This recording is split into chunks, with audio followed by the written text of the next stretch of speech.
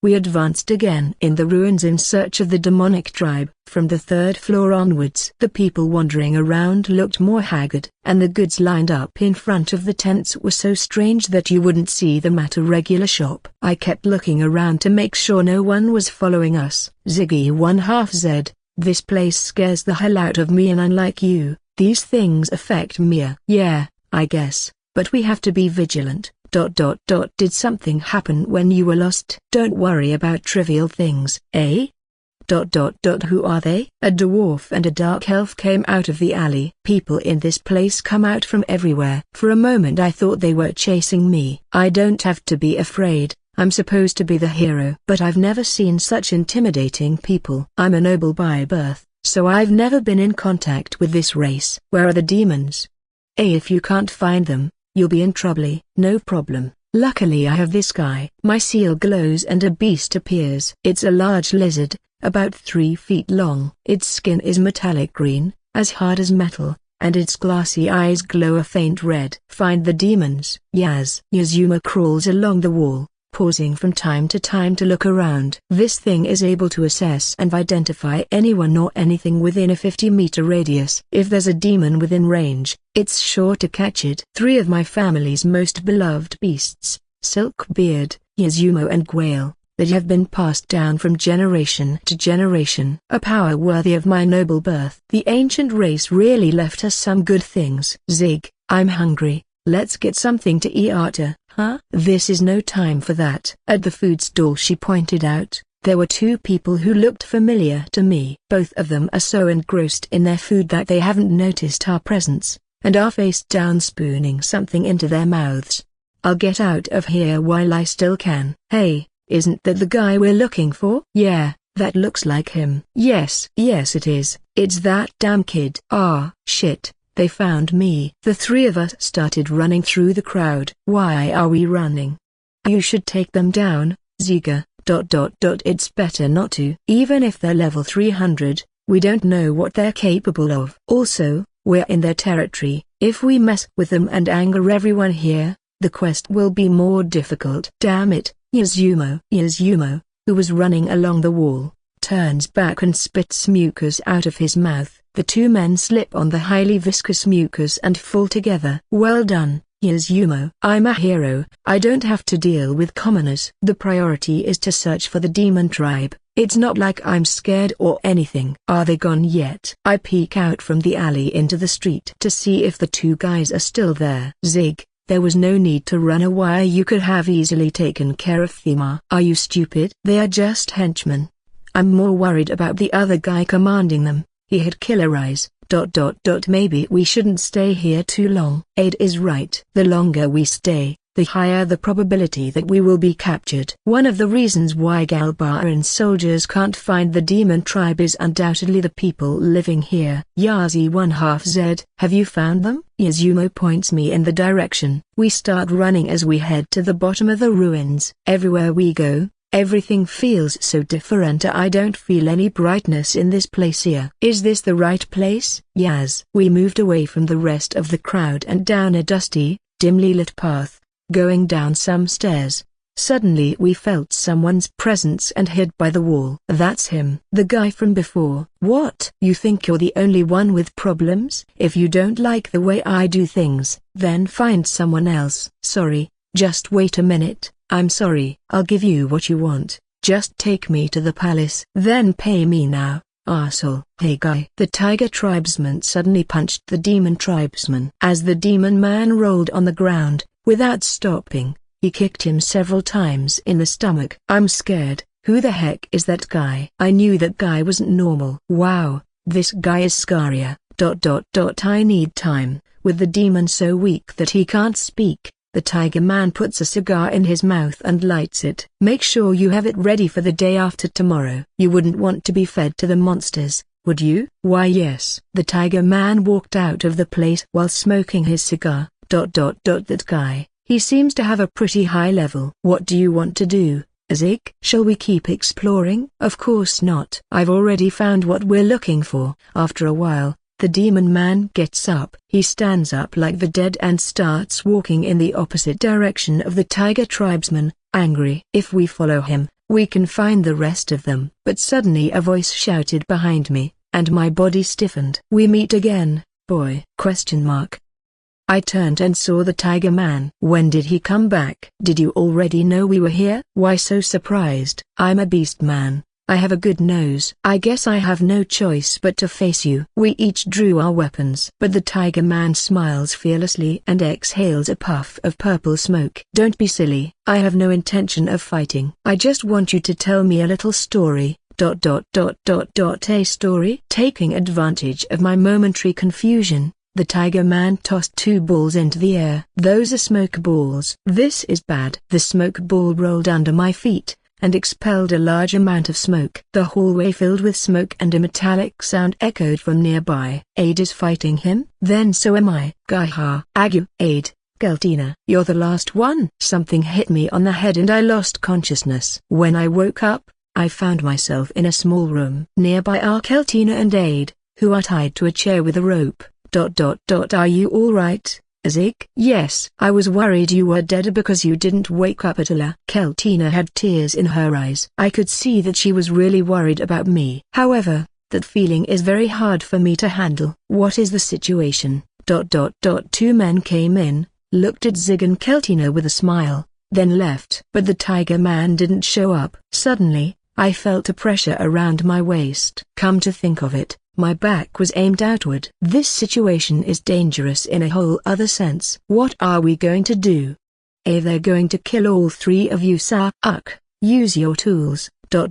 Zig, why don't you call Yazumo? "Yazumo, if you're here, show yourself." Yazumo slid out from under my feet. "Well, now things have changed. We have to get out of this place as soon as possible." I ordered Yazumo to bite the ropes that had me bound in my arms. I released Keltina and Aid while Yazumo went to check if there are people outside the room. There doesn't seem to be anyone. Yaz, let's go." We quickened our steps toward the exit. Suddenly, Yazumo warned us to be alert, so we stopped moving and stuck close to the wall. A familiar voice comes from around the corner. "Brother, what should we do with those 3? "Torture them, do whatever you want with them, but find out what they want and why they are here. After that, you can sell them to slavers or whatever you want.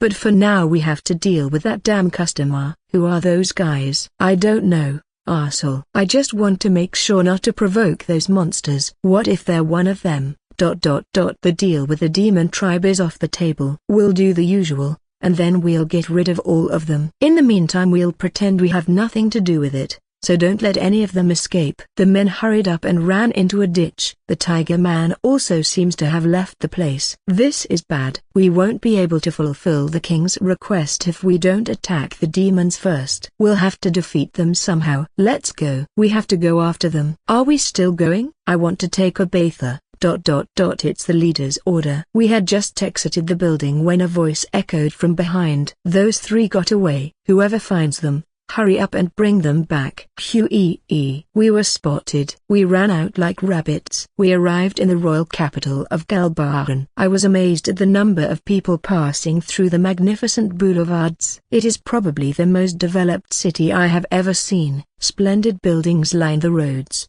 and even those who appear to be commoners wear beautiful clothes. At a glance, I could tell the living standards here were high. This place is unbelievable. There are clearly expensive items in the stores, but if you look at the price tag, they cost half what you would expect. From time to time, groups of well-organized soldiers pass by. Their military strength is quite high. In addition, many other races could also be seen. It is very different from the other countries I visited. I looked around and saw a man in military uniform sitting on some nearby stairs. I approached him and asked him how to get to this city's ruins. He said there was a staircase at the end of this road that anyone could use as he pointed towards it. I approached and Frau, who had also gone off to ask how to get to such a place. "Master, those people told me that we need to go down those stairs." Kayukt and Frau point to a place opposite of what the soldier had told me. In other words, there are multiple entrances to the ruins. For the time being,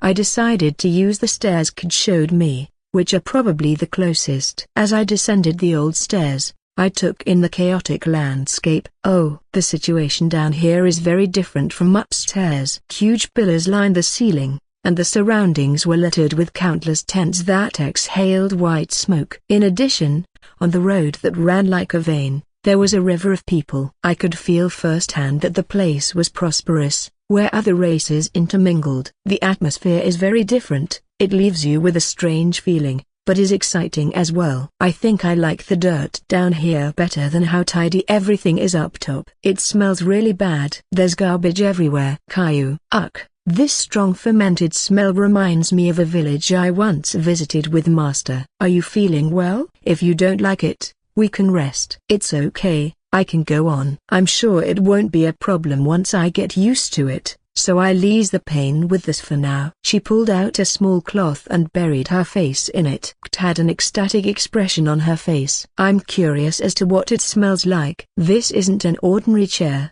is it? Exactly. This is what's called a mobile chair found in the ruins. You can go anywhere you want while sitting using the magic power it has accumulated. I guess the drawback is that its movement speed is about the same speed as walking. There were a number of relics laid out in front of the store as if they were scrap metal. The store owner, a dwarf, was sitting low with a salesman's smile. Ha ha ha ha ha ha. Suddenly, a laugh echoes through the store. What's this? I touched it and it suddenly started laughing. Oh, I don't think it's a good idea to touch that. The store owner lightly taps the box emitting the laughter. I don't know how it works, but that act made the laughter stop. What is this bottled stuff? Gd was very interested in the small bottles on the shelf. Inside were powders, labeled for easy identification. That's a condiment. Most of them are still being made, but some of them are mixed with ingredients whose manufacturing process is unknown, so it's primarily a product for people who like to cook. You don't mind if I check the taste? Not at all. I recommend you try the white powder. It has a strange taste, like a condensed flavor. After licking the powder, Kd immediately decides to buy it. I'm already curious about what Kd can make with this. I'm looking forward to her next meal. Panda wandered around the small store for a while and found a thin tablet with letters engraved on it. I was curious, so I picked up the lithograph. I can't read it, Frau. What does this say? Let's see. The Training Center Guide. It was created as a facility to improve the motivation of newcomers and also to enable them to practice efficiently. The difficulty varies according to the level, and it is our greatest enemy. I can't read any further because the text is faded. Maybe it's a phrase for an ancient warrior. Maybe, although it can also be used as a household decoration. Even if it is an object for decoration, I would first need a house to place this in. Besides, it's rather expensive. I carefully placed the board back on the shelf. I was eating noodles soaked in broth that I bought at a food stall in the ruins. It's a strange dish, but very tasty. This place is much better than I imagined. But it's a shame we couldn't get any information. You'd think it would be easy to find some information in such a big country, Frau replied as she sipped her soup and nuzzled Panda in her lap. I twirled the noodles with my fork and looked around the crowded street. I couldn't find any clues about my friends, and the scroll's needle is still not pointing in any specific direction. I wonder if we're looking in the wrong place. Maybe they're on the edge of the continent, or on the other side of the world for all we know. I wish there was a way I could know if they were still alive. Do you know of any place where we can find information on anything in this city? I asked the dark elf cook. You should go further down, to the 4th floor. There's a black market that caters to the rich, and the people who hang out there are very smart. If you play your cards right, you'll probably find what you're looking for. The black market. But just so you know, the Redmouth family, one of the 3 main forces in these ruins, is in charge of the black market. If you value your life, I recommend you find somewhere else to find what you're looking for. The cook gave me another 2 plates of noodles. The Redmouth family, huh? So people from the underworld are doing business with the nobility and the rich. I think I'm going to eat a double portion. Give me 4 more. Isn't 2 enough for you? No, I want 4. I love this noodle dish. No matter how much I eat, it's never enough. Who had been staring at me, took a sip of her soup, pondered for a while and then started taking notes. Sorry, big brother, I've lost sight of that boy. I see. Well, that's not important for now. Where are the guests? They're gathering in the back, sir. A few beastkin men converse next to the food stand. When the words in the back came up in conversation, I directed my attention there immediately. The tiger tribesman had a scar on his cheek and a truly intimidating appearance. He noticed my stare and then turned to look at me. Why the hell are you looking at me like that, human? Higgy. Brother, come on, let's get out of here. The tiger man tries to walk away quickly. I got up from my seat and started to follow him, until I got close enough to him and tapped him on the shoulder. What's in the back of this place? Oh, so that's what you're interested in. Actually, yes, I'm interested in going to the black market. I'll pay you in exchange for information and a rundown of everything about this place. He shifts his gaze while pale-faced. He looked very hesitant, as if he had a problem. I don't know, that place is not suitable for a guy like you. It's okay, I have a lot of money. Oh, maybe the amount of money I have has something to do with it? Well, at least 100 million. Then no problem. Are there any other conditions? Can you promise me you won't make a fuss? Ha ha ha, unlike you, I'm an ordinary warrior. I wouldn't do such a thing. I smiled and patted him on the shoulder. I have some common sense. I wouldn't do something like that unless I was asked. The accompanying bear and monkey tribesman began to talk to him. Are you sure about that, brother? We don't even know who he is. Don't be stupid. I can't say no to him. Really? He looks like a normal, weak human. Maybe so. But I can't stop shaking. It's just like that time I was a kid and saw the ancient demon king. Don't provoke this guy, or he'll kill us all. I guess we'll take your word for it, brother.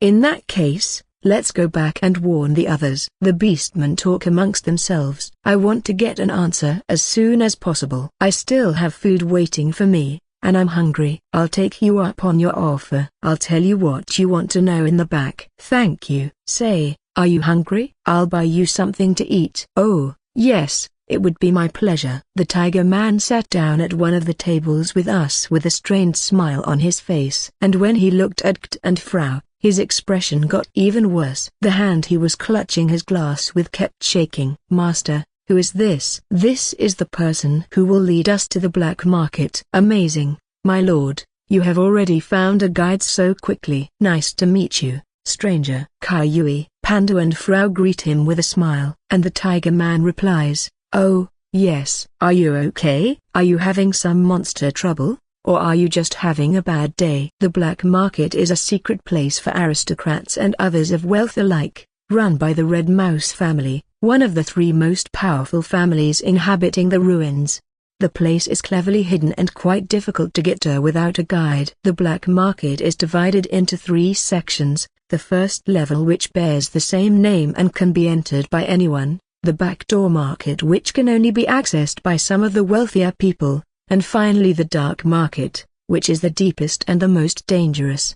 What kind of people go to the dark market? Those who are sick in the head. You can find drugs, torture devices, organs and anything else you can think of. I want to make it clear that my family is not involved in these things. In fact, we want to put an end to this kind of operation. We walk down several flights of stairs down a narrow passageway. The person who is leading us is a member of the Red Mouse family. His name is Ash, and he holds a high position in this organization.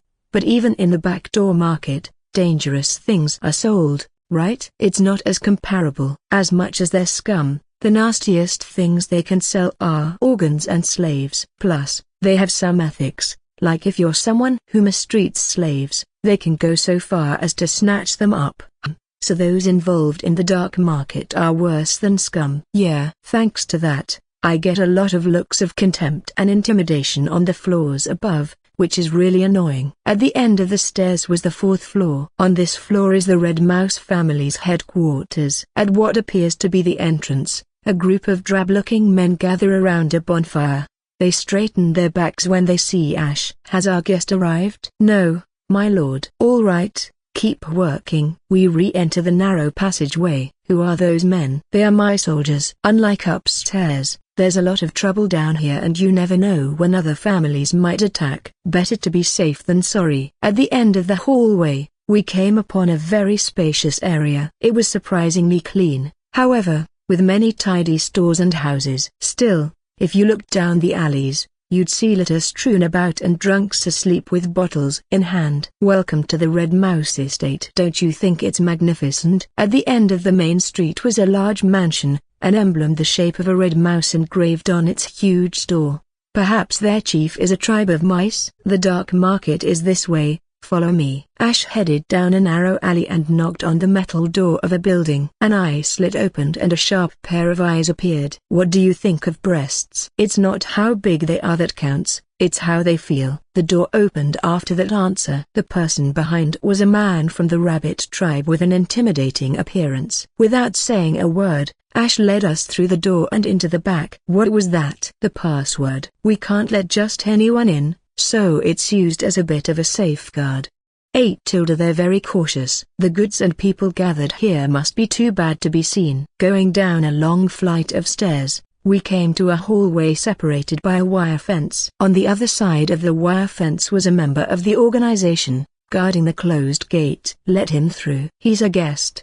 The barbed wire gate swung open. Beyond it was a wooden gate that appeared to be of better quality. We went through it and into the dark market compound. Good, we've arrived. Now that I have shown you the way, you are free to bargain with the merchants here, or search for whatever you're looking for. The organization will not intervene in matters between the merchants and customers. However, if you have any problems, you can address them to us, but we can only intervene once. After that, you're on your own. Are you going somewhere? I'm a busy man, I have a lot of work to do. Ash waved his hands and walked away. There's so much stuff here. This is going to be fun. Caillou. Frau stood above Panda and gazed at the stores that lined the aisle with sparkles in her eyes. The area itself didn't seem to be that big, but it was packed with people and items. However, there are stranger items than the ones on the upper floors, and the people you come across are dressed to the nines. I stopped at a random store and spoke to the owner. What's this? Orc fluids. It's a good energy tonic. And this? The secret diary of a queen from 2 generations ago. And this? A copy of the book describing the security measures for the country's weapons vault. How does something like this even exist? Now I understand why this is a dangerous place. You find things that if found on the L surface, would generate chaos among the crowd. Master, there's an unusual piece of kitchenware there. Let's see it. Frau will take a look on her own. Give me some money. Here. After receiving the leather bag, Frau flew off with Panda toward the back of the store. I feel like she just wants to go shopping. I hope she didn't forget that we came here to gather information. Roswell, the former Demon King. Do you know where he is? The plump nobleman we approached answered. Behind him was a beautiful elven slave boy, but he dared not let him out of his sight. He must be in the great forest to the west. Ask the fairies, they will tell you. Are there fairies here too? Yes, there are fairies here too. Try going there. The nobleman pointed to a woman who only looked human and who ran a store. For a moment I thought he was fooling me. But when the woman turned her back, a set of fairy wings came out. I wasn't expecting this. She's probably a hyphae like Frau. I didn't know fairies could hide their wings. Do any of these names ring a bell? Number. He looked at the paper I gave him and quickly handed it back to me. At least we got some information out of it. It was the right decision to come here after all.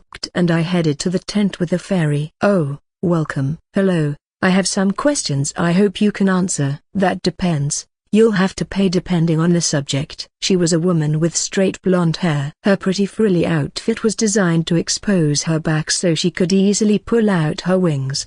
8. She licked her lips as she watched me, eyes full of pleasure. Master, I'll ask the questions.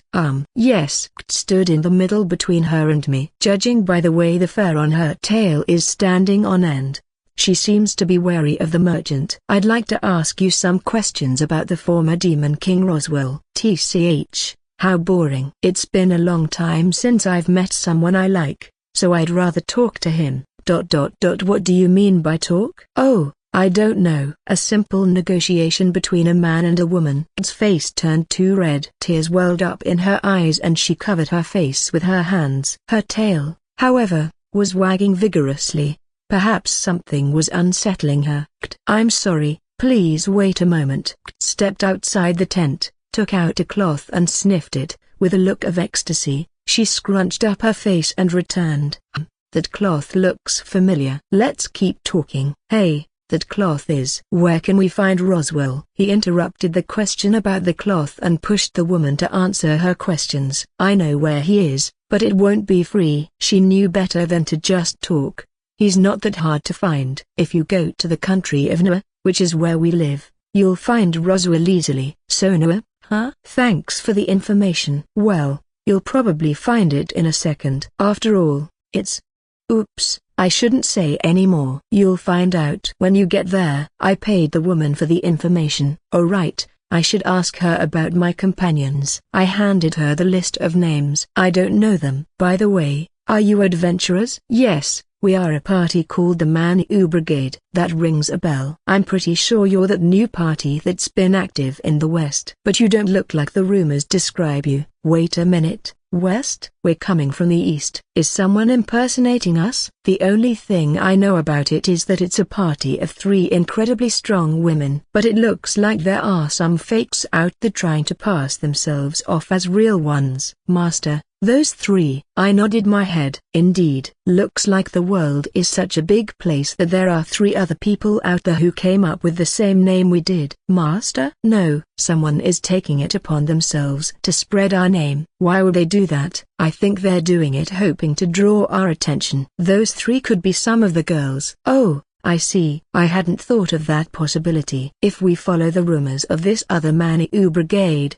maybe we can be reunited with our missing friends. At the very least it's possible, right? I finally found them. We hear Frau's voice approaching in the distance. Upon closer look, I saw that she was carrying a bag with her. And it's all puffy. Look at this. I've bought everything that looked interesting. And, I've spent all the money you gave me more, my lord. Kaiyui, you spent 5 million in just 1 hour? When I looked inside, I found it was full of books, skulls, plants I've never seen and other junk. Is there any use for this? Yata. I'll go again. Caillou, Frau and Panda took some more money and flew away. I found a dirty little bottle in the bag with a price tag of 500,000, and became terribly anxious. What kind of weird stuff is that girl buying? The day after we went exploring and searching for information in the black market, we returned to the surface and thanked Tash for guiding us there.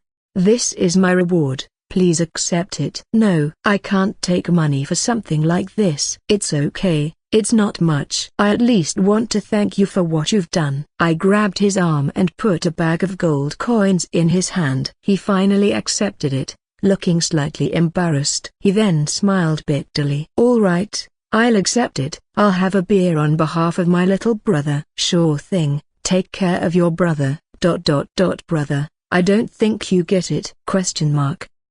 Ash returned to the ruins with a disappointed look on his face. I stretched as the sunlight hit my face. It's a good time to start my journey again. With the information we received, we decided to head west. We spent a lot of money at the black market, though. I bought liquor, food and several other things that looked interesting.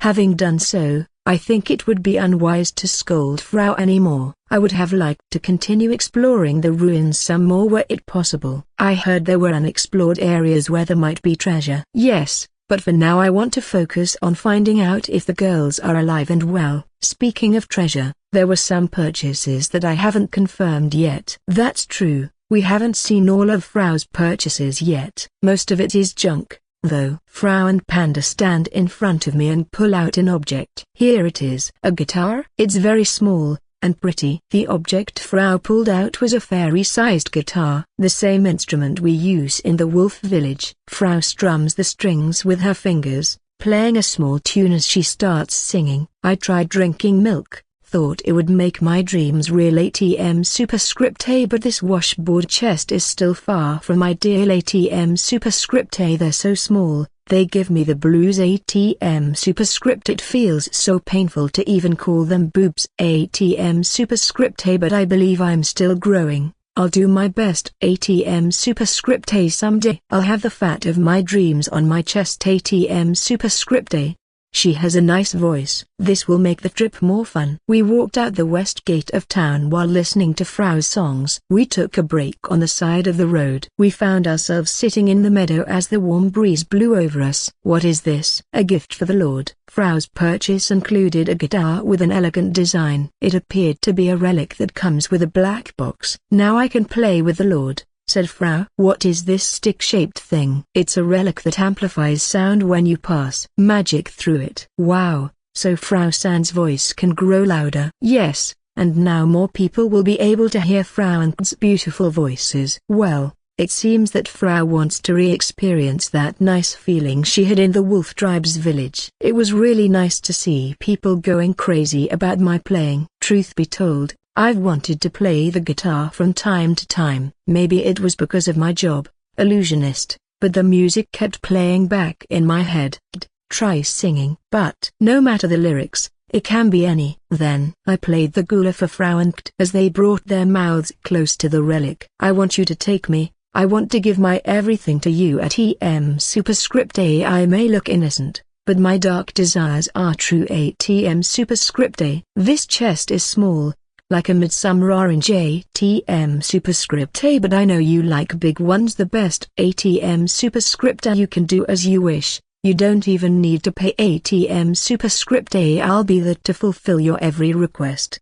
Their beautiful voices made the whole place come to life. I watched Kat whirl around, her skirt fluttering and revealing her beautiful thighs as her fluffy tail wagged. Frau, who was riding on Panda, seemed to enjoy the melody. I then noticed many soldiers from the Beast Tribe marching on the road. I wonder if they were in the middle of a march but stopped when they heard Kat and Frau's voices. Now and forever, I will always be your slave. ATM superscript A. This is surely an infinite love. ATM superscript A. The soldiers applaud the girls' voices. I guess they stood out too much. A Boer tribesman comes running from the back of the line. Amazing. I didn't know such a beautiful performance even existed.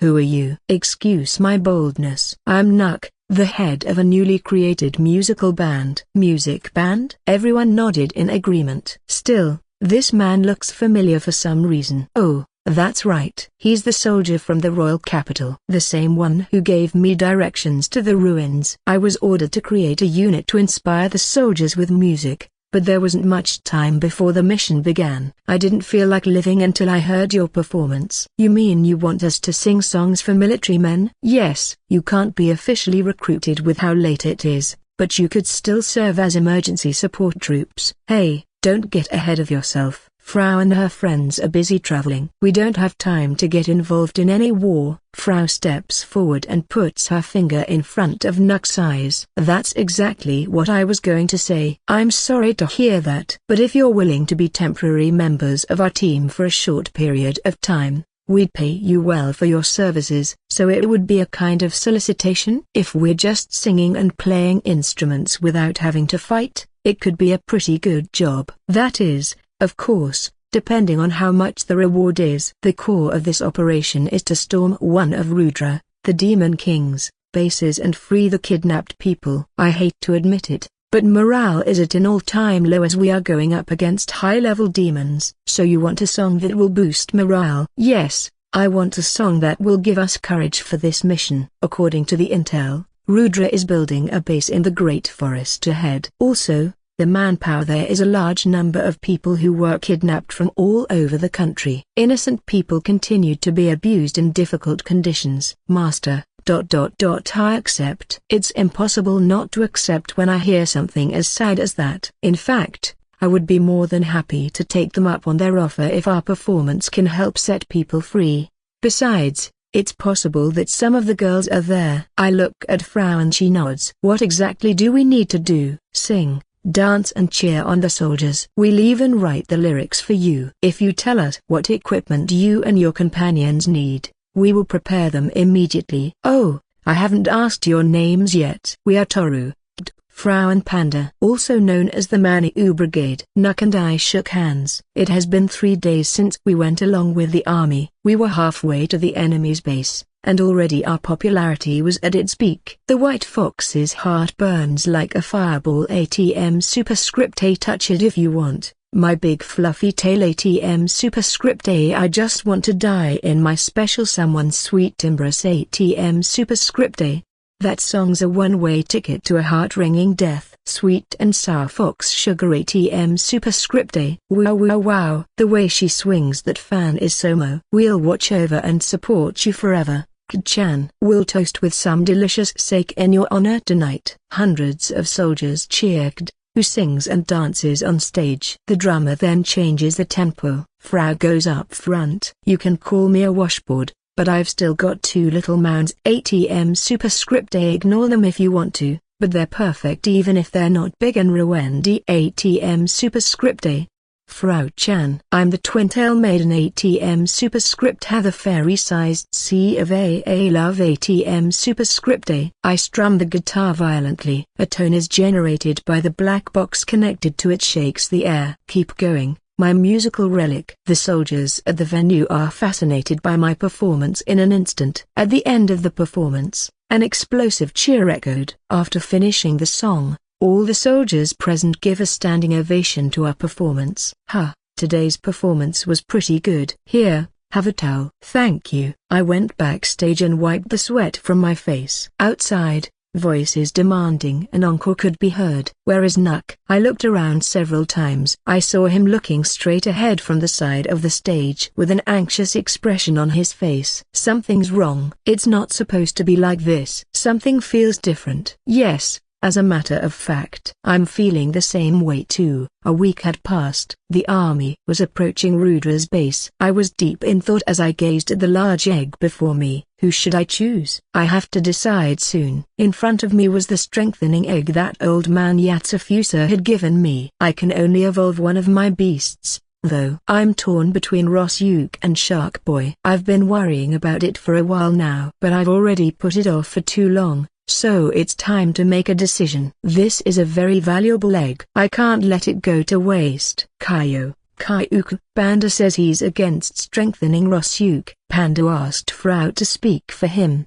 Perhaps he thought that if Rosyuk became even stronger, his own lack of power would be even more noticeable. I'm sorry, but I think I'll choose Rosyuk. Pandas grew teary-eyed before running off. Frau then flew off after him. I'll have to apologize properly later. Rosyuk, come out. Rosyuk approaches the top of the egg in front of me. The top of the egg split into 6 parts and opened, strands of slime stretching out from within. Looks like it was already on standby mode, or maybe the egg reacted to my summoned beast without me having to do anything. Rosyuk glanced at me once and then jumped into the egg without hesitation. Then the lid closed and thick veins appeared on the surface of the egg, pulsing as if something were passing through them. About an hour later, a loud throbbing sound resounds from inside the egg. A large amount of steam is released and all 6 sections of the top open again. I waited a couple of minutes, but Rosyuk still didn't come out, so I slowly peeked inside. Something flew out at high speed, and a shadow appeared overhead. Oh, the new Rosyuk looks amazing. Looking up, I saw a silver creature with a long body twisting in the air. Rosyuk's head was now shaped like a sword and his torso had grown into a longer, thicker, sharper and a more intimidating shape. This new look makes me want to fight him so badly. I really want to see what he's capable of now. Rosyuk pushes his head against my hand, wanting me to pet him like always. Today was the 8th day. Galbaran's army was finally about to launch a full-scale attack on the enemy stronghold. Galbaran's army and Rudra's soldiers, who had taken up a defensive position, stared at each other. You have some nerve entering Rudra-sama's territory. But your luck has run out. I, Butte, of the 3 demon generals, shall crush you, you lowly beasts. The demon in front of us called himself Butte, one of the 3 demon generals. In addition to his slender, rounded appearance and elegant attire like that of a nobleman, he wore gauntlets with razor-sharp claws on both hands. His outfit is very light. Either he is very confident in his speed or, contrary to his appearance, he has extraordinary defensive capabilities. His challenge is met by the general of the Galbaran army. The general, a man who looks to be of the lion tribe, answers proudly with his red cape billowing. The repeated attacks on our country and the insults to His Majesty are unforgivable acts of barbarism. We, the people of Garbalan, declare war on the Demon King Rudra, starting with this battle. I will only say this once. Lay down your weapons and surrender immediately. It is unthinkable that a group of beasts think themselves worthy opponents of Rudra-sama's warriors. It's a pity that I have to soil my hands with the blood of such fools. You dare to doubt our strength? I'll make you regret those words. Kukaku, I can already imagine pressing my foot on top of your head as you beg for your life. Shudder in the presence of Butte. There, Butte's head rolled onto the ground. Both the Demon King's army and Gulbaran's army were unable to process what had happened, and they were frozen to the spot. I shook the blood off my sword and slipped it back into its sheath. I turned around and looked at the general. Have we won? Exclamation mark. The stunned general exclaimed as he dropped his sword. Both armies, which had been frozen solid, began to move again. Rudra's army, having lost their commander, collapses and begins to flee for their lives. You did great, Master, that was amazing. Really? Why shouldn't it be? That guy wouldn't stop talking. And did you see the general's face? He looks like he's going to cry. I see, although I also saw a lot of worried faces. I wonder if the general will be angry with me later. That day, Gulbaran's army emerged victorious with only a few wounded. The army continued to advance and we reached one of Rudra's fortresses. However, a high, thick outer wall surrounded it, preventing the army's entry. The soldiers used large logs as makeshift siege weapons, sweating as they tried to break through the tightly closed gates. How long is this going to last? It's been 5 hours. That door is tougher than it looks. And I were vaguely observing the situation. What should we do? The general, as expected, was tear-faced and angry with us after what happened. We promised to keep quiet and do nothing. We're back. Caillou, Frau and Panda, who were out scouting, returned. Now we can find out what's going on inside that fortress. There were big holes and half-built buildings beyond the outer wall. I also saw countless people being forced to work. How many enemies? About 1,000. And there are also about 20 wyverns. So they have 20 wyvern riders. Huh? If they come to attack us, we'll be able to stop them with Rosyuk and Frau. They still haven't managed to open the door. It's a very sturdy door. One of the knights was dejectedly walking towards the general, who looked very angry. I have no choice. I will have to do it myself. I thought I told you not to do anything. I'm getting tired of standing around watching you. It's about time the Lord decided to take matters into his own hands. Caillou, I called out to the soldiers and got them to stop banging on the wall. I'm something of a celebrity among them, if only because of my performance. I'll take care of that door. Step aside. The soldiers started backing away. I stepped in front of the door and got into position to deliver a blow. Ha! Tumph! With one punch, the door buckled and was sent flying. The hinges holding the door couldn't withstand the impact and shattered, leaving a clear mark in their place. The door easily flew a distance of over 10 meters and bounced off the ground. Impossible. The door has been knocked down. Behind the door the demons began to gather. At the head was a man I recognized from a distance. It was Butte, one of the 3 generals of the Demon King. But how? I killed him. What the hell is Butte doing here? That's impossible. I killed you. That was my twin brother. I, General Buzzer, would never be defeated by a mere human like you. Oh, so they were twins. For a moment I had been worried. I looked up and the wyverns had begun to fly, circling over us like crows aiming for their prey. Look up, and you'll see my army of wyverns given to me by Rudra-sama. They are the greatest hunters in the sky. Rosyuk, come out. The second I called out Rosyuk, a flash of silver light pierced the sky. The demons and wyverns fell to the ground in pieces. My troops are broken bar my wyverns are broken bar. How did you? Wow, Rosyuk, that was great. It's a hell of a lot faster than before. Buzzer gazes at the scene with a pale face. Well? Do you surrender? Grr, you're just a mere human. I will kill you with my bare hands. Tremble in fear, for I, the mighty Buzzer, shall torture you. Frau's hammer hits Buzzer in the head, causing him to fall to the ground. "You talk way too much. Just shut up and fight." "Oh, is he dead already?" Frau's surprise attack had left Buzz's lifeless body buried in the ground. Splash splash splash splash. As we kept running, the water under our feet splashed. We ran down the dimly lit passageway, out of breath. "Where's the exit?" "I don't want to keep doing this. Why do I have to run around in this kind of place?" "Shut up. If you wanna complain, complain to them. I don't want to stay here either. ... Both of you calm down." We flanked through the thick, high walls of this huge underground labyrinth. I managed to escape from the Red Mouse family and was searching for the demon tribe, but in doing so, I entered the territory of some dangerous people. They were the 11 monkeys. Exiled. They are the most dangerous family in the ruins. "Don't worry, we won't hurt you, just come here." "Hua, come now, we just want to play with you." Even those guys are still chasing us. They were all very dangerous. They had sharp weapons and red and black sickles in their hands. Fear starts to take hold of me. We only faced them once, but we couldn't defeat them because they had slightly higher levels than us.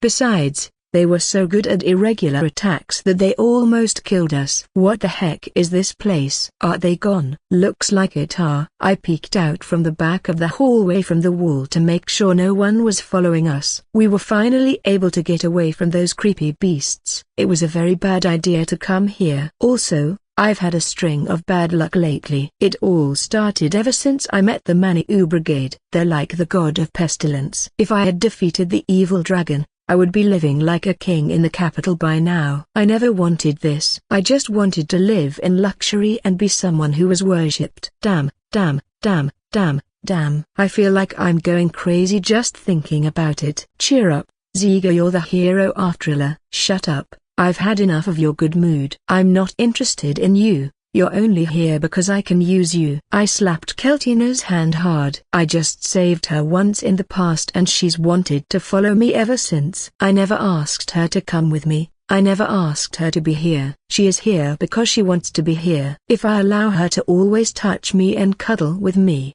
then she'll try to monopolize me like some kind of mistress. It's too annoying. She needs to learn her place. I'm sorry, Ziga. She's not as good as Monica, but she's still a good woman. I was annoyed with myself for getting worked up and saying something unnecessary. ... So what are we going to do now? For now, let's forget about the demons. What's more important now is finding a way to get back to the surface. We don't have a map, we don't know where we are, and we don't even remember exactly where we came from. I hate to admit it, but we were lost. Fortunately, we have plenty of food and water, so we should be able to make it. With that, I started walking. Zig, where are you going? To find the stairs. I need to get back to the surface as soon as possible. I'm not going to let Maniou Brigade defeat Rudra. This journey, my glorious future depends on it. Found you, Tilda. A creepy face peered around a corner of the walls. Here. How long will this nightmare go on? We frantically started running again, trying to escape death. I don't know how many days have passed, but finally we could bask in the sunlight. Yes, we're out. I'm so happy. I never imagined I would be so happy to see the sun again. The sun is at its highest point. I rubbed my cheek on the ground without being seen. Mom, Tilda, that weird guy is rubbing his face on the ground. Don't look at me. Just get the hell out of here. But you're putting your face in horse poopy 1/2 Z. When I looked at the ground, there was dried poop stuck to the cobblestones. A fierce nausea began to overtake me. You ugh. Grosser, get away from me, you little ... Go wash your face over there. Fine. A tapped me on the shoulder and pointed nearby. I don't want to go underground for a while. Yes sir. As I sit on the bench, eating some baked goods, I think about the events of the past. After being chased by the 11 monkeys, we had completely lost our way back to the surface and were wandering around. We finally found a stairway leading to the top, but they found us again, and we started a game of chase while climbing the stairs. Still, we managed to escape and climb to one of the upper floors, and this time we ran into the Red Mouse family. We kept desperately running through the trash-strewn alleys and finally made it back to the surface. We couldn't fulfill the request. It can't be helped. But at least we were still able to get some important items. Ugh. I don't care about relics. I thought I could make a name for myself and my country by doing this. Because we went deep underground, we were able to get some valuable relics. I think it will be enough to continue funding our trip. I wasn't able to get what I really wanted, though. What's more discouraging is having to report this to the king. Since I've taken on the task, I am obligated to report to him even though we failed. Is that a silver scroll? Aid opened a silver scroll to check its contents. Keltina is also looking at it from the side. Come to think of it, it was one of the relics we picked up. Can I keep this instead of my share of the reward? What's that? It's something that will surely be useless to you. I grabbed it and looked at the contents. It was in transformation scroll. Transformation. Anyone who uses this ability is free to transform into anything they wish. However, this ability is limited to humans only. It is also not possible to copy someone's stats, as it simply works as a way to change one's physical appearance. It is a scroll often used by swindlers and thieves. Why would Aid want something like this? Besides, it's something that only works once. The truth is, my face was badly burned in the past, and I've developed a complex about it for a long time. With this scroll, that problem would be in the past. Do you want to get rid of your original face? You don't know the pain I suffer daily from not being able to take off this helmet. Okay, do it. I won't judge you. Aid was about to tell me a long story that I honestly didn't want to hear, so I handed the scroll back to him. You can have it. In return, you'll contribute more than ever to the party. Okay, I agree. Good for you. Aid nodded and Keltina seemed a little happier. The sound of laughter echoed throughout the place. The king of Garbaran was laughing loudly in front of us. Bah, you're killing me with laughter. It's not my intention. He was flailing his legs and smacking the armrest. The servants and knights around us were also laughing. Damn it, how long is this going to go on? My face was red with embarrassment, and I felt humiliated to be here. I'm a complete laughing stock. I feel like a clown. I can't believe the criminal organizations down in the ruins have been chasing you for a whole month. I don't think it's funny. Well, I must admit that was a disaster, but you don't have to worry about the demons anymore. The Red Mouse family you claimed to have chased after you took care of everything. They took care of it? But they were supposed to be allied with the demon tribe. I saw them scheming with my own eyes. That's why we were almost killed by that tiger man. This is ridiculous. Then why was he frantically chasing me back and forth?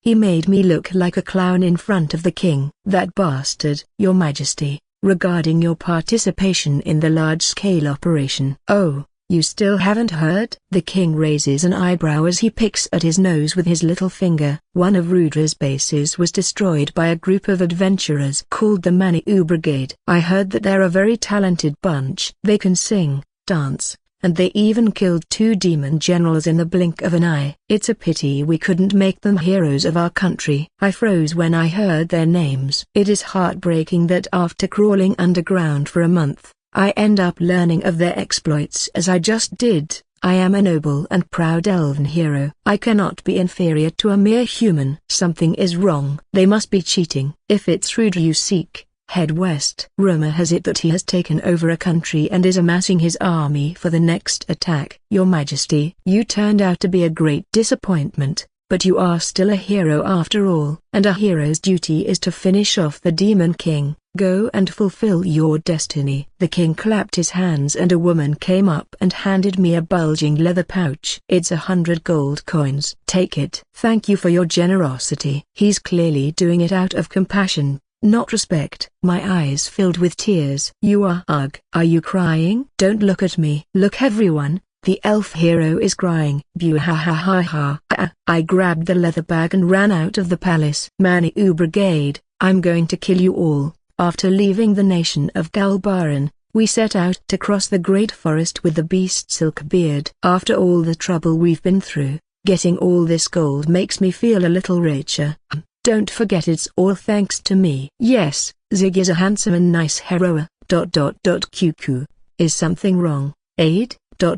Nothing. For some reason, Aide was in a very good mood. I guess he was happy about the scroll he got. It seems he had already used the scroll, but he still didn't show his face. What's that? Suddenly, I turned my head to look at something I hadn't been aware of. Immediately afterwards, there was an explosion and Silkbeard shook violently. Is this a magical attack? Countless pink flashes fly up from the sides. Every time we were hit, Silkbeard's balance was thrown off to such an extent that if we didn't hold on, we might fall down at any moment. Silkbeard, land now. No, it's too late. I'm going to fire, and at this height, I'll die. Finally the barrier broke, and Silkbeard fled just above the great forest at top speed as he started losing altitude. The magical power of the attacks grew more powerful with each shot. The rising columns of smoke easily exceeded 50 meters. I 1/2 Z. Damn it, are you already at your limit? You useless beast. The attacks have stopped, but now the fall is inevitable. We barely made it through the large forest before Silkbeard crashed into a swamp. Don't move, or the wound will get worse. When I opened my eyes, there was a girl in front of me. My consciousness is still cloudy, and I can't clearly understand the current situation. I unconsciously extended my hand, and she smiled softly. I'm sorry. I could have helped you more if I had some medicine, but this is a small town in the middle of nowhere. What's your name? Tanya. I fell back into a deep sleep. I gaze at her as I lie in bed. Tanya was a hard-working girl. From the minute she woke up until nightfall, she was busy. She was not a remarkably beautiful woman, and she always wore dirty clothes. Besides, she's a human, which I hate. However, there was something about her that strangely appealed to me. The doctor said you'll be okay and it's likely that you'll be back on your feet in a week. I still find it amazing that being an elf can give you such high resilience. For your information, I'm not a mere elf, I'm a high elf, and don't talk to me like we're equals. You and I are not of the same position. I'm so sorry. The woman was quick to apologize. Then I realized I had said something unnecessary. No, that's not what I wanted to say. But I'll forgive you this time. So stay close and take care of me. Are you sure about that? Yes, you are special. Feel honored to be close to the hero Zig. Yes. As she left the room, I peeked out from under the covers and looked at the door. I will never make her suffer. I would give my life for her. Come, Silkbeard. I tried to summon the beast out of my seal, but I didn't respond. I think it's taken more hits than I imagined. It refuses to come out. I wanted to show Tanya how cool I am. What's wrong? The beast doesn't want to come out. Welly 1/2 Z. That's what happens when you get attacked really harder. This is useless. We'll walk from here. We left the village on foot. Did you find out who attacked us? The villagers told me it may have been the ancient demon king Roswella. We were all heading west. The two relayed all the information they had gathered over the last week. It makes sense that it was an attack by the demon king. But why did they attack us? For some reason, they must have recognized us as the enemy. Then it's a bad idea for us to fly over this area. I turned my gaze to Aide. He reminded me of the man from my nightmares. And oddly enough he was wearing the same jet black armor. Apparently, this town is near the swamp where we crashed. Tanya lives with her parents in this village in the middle of nowhere. This village mostly consisted of humans. There are also some beasts and dwarves, and they wield their power as one of the few forces in the village. Tomorrow I will be able to walk again. Good for you, Ziga. I was worried about you. The doctor finally told me I was cured. Keltina and Aide seemed more pleased than I was with the results. I should be able to leave this rural town, but there was some sadness in my heart. Ever since I got here, I've been thinking about Tanya. I don't know what this feeling is. It's a strange feeling I've never had before. Everything I wanted was no longer important to me, and when I saw Tanya, I felt like everything around me was growing brighter. Could this, perhaps, be love? It's impossible. Me and that human girl who smells of potatoes. But this ache I feel in my chest when I think of her is real. That night, I had a strange dream. Caillou I grave, Caillou I grave, Caillou I grave, Caillou I grave, Caillou. What is that voice? Where is it coming from? Caillou I grave, Caillou, give me all of you. Who are you? Oh, you're awake. Before me stood a man who looked somewhat like me.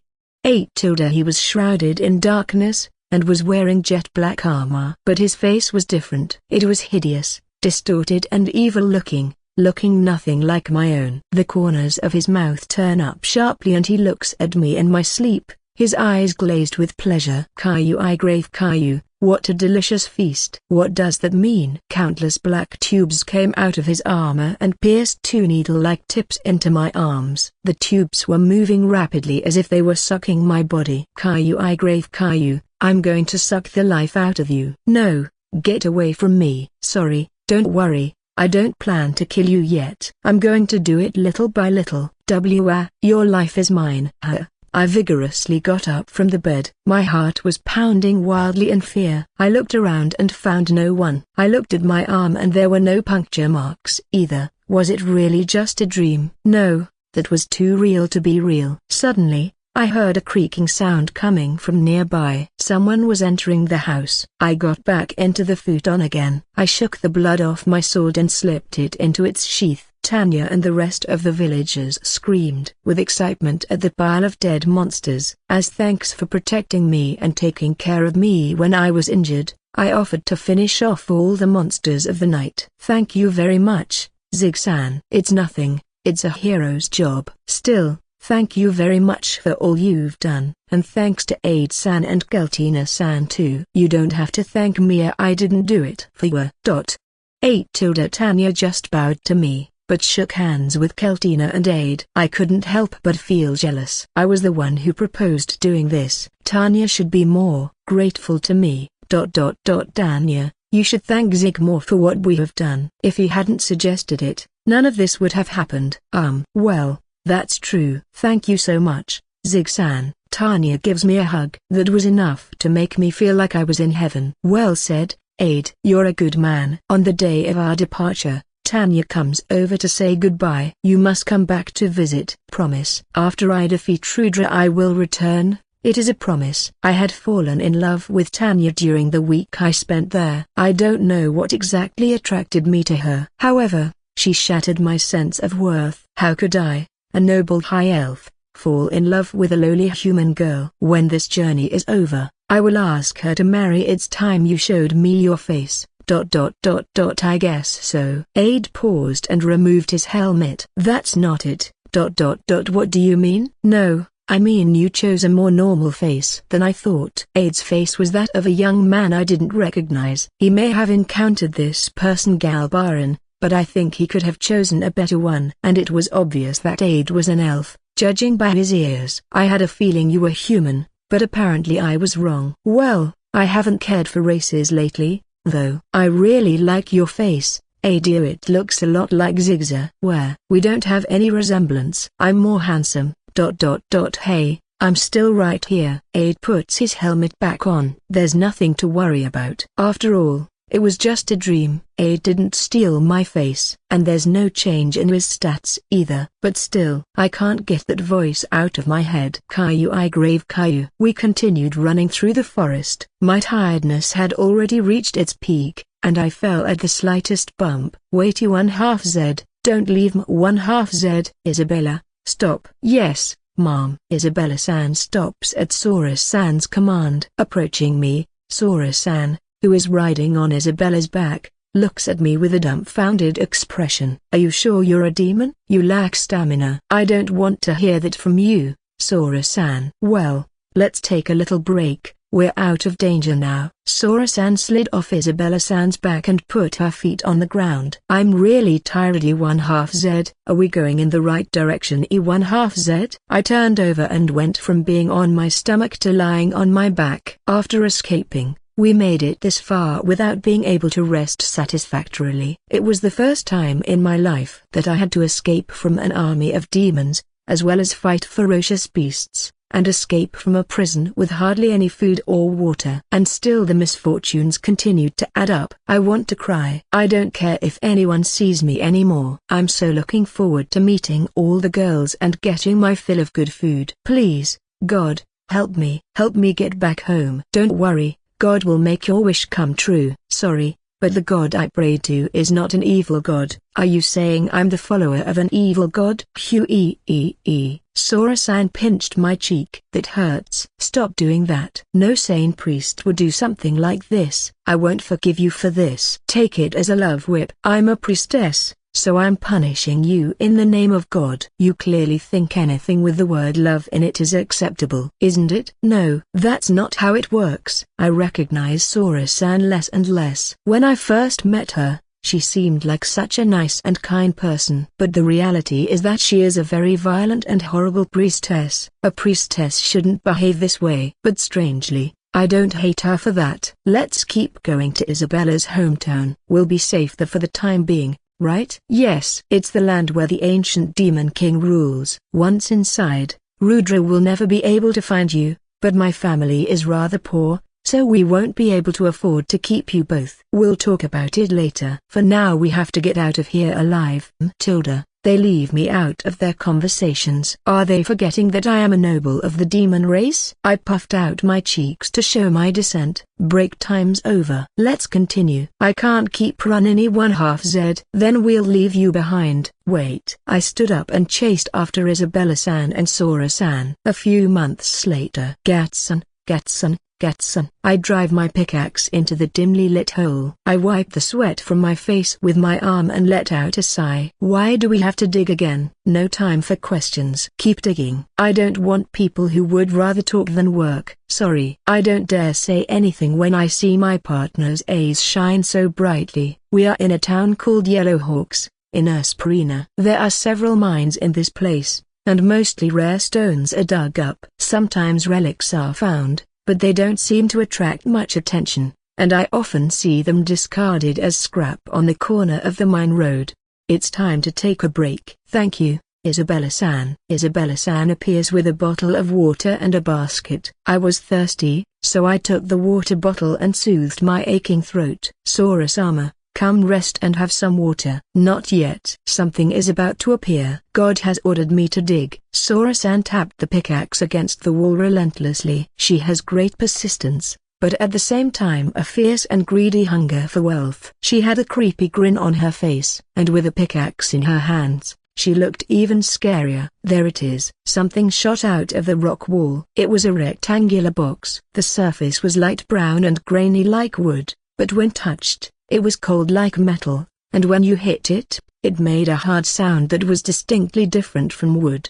It's another relic. Here, Pion, I'll give it to you. Are you sure? It could be worth a fortune. I'm not interested in relics. A relic is a horrible object that drowns out the majesty of God, and I, as a priestess, can't be distracted by something like that. And yet you still let yourself get distracted by money. Shut up. Sora-san pinched my cheek. I've been thinking this for a while now, but your cheeks are nice and soft. Phew phew ha he. I have no idea what you're talking about. It hurts. This is really painful. By the way, Isabella-san, why are you looking at me with such envy? Tilda, today's sandwiches are really delicious. Isabella, you try one too. Thank you. I'll have one then. We lined up for lunch near the entrance to the mine road, where the carts were lined up. Other gem hunters are also eating, and there are many people spread out on blankets around us in a friendly atmosphere. We are now working the same way we did in the Demon King's prison, but now we live a much safer and fuller life than before. Yellowhawks is Isabella's hometown. When we first came to town,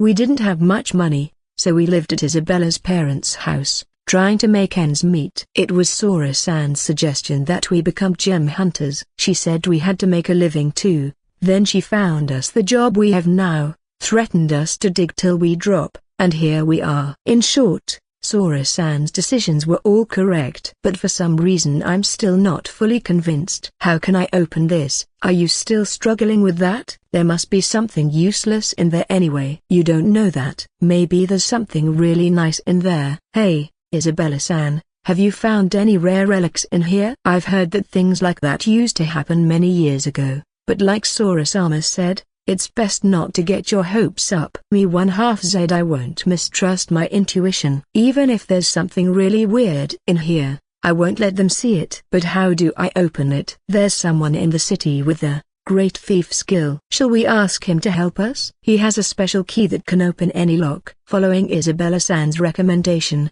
we decided to go to see the man. An old dwarf with a toothpick in his mouth fiddled with the hole in the box. We watched him intently. How about it? Wait a minute, it's almost open. After a click, we heard the box open. I was worried about opening it because the lock was full of dirt, but I seem to have succeeded. Here, check inside. I grabbed the box and slowly opened the lid. Sora-san and Isabella-san also peeked inside, as if curious about what was inside. In the box was a small bottle of pink liquid. What is this? It has a liquid inside. Isabella-san, use the evaluation scroll. Yes. Isabella-san examined the bottle with the scroll. Sora-san and I waited for the results. It says ancient elixir of... No, wait. This can't be true. What's wrong? Is it something great? Tell me. Quick. God help us all. Don't grab onto me. I'll tell you. Isabella-san takes a deep breath and then tells us what the elixir is. This is a love potion. It is said to be the best of all secret medicines,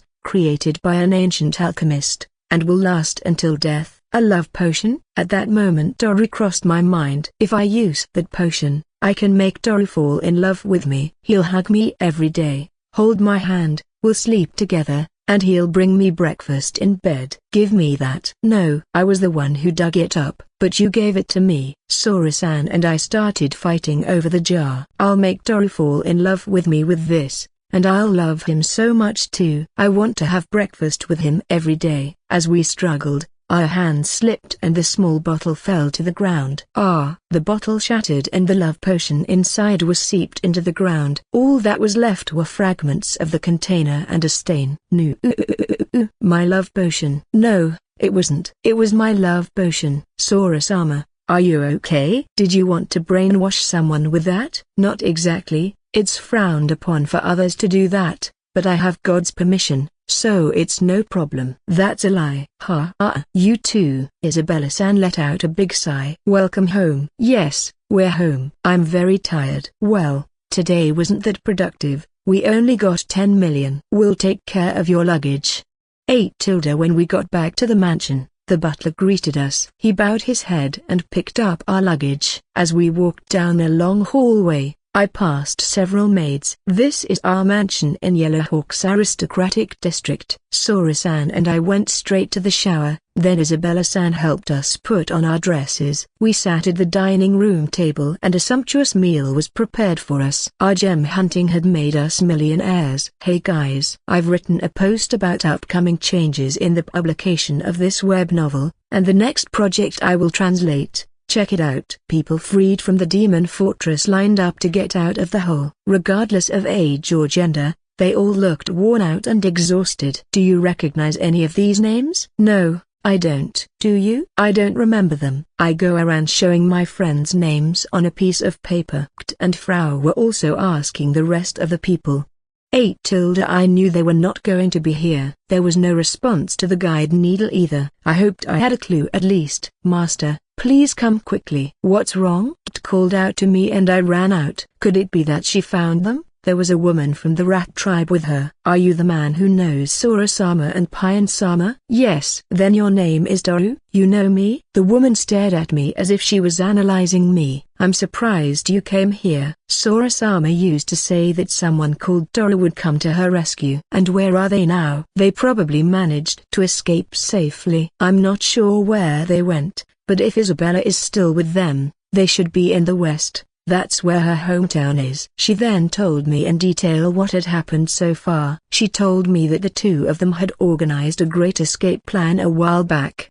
The charismatic Payan and Sora helped many people escape, which no one else could do. Some were recaptured, but a large number of them managed to escape. Those two girls were a ray of hope for us. Please make sure they're okay. Of course I will. They are too important people to me. At last, I finally got a solid lead. It was a good decision to come here after all. Please reconsider our offer. It was thanks to the Manu Brigade that we were able to accomplish this mission. I insist that you meet with our king and receive the reward you deserve. I am flattered, but I have something very important I need to do. Director Nuck was trying to keep us from leaving. Behind him stood the soldiers, their faces sad and tearful. Chan is leaving. Damn, I've never felt so much pain. I'm going to leave the army to go with you. Don't be stupid, you'll only be a nuisance. Frau Chan, don't leave me. Well, apparently no one cares that I'm leaving. I'm not upset, but it'd be nice to at least feel like I'd be missed. I feel a little sad over this. Soldiers, don't get depressed. We'll meet them again someday. Yes, we'll speak of the legend of the Maniou Brigade on our travels.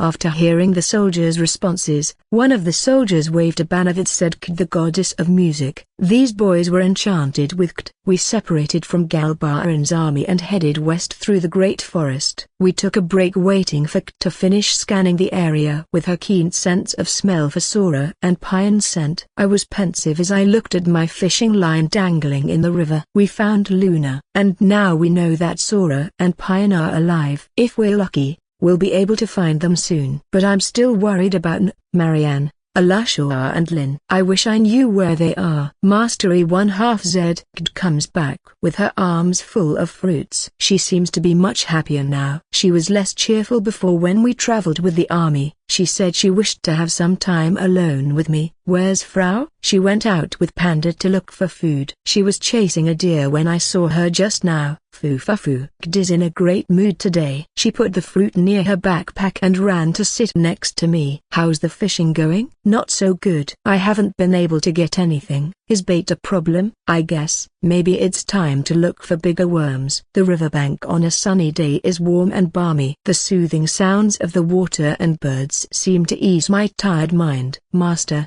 can I move a little closer? Sure. Kid moved much closer to me. She then sniffed my shoulder and rubbed her cheek against it. She put her weight on me. My greatest happiness was meeting you, Master. I wouldn't be here either if it weren't for you. In fact, I had a dream not long ago. Was it about Lisa? Yes. I kept reliving that day over and over again in my dreams. Even after I defeated Lisa and Sane, the nightmares kept coming. But lately, they've stopped completely. I feel like the hole in my heart is filling up, little by little. It's definitely thanks to my friends. It's because of them that I was able to keep moving forward. Am I a source of support to you, Master? You support me so much that I wouldn't want to be without you. You will always be with me, won't you? Yes. I will not leave your side even in death. Kt said those words, as she clung tightly to my arm. Her eyes were moist, and my gaze was fixed on her pink, glossy lips. Our lips were slowly getting closer. And then, my lord, look what I found. Kaiyui? Kt and I quickly moved away. Frau and Panda had returned. Damn, if only she'd arrived a few minutes later. What's wrong? Frau-san, no lunch for you today. Huh? Why? Kt was so angry. And Frau was so shocked that she dropped the deer she was holding on the ground. Hagu, why don't you eat a little more slowly? You never know when Kt's mood will change again. I have to eat until I'm full while I can. Frau was scarfing down her food. Kt's mood had finally improved, so she gave her permission to eat. I feel bad for Frau. Kt is a little out of control. It's really weird that she got so angry at Frau, though. I guess she was really looking forward to that kiss. Well, I must admit I was a little disappointed too, and Kt was still pouting beside me. She's a little calmer now. Oh, by the way, I ran into a fairy while I was hunting. A fairy? Yes. She told me there's a fairy colony in the Great Forest. So I asked the girl to show us around. If it's all right with you, my lord, we can leave right away. Now that I remember, I had heard about something like that back at the black market. Also, that forest is where the ancient demon King Roswell lives. Sora and Pine might be there. I see. I didn't think of that. What do you think? I'll follow Master wherever he goes. There was nothing more to say. We finished eating, gathered our things and headed for the land of the fairies. We were stunned for a while by the magnificent gate that suddenly appeared in the forest. Foo-foo, are you surprised? Surprised, aren't you? You thought the land of the fairies was no big deal, didn't you? You're really noisy. Be a broken bar? Frau mercilessly slaps the fairy guide. Her name is Nomin. She has blonde hair, brown skin and wore a lot of makeup. So mean. We're supposed to be flat-chested friends. I've never been so humiliated. Your breasts are a cup bigger than Frau's. I'm sorry. If you want to apologize, then remove cup size. Now, do you want me to die? Noman responded with a serious expression at Frau's pouting. Now stop it, you two. Kd interfered, but when Noman and Frau saw Kd's breasts, their expressions changed completely. Frau and Noman slapped Kd's ample breasts from right to left. Her breasts bounced in a wonderful motion. Q.E. Why are you slapping my breasts? You have a lot of nerve trying to be the voice of reason in this situation with these two melons you've got dangling. You're just making this situation worse. Do you really want to see an angry fairy? Mastery 1/2 Z ran away and hid behind me. That must have been terrifying. There's a murderous aura coming from those two little fairies as they turned their gaze to Kid's bountiful breasts. Then Panda came over and scolded Frau. Kaio, Kaiuku, you're right. I'm sorry. Forgive me for my behavior. The two fairies managed to reconcile. Seems like it's Panda who's the real voice of reason when Frau gets angry. I have a feeling this girl will be like Frau. I don't need another one of her. How do you like our home? It's a very nice village, even more than I imagined. And there are a lot of high fairies like Frau. Beyond the gate, there was a picturesque village with a paved cobblestone road. Some of the buildings looked like ruins, and you could see signs written in old handwriting. The people passing by on the main street are all fairies. Some of them fly low by flapping their wings, while others walk on their own 2 feet in their human size. Is this the country of Nua? Oh, the fairies here place their house doors on the 2nd floor. The 2nd floor is more convenient, because there is no chance for other races to enter this way. The only ones who make the entrances to their homes on the 2nd floor are the regular high fairies, but the nobility and royalty use the 1st floor. So those of a more privileged class have direct contact with other races. Oh, I see, the big-breasted bitch understands what I'm talking about. Big-breasted bitch comes up to me with tears in her eyes. That was just wrong. That flat-chested fairy has a bad vocabulary. Wow, what is this fluffy thing? This is Frau's best friend and companion. That's not fair. Let me on too. Suddenly, I start hearing strange noises. I looked back to see what was happening. Panda, who was flying behind me, was being jumped by the fairies. The commotion soon turned into a fight, and many fairies started fighting each other. Panda, who was caught in the middle, was being pushed all over the place. Stop! Panda is Frau's bed. Kaiuki uki. Huh? What do you mean? I'm wrong. Well, it doesn't matter. If they mess with Panda, they're going to get hurt. Frau rushed to Panda's defense. All the fairies who had joined the fight stopped and started laughing when they saw her. Look at the chopping board.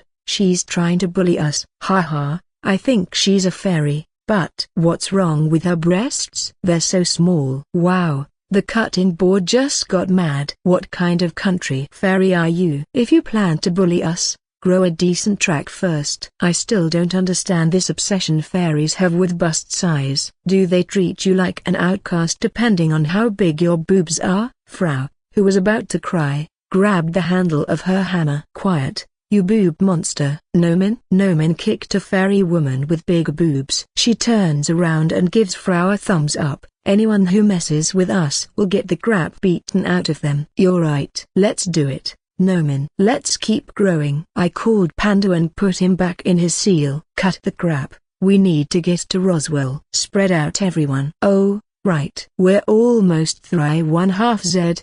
I ignored Frau's words, and the crowd around us quickly began to dissolve. I won't take Panda out as long as we're here. The sun was at its highest point. We were sitting on the edge of a fountain eating ice cream. It's cold, sweet and so delicious. Never in my wildest dreams did I think I would eat a cold desert in the heart of the great forest. You have some ice cream on your cheek. Kd wipes my cheek with a handkerchief. The ice cream Kd was eating looked delicious. Mine was a regular one with fruit juice on top. I'm going to try a bite. I reached over and took a bite of Kd's ice cream. Yes, the refreshing fruit flavor is really delicious. The sweetness is also moderate. I think I should have bought that one. Master, if you want another bite from mine, I have no problem. Okay, just one more. Kd's face lights up and her tail wagged back and forth. Then she extended her ice cream towards me, as if she wanted me to eat more. It's not fair that I'm the only one eating. It's fine. I'd be happy to keep feeding my master. In that case, here, eat. I gave some of my ice cream to Kt. She leaned over and took a bite, her face turning red as she said Duwasiosh. Frau and Noman were on the other side eating ice cream as well. It's amazing how unusually quiet they've been while eating. I'd like to know where Roswell is. Noman. What are you talking about? You've been looking at him all day. Where? I started looking around. All I see is a bunch of people, buildings, big trees growing all over the village and mountains in the distance.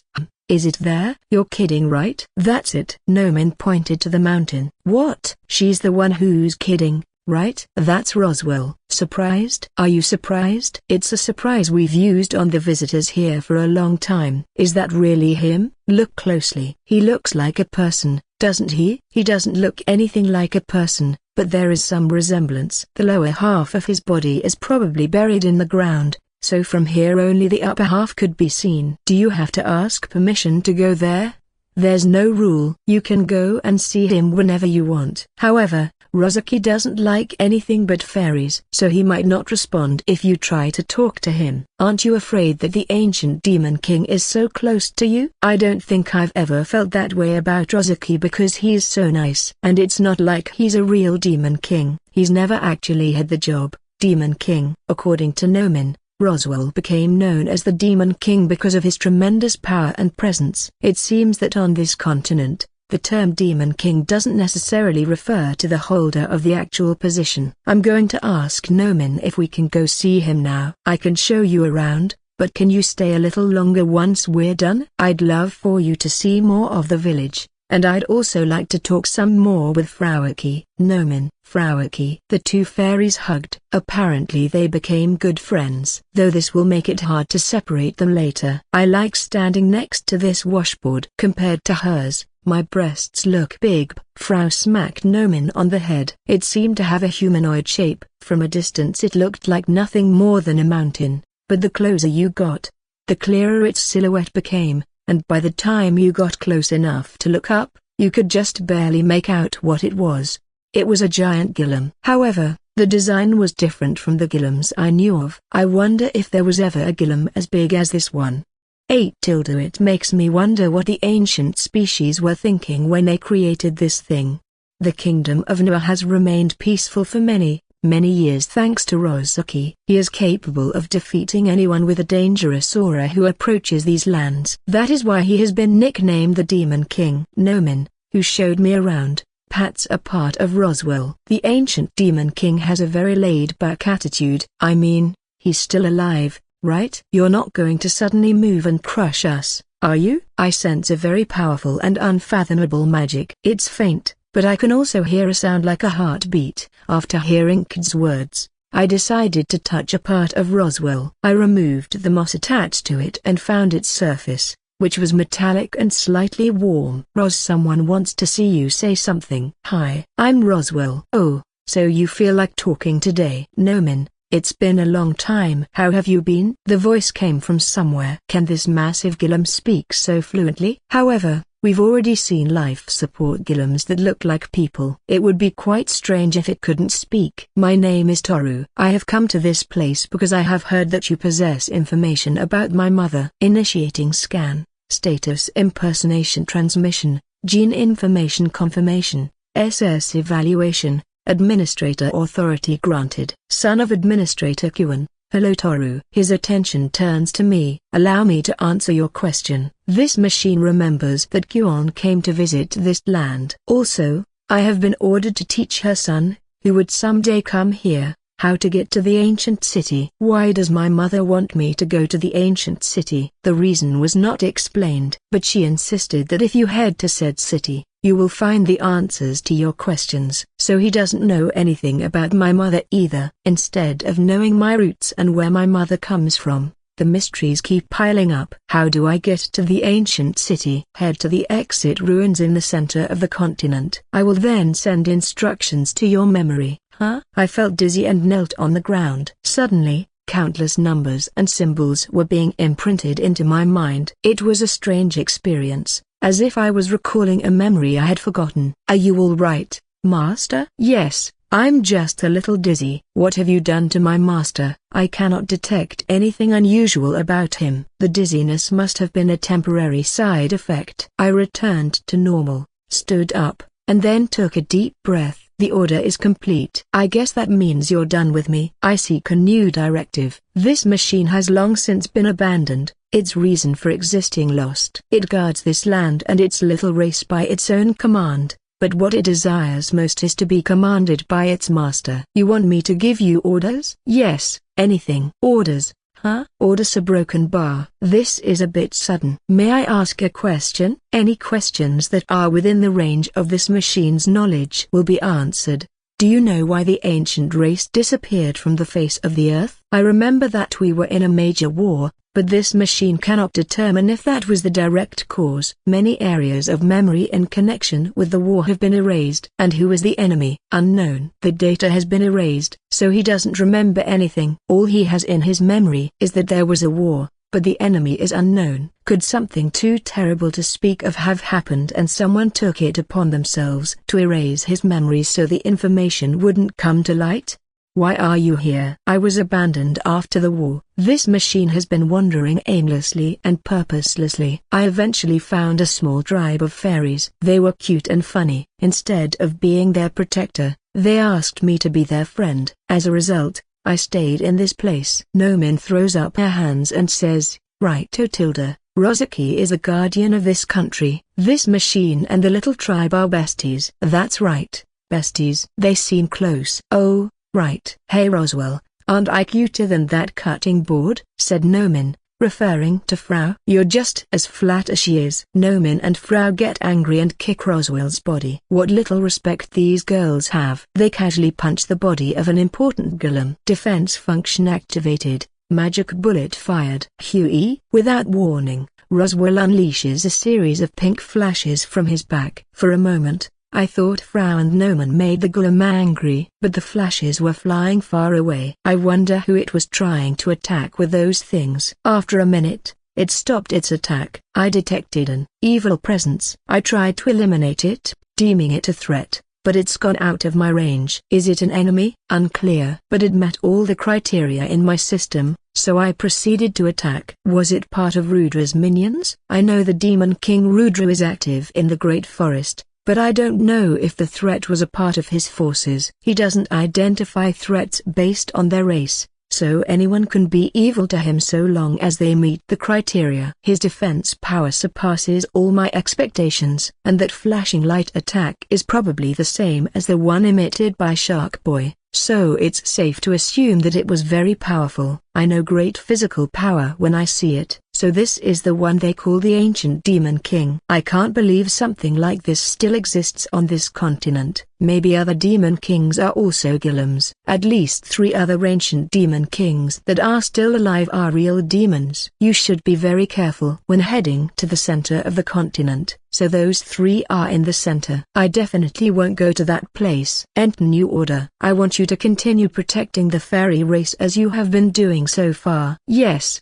Master. Roswell's voice sounded cheerful. Wow, I find it hard to believe that Toru is part of the ancient dragon race. But it'd be boring to end our visit this way. I'm the kind of fairy who likes to end her conversations with some chit-chat. Hee Tilda. You are a very annoying fly. Those words don't hurt me. I guess with all that makeup, you have too thick a skin for my words to hurt you. Yes, unlike you who is very sensitive. And for the record, I'd still be prettier than you even without makeup. Are you saying Frau is uglier than you? Frau and Nomin start fighting again.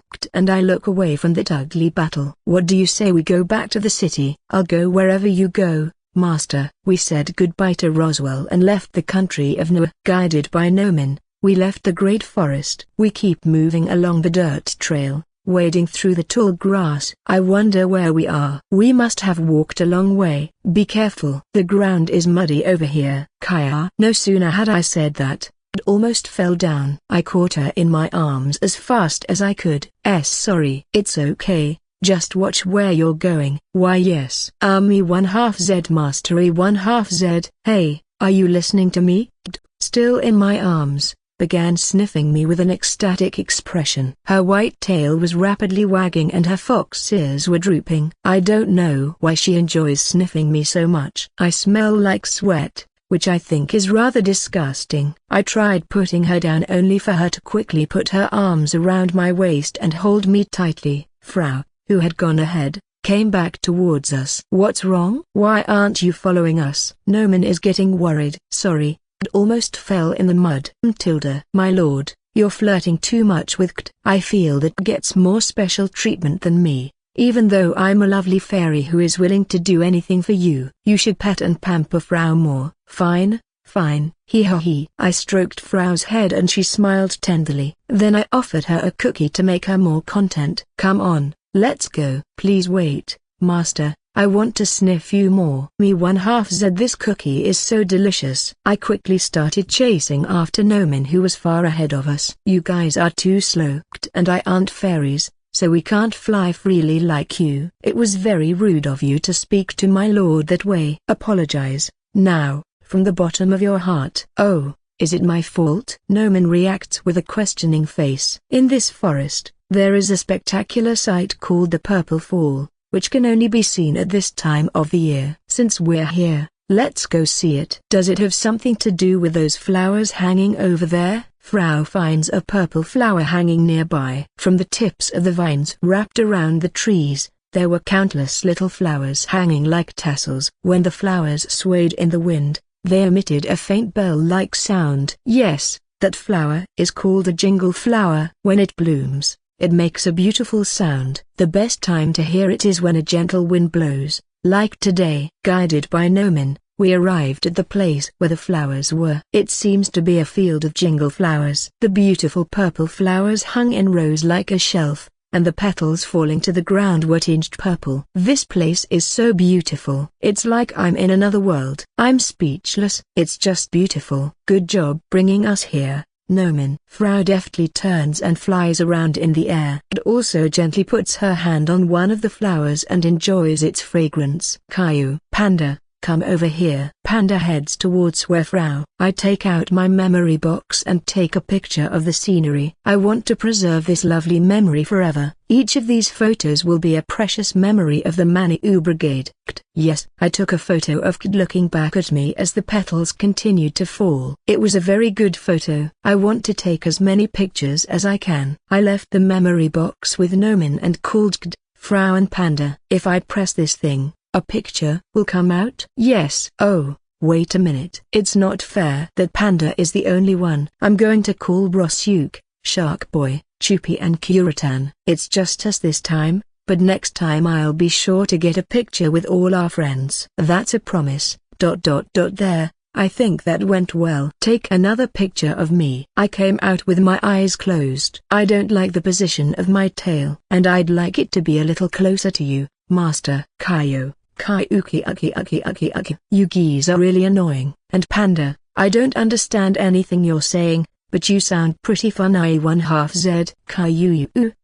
Panda got angry at Noman and rammed her in the face. Goodbyes are so hard. I'm about to cry. It was time to say goodbye to Noman. At the end of the large forest we could see a path that was well leveled. In fact, we should have already continued on our way a while ago. But Noman delayed the journey, causing us to stop longer. Frau and Noman are friends. "I'm sure we'll see each other again, okay?" "Yes, it's a promise. And a promise can't be broken." "All right.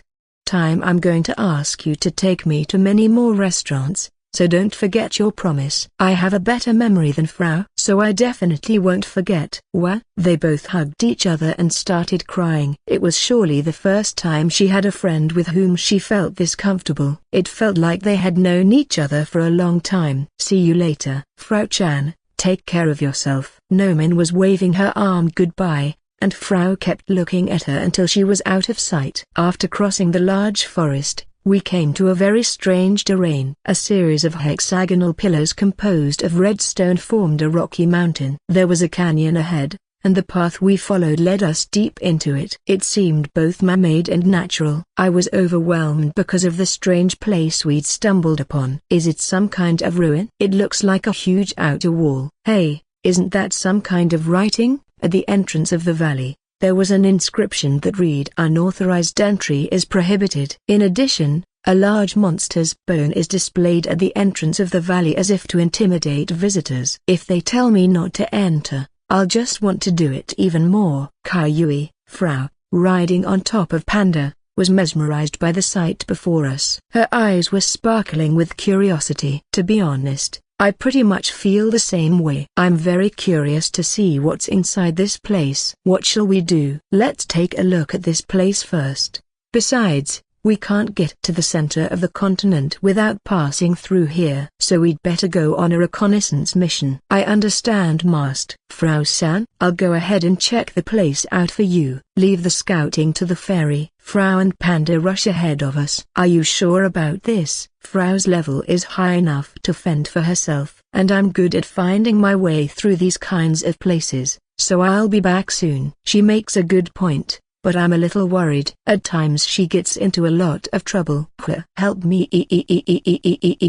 A few minutes later, I heard Frau scream. A bunch of footsteps echoed from the back, then Frau and Panda sped out of the place. A few seconds later, naked men who looked like midgets jumped out one after another and surrounded us. Good catch, looks good. Catch-an. That's too much. Easy. Real messed up. Still love you though. Eat meat. Eat it tomorrow.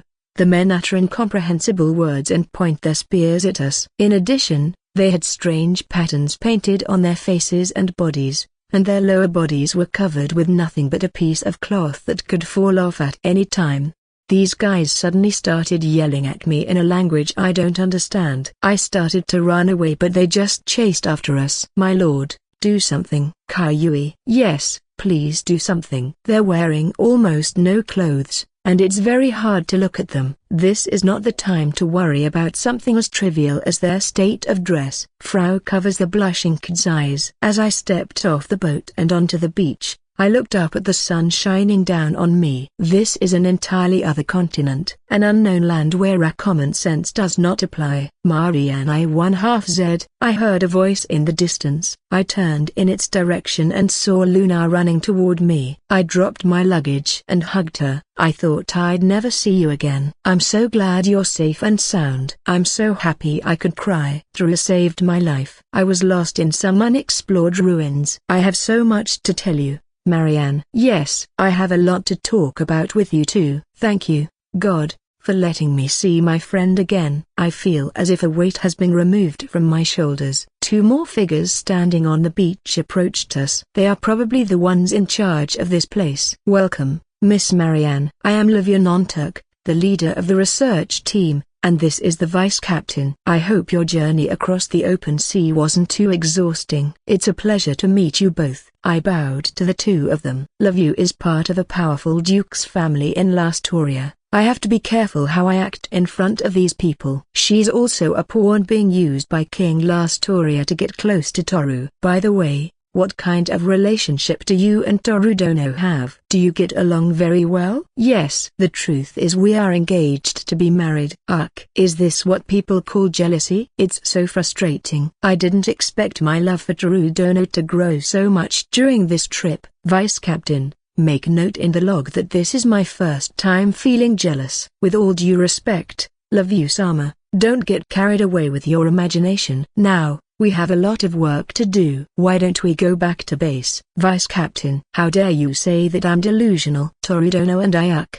The Vice Captain starts dragging Lavu-san around the place. Luna laughs at the sight before us. Lavu-san is always like that. She seems to like Toru-kun a lot, even though she has little to no self-control. But she's a good person deep down. Is that so? And where is Toru-sama? That's the thing. I don't know where he is either. But I can assure you that he is continuing his journey and looking for the other lost girls throughout the continent. Thank goodness. I'm deeply relieved to hear those words. However, it wouldn't make sense for me to come to this continent and just leave everything to Toru-sama. There's also this key that was left to me by Toru-sama's uncle. I must hand it over to him. What are you going to do now, Luna? I'll go back for the time being. My father must be very worried sick. I will do everything I can to help once I get there. Please do. A few days later, Luna-san returned to the island. Separation. The research team's job was to gather information about the mainland. More specifically, it was to conduct research into things that would be beneficial to Lastoria. There are some regions that have already interacted with the research team, and I have often talked to Monaco-san, the representative of the research group. Marianne-san, are you there? Yes. Please come in. Monaco-san enters my room. I can't help but smile at her bright eyes and adorable face. There are some elves who don't feel comfortable around humans, but she's the only one who doesn't mind that we're of different races. But to be honest, I shuddered at the thought of a new rival appearing. This girl has all the qualities to be another wife candidate and fight for Toru-sama's love. Although knowing Toru-sama, he probably hasn't realized the feelings Monaco-san has for him. As for me, the ring on my finger shows the clear advantage I have. I am grateful to Sora-san for what she did. But if possible, I want to win Toru-sama's love with my own strength. I want you to meet someone downstairs. They have something important to tell you. Okay. I left my room and went to the conference room on the second floor. Separation. This is Elohim-sama, the Spirit Queen.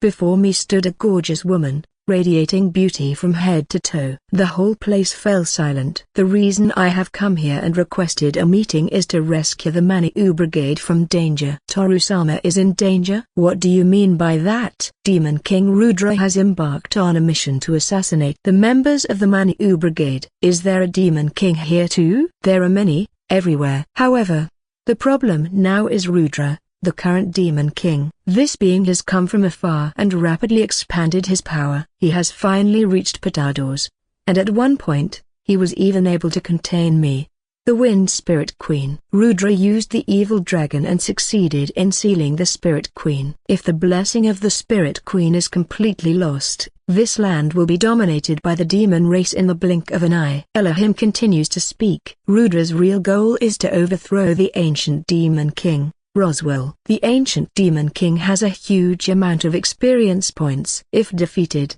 even Rudra, who has lived for hundreds of years, can manage to surpass Roswell's power. However, Roswell's power is gigantic, and it is said that Rudra cannot cope with it. So Rudra took the time to gather a force loyal to him. He even recruited several nations to join his forces, hoping to bridge the gap in strength with numbers. All of his plans were going well, but the Maniu Brigade was getting in his way every time. In Patados, they planned to contain the Spirit Queen and take over the country. In Jorn, they planned to use the 3 demon generals as a distraction to attack the city. And in Galbaran, they were planning to assassinate the king to build a base of operations that would form the core of the assault on Roswell. They are absolutely wonderful people. I'm sure the Demon King was foaming at the mouth as each of his plans began to fail one after the other. Elohim continued speaking. The Maniu Brigade will soon arrive in the country where Rudra is. And as it was a matter of time, Rudra already recognized them as the biggest threat he must destroy, and began a full-scale search. Now that Rudra is after Toru-sama, an inevitable battle is about to begin. Toru-sama is a very strong man. Even if Rudra is a Demon King, he doesn't stand a chance against him. He is also the same one who defeated the Demon King from where we came from. The Maniu Brigade is very strong, I'll give you that. But, you are not contemplating the shedding of tens of thousands of the blood of the innocent that will happen along the way during this war. Many of Rudra's soldiers are forced to work and fight as slaves. Elohim continued speaking. Can you truly accept that countless innocent people will die if this goes on? Do you even realize how heartbroken they will be after this? Well, Rudra is cunning, and will use any means necessary as long as he wins. I was speechless. What a terrible thing I was thinking. I assumed on my own that Toru-sama would be able to overcome any predicament because he was strong. And it was normal for me to think that way, since I'm not the one getting my hands dirty to solve the problems at hand. I was so focused on his kindness and personality, that I never stopped to think of all the bad things Toru-sama might have to do to save us. I see what you mean. You want me to follow your orders to save Toru-sama? Yes. I'm going to ask you to do something very difficult as soon as you arrive, but please help them. And please give us a chance to give those who live here their lives back. I nodded my head as I said I will. The men around us were speaking unintelligible words while pointing their spears at us. Let's take them out. Wait, we're the ones who wandered into their territory. If we find a way to explain ourselves, we'll probably get out of here without having to fight. But I don't know how to speak their language. We have the translation scrolls, let's use it. I slowly lowered my backpack to the ground and rummaged through my things. I don't want to hurt them, so if we can avoid this conflict, it will be good for us. Where are they from? I've never seen them around here. I stopped when I understood the words one of the men spoke. Do you speak our language? If you don't respond to the code, then you're my enemy, and I'm going to kill all of you before you dare tell anyone about this place. Wait a minute. We're not hostile. I don't know what's going on, but I'm not going to tell anyone about this place. Trust me. I held up my hands to show that I could not resist. I have no reason to fight them. In that case, answer my questions. And depending on what you say, I will consider accepting you as friends. All right, I will. You sure? If you try anything, we'll kill you. I'm sorry. It's our fault for entering your territory without permission. I think we can settle this by talking, and if it's a misunderstanding, we should avoid any unnecessary fighting. Besides, I was very interested in them. It's not every day that someone asks you for proof to determine whether you live or die. I figured these men are here for a reason, and whatever it is, it must be dangerous. And if I can't make peace with them, we'll run away from here as fast as we can. I'm not confident I can persuade them because I'm rather foolish. Are you a spy for Rudra? No, but do you have something to do with the Demon King? Where do you come from? From the west. We come from Galbaran. So you come from the great nation of the beasts. You look like an adventurer in that attire. I felt the men's guard lower, ever so slightly. I reached into my pocket. I have an adventurer's card. Don't move. I'll have one of my friends check the card. Okay. One of the men reached into my pocket and pulled out the card. He looks at it for a while and then runs to the man who seems to be the leader.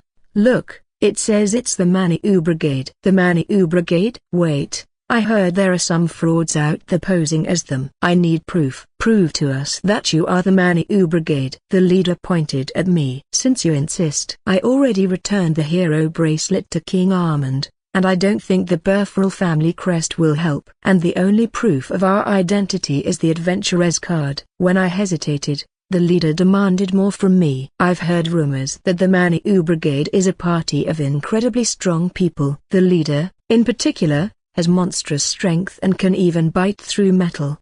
The men brought an iron plate. I have to bite into this to prove my identity. I've never done anything like this. But I have no choice, Master. It's okay. I can endure this. Gherkin. I bit into the iron plate and started chewing a piece in my mouth. The plate, now missing a piece, had my teeth marks on it. You can imagine the taste, but it feels like chewing a piece of hard bread. I'm a little surprised at my strength. I never imagined I could do something like this. Are you satisfied yet? I can't believe it. You really bit it. But this is not enough. I need another test. The leader is said to also be able to break a stone with just their finger. Do you think you can do it? One of the men stepped forward and spoke.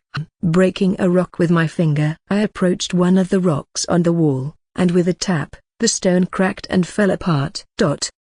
Anything else? Okay.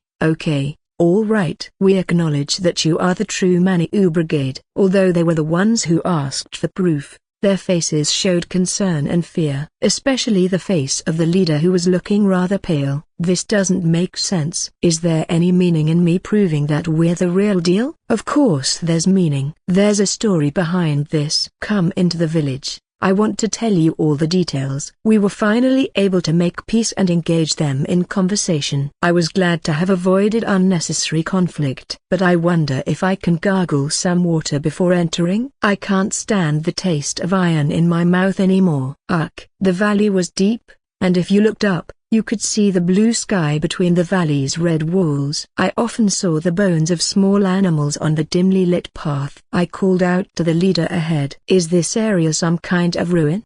We don't know the details. We only live here because it's a good place to hide, but it may have just been a small warehouse. A warehouse. These Russian stone pillars when melted, produce high-purity iron. It's possible it was processed and stored like this to prevent corrosion. It has saved us a lot of trouble. So the iron can be extracted? That's interesting. There are a lot of hard minerals in the world, but in the end people rely on iron, which is easy to process and available in large quantities. This is our town. Oh, as we stepped out into the open space, our voices filtered out in surprise. Huge mushrooms were growing everywhere, covering the sky. Beneath them, many dwarves lived their lives. The sound of iron hammering, the smell of baking bread, the laughter of children. There is so much peace here. This way. The leader led the way to a hole dug in the red wall. The door to the hole was simply covered with a cloth, and if you stepped into it, you could see at a glance that it was crudely made by ripping out a rock. However, the desks, chairs, and rugs that had been put in were surprisingly nice and of high quality. Even an amateur like me could note their value at a glance. In the room was a man sitting in a chair. "Your Majesty, I've brought the Maniou Brigade with me." The man they called Your Majesty squinted hard in the firelight. They were dressed differently from the 4 people we had met before. They wore clothes that looked like royalty, if a bit dirty, and they watched us intently with sharp hawk eyes. "I am the King of Big Gear." "Let's ask again, are you guys really the Maniou Brigade?" "I don't know how you guys know about us, but yes, we are the Maniou Brigade." "You're not going to ask me to prove it or anything like that, are you?" "Honestly, I'd love for you to prove it. But if Hansel has brought you here, it's because he's corroborated it. He's someone you can trust." The dwarf named Hansel bowed to the king. His bearing was strange, but his manners were as refined as those of a knight. I had assumed he was a barbarian, but I wondered if he was really a man of rank. "I'll be brief. I want to hire you. Hire us? We need your help to get our land back." Before I could respond, the king continued speaking. "We have lost our country, and we have no forces or army left. This will be the only request I ask of you. Please help us. Who has taken your country from you?" "Rudra did." "And the enemy is?" "Rudra, the demon king himself." "In other words, it's a request to defeat Rudra." "It's not an easy thing to answer. I'd like to give it some thought." "I'll allow you to stay for a while. I expect a positive response." I bowed to His Majesty and went out. I am somewhat surprised. I never thought he would ask me to do something like this. It's like asking me to leave the place where I was born and raised. "What shall we do now, Master?" "We also have the unfinished business of Sora-san and Pion-san." "I don't know. I can't ignore a situation like this." "Even though I want to find Sora and Pion, I feel the desire to do something about it." "I've been thinking." "The 2 of them are accompanied by a person named Isabella. And even if we don't rush to find them, they should be safe to some extent, right?" "From what I've heard, Isabella is quite strong in the Beast tribe." "If that person has knowledge of this area, it's very likely that she's still safe." "And Sora is someone cunning and ambitious. She is able to get out of any predicament quickly." "In any case, we don't know where to look from this point. We need time and clues." "I'm sure they're fine." "I have a good feeling." "I hope so." "And knowing Sora-san, she must be making a lot of money and laughing her head off." "I hope so." For some reason, Sora's laughter popped into my head. Monica-san and I found ourselves galloping towards Jawn atop 2 behemoths. "I'm sorry, even though my father called each of the nobles, we could only muster a little over 2,000 men." "Don't worry." It seems that Potadors felt a lot of indifference towards Rudra, and they had no intention of helping Torusama. The Queen of Potadors had said that their hero would be more than enough to defeat Demon Lord Rudra. When I repeatedly told her that it was an order from the Spirit Queen to recruit troops, she laughed and said that the Spirit Queen would never say such a thing. If the Spirit Queen had been there, the Queen's decision might have been different. But Elohim was more interested in persuading other countries than her own, and for that reason I decided it would be better to give up on Potadors. Of course, Monica-san agreed with this thinking. Potadors is a small country on the edge of the continent. In addition to having a small number of troops, the skill level of their soldiers is low, so there isn't much of a point in having them send troops. Also, that nation is the farthest away from Torusama's location. As such, it has the lowest priority.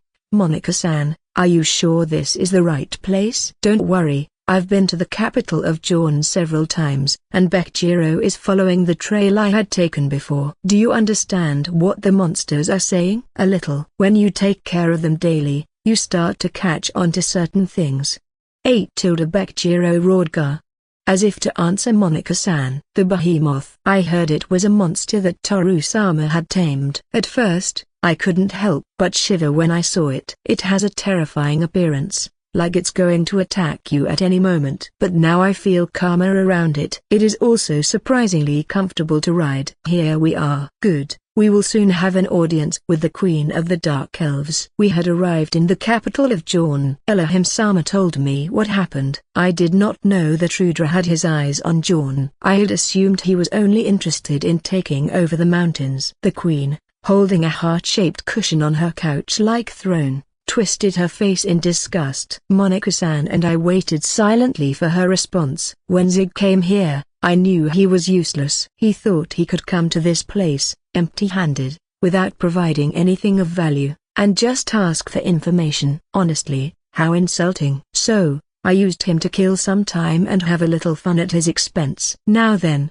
what do you have to offer me? So you are asking for something in return. I did come to ask for her help, so I suppose it's natural for me to offer something of value as well. Fortunately, thanks to the Spirit Queen's persuasion, the Elf Queen was already almost convinced to cooperate. I have heard that Dark Elves are capable of summoning magic, so I must do all I can to gain their support. I think we can strengthen our relations with the neighboring countries. The reason Rudra was able to enter the country in the first place is because the ties between the countries are weak. I understand not being able to share certain information, but they shouldn't be hostile to each other, and not having surveillance hurts them mutually. With these gaps, it's normal for the enemy to be able to do what they want. Are you suggesting that we are not at peace? Yes, that's exactly my point. It's time to foster ties between countries. Hui, Marianne-san, don't say such crazy things. Your Majesty, she's overreacting. Her Majesty's eyes narrowed as she let out a low. It was enough to make me feel lifeless. The person watching me intently was the Queen of a country, and I am just a human coming from an island. I cannot use the title of Countess in this place. There is one more advantage for you, Your Majesty. That is, if you decide to give us your support, we promise that you will have priority support in matters related to the Maniou Brigade. The Maniou Brigade. They are certainly an extraordinary group. Monika-san and I found ourselves galloping towards Jorn atop 2 behemoths. I'm sorry, even though my father called each of the nobles, we could only muster a little over 2,000 men. Don't worry. It seems that Patados felt a lot of indifference towards Rudra, and they had no intention of helping Toru-sama. The Queen of Patados had said that their hero would be more than enough to defeat Demon Lord Rudra. When I repeatedly told her that it was an order from the Spirit Queen to recruit troops, she laughed and said that the Spirit Queen would never say such a thing. If the Spirit Queen had been there, the Queen's decision might have been different. But Elohim was more interested in persuading other countries than her own, and for that reason I decided it would be better to give up on Patados. Of course, Monika-san agreed with this thinking. Patados is a small country on the edge of the continent. In addition to having a small number of troops, the skill level of their soldiers is low, so there isn't much of a point in having them send troops. Also, that nation is the farthest away from Toru-sama's location. As such, it has the lowest priority. Monika-san, are you sure this is the right place? Don't worry, I've been to the capital of Jorn several times, and Bekjiro is following the trail I had taken before. Do you understand what the monsters are saying? A little. When you take care of them daily, you start to catch on to certain things. 8 Bekjiro roared Gar.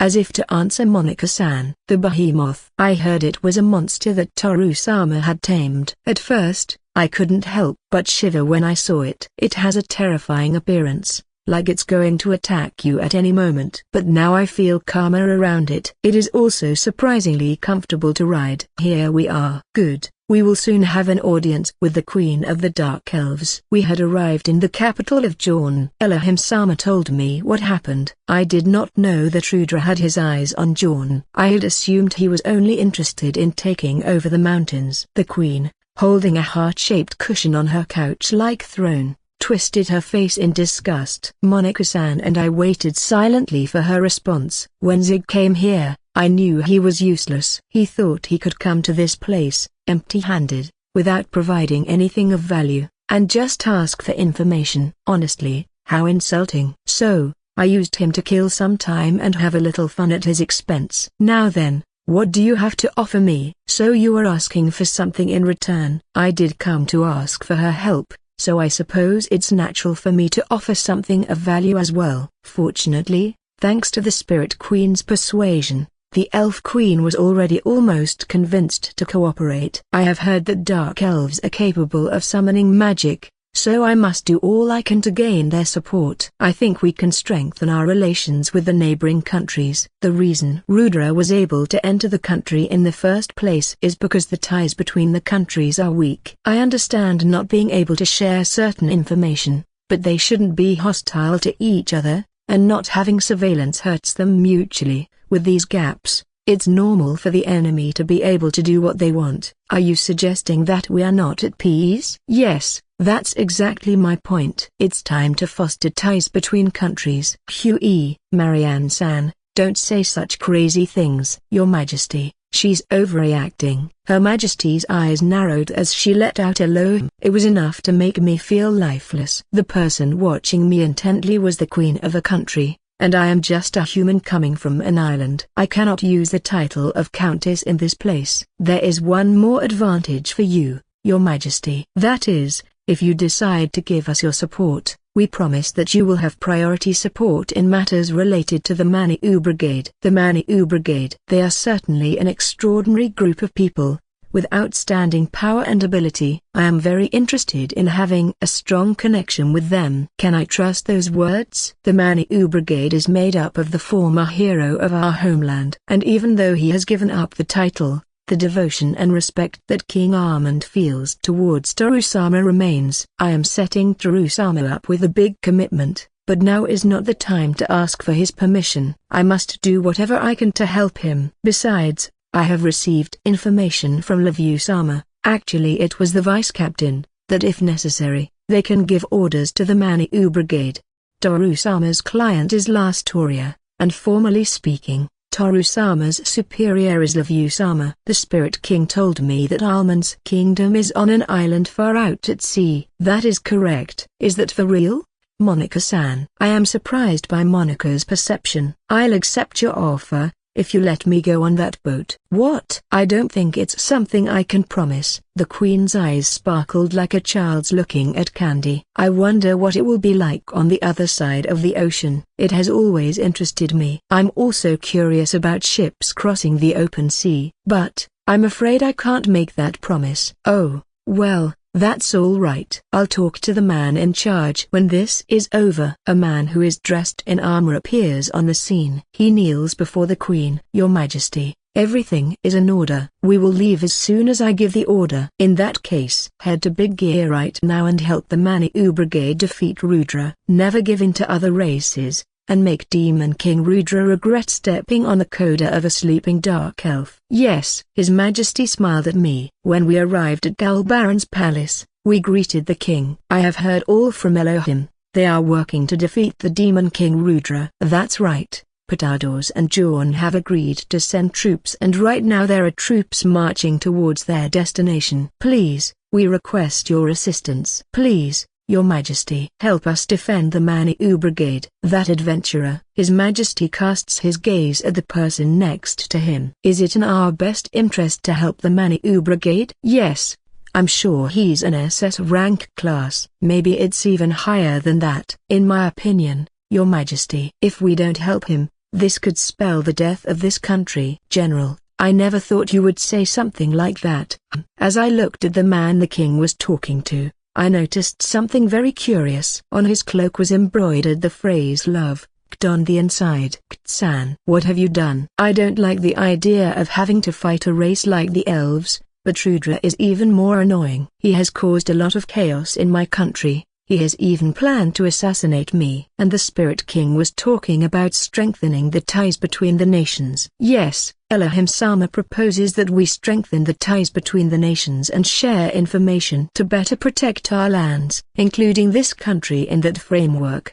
I've changed my mind a bit after this incident. No matter how big a country is, it will inevitably be defeated if we are attacked by the sword. I think sharing information will be a good thing. Monaco-san and I were smiling. Apparently the king had already made up his mind. By the way, I mentioned earlier that Elohim Sama suggested it, but I was really the one who came up with the idea for this. I remembered the round table meetings, so I thought it would be better to suggest that each country should cooperate to fight the Demon King.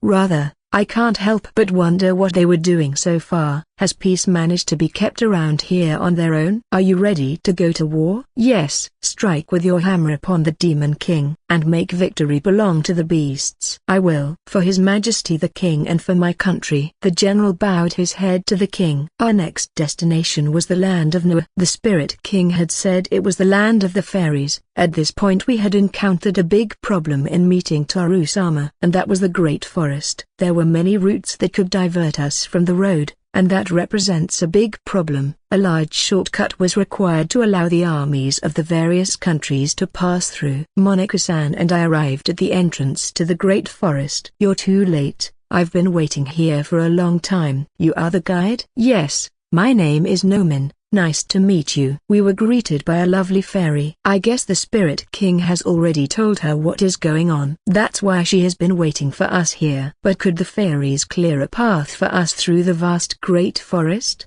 Or will they let us use the road they use? We've talked among ourselves, and we agree that it's time for the fairies to start interacting with other races. But we can't do it all at once. So to show our support, we will begin this first step with you. We listened in silence. This could certainly bring more knowledge about other races among the fairies, but also that may open a door that will bring more enemies to us, although, that doesn't mean that it may also bring more allies.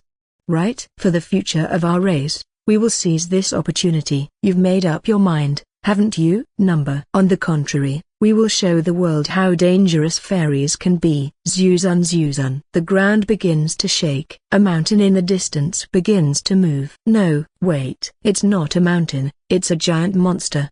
Behold our guardian, Roswell. It's your turn, Rosachi. Make way for them. Roger that, little flat-chested friend. So he is the former Demon King Roswell. I've only heard of him from the Spirit King, but I never thought there was anyone as great as him. This continent seems to be a place that is beyond our common sense. Just by Roswell walking, the trees broke down, making a path between us. In addition, the fairies were removing any trash that might be an obstacle. At this rate, we should be able to get through the Great Forest in no time. Toru-sama, please be strong a little longer. I will soon be by your side. 3 days have passed. We are still in the village, unable to decide whether or not to accept the king's request. Be careful, you might fall in there. A giant mushroom slowly bends down. With my special mushroom axe in hand, I watch the villagers flee. Soon after, the mushroom collapses. Immediately, the villagers with baskets gathered and cut off pieces of the mushroom with their knives. Among them was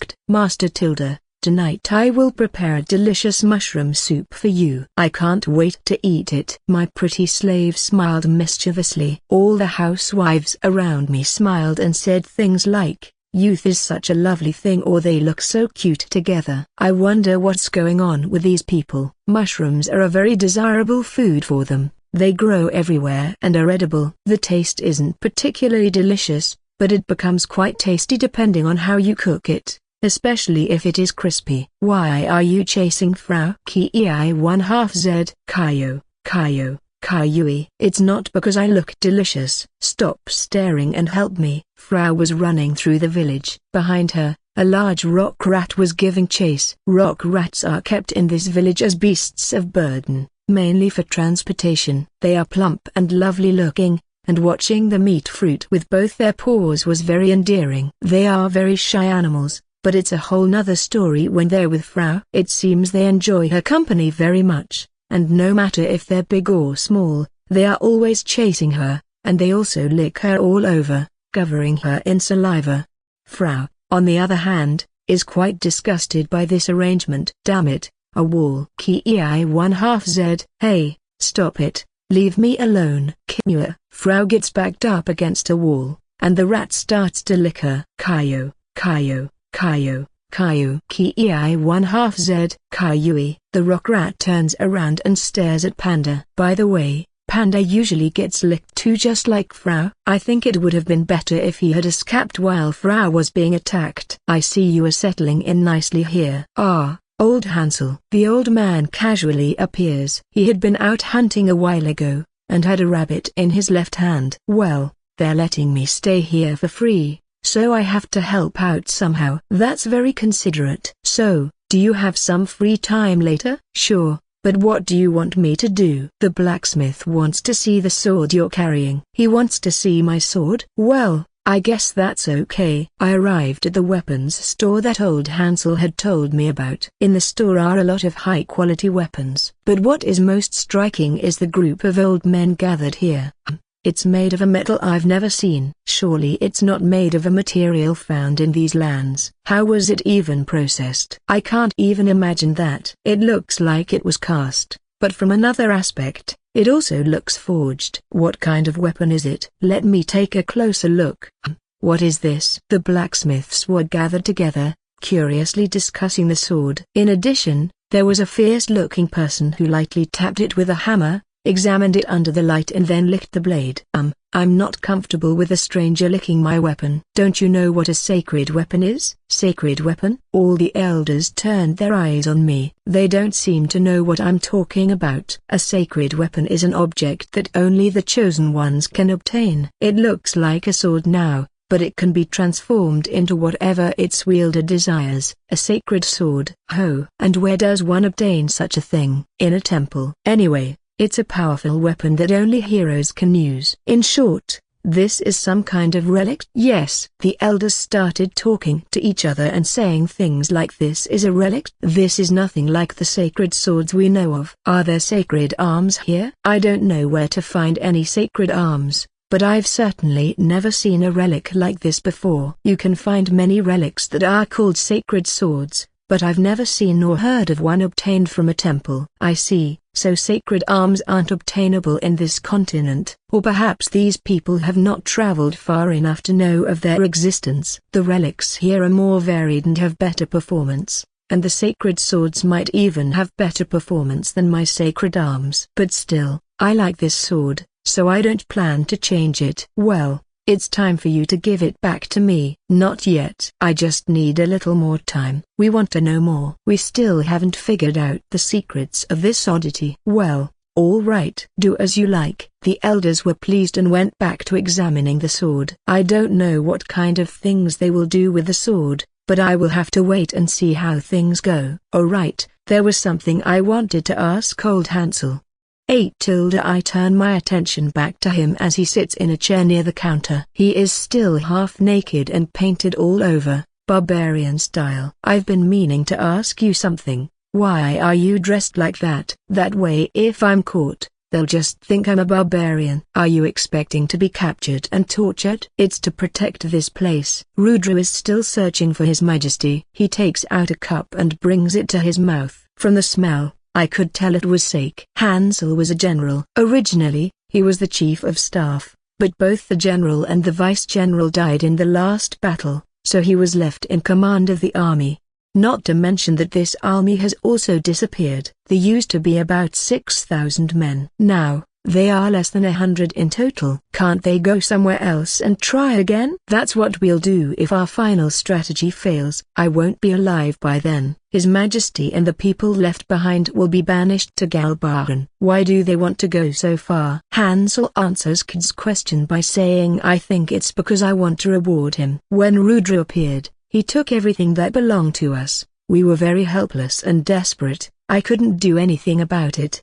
If I don't get my revenge, I won't be able to live peacefully after the death of all the innocent people. You have no idea how it makes me feel. No, you're wrong. I know that feeling all too well. The pain of having what you love most in the world taken away from you. It's something that poisons your heart. There is no way I can convince you otherwise. The more important it is, the more it drags your heart into darkness. You can't help but hate this damn world. You see no hope anywhere, and everything becomes empty and cold. I will accept the request, although I have to discuss it with my friends first. Truly, His Majesty will be pleased to hear that. Hansel called the blacksmith in the store. I want you to make a ball this size. I wouldn't mind, but what do you want it for? It's what you call a strategy. The quality of the ball doesn't matter. Just make me 100 of them. The blacksmiths cocked their heads curiously as he said, balls? I won't forgive anyone who steals mercilessly, whether it's the demon lord or the hero. Besides, I have to make Rudra pay for what he did to Sora and Payan. I don't care if he won't leave the country. I'll drag him out of there myself. We are former heroes who already bested one demon lord. We will become the hope for these people who have lost everything because of that bastard. Clan, clan, clan. Suddenly, the sound of bells echoed through the village. It sounded like an alarm for some kind of imminent danger. Hansel steps out in front and leads the nearby occupants inside. Quickly, get in. What's going on? Damn it, Rudra's men are closing in. Once the evacuation was complete, Hansel and I peered out the door just above us. The shadows of multiple wyverns pass over us. This rocky mountain has countless valleys that extend like blood vessels, and the valleys themselves are deep, so it's not easy to spot the figure of anyone who's down here. In addition, the giant mushrooms that grow wild provide a good hiding place. This is the perfect place to hide. At least, it should be. But several bags containing oil are dropped one after another directly from above. We've been spotted. Following Hansel's words, there was an explosion in the village. Explosions occur in many places in the village. The flames ignited the oil, and the trail of fire snaked its way across the ground. In the streets, the black smoke grew thicker and thicker. The echoing screams elicited fear and made death seem more real. Stay calm and evacuate. Put a wet cloth over your mouth so you don't breathe in the smoke. There's not enough water. Damn demons. Have the mages prioritize putting out the fire. Pull the cattle aside. They'll be dead before we know it. Look out above. They keep bombarding us with those things. The screams and anxiety began to increase. The bells wouldn't stop ringing, and I ran against the tide in the crowd of people. Old Hansel and I split up. He has the responsibility of commanding the army.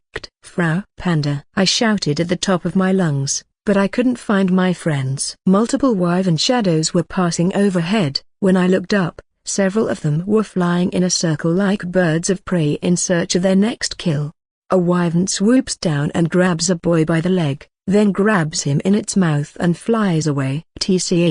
I have to get rid of them first, otherwise it will be impossible to fight. Rosyuk, Chupi, Kurata. As soon as Rosyuk came out, he flew off like a silver flash and rushed through the sky. In the blink of an eye, he penetrated one of the wyverns. While Rosyuk took care of them, Chupi and Kuratan were in charge of guiding the people. Get up or the demons will kill you. But my leg. A mother was trying to get her son who was on the ground to get up. A demon riding a wyvern plummeted at high speed towards the ground as it approached the parent and child. Ha ha ha ha ha ha ha. Let's start with the child Behave. I stepped in front of the family and a moment later, I slammed the wyvern's head into the ground using my fists. A crack formed in the ground and the wyvern coughed up blood as its eyes rolled back in its head. The demon on top of the wyvern fell off and slid face first into the ground. Yug, who the hell are you to stand in my way? I'll kill you right now. That's none of your business. Worry more about what I'm about to do to you. What nonsense are you saying? I am Rudra-sama's personal guard. Or are you such an idiot that you can't distinguish my rank and power? Unfortunately, I am a bit of an idiot. You two run while you can. I spoke to the small family urging them to run. They nodded and took off running. I brought my hands behind my back to grab my sword and prepare to fight.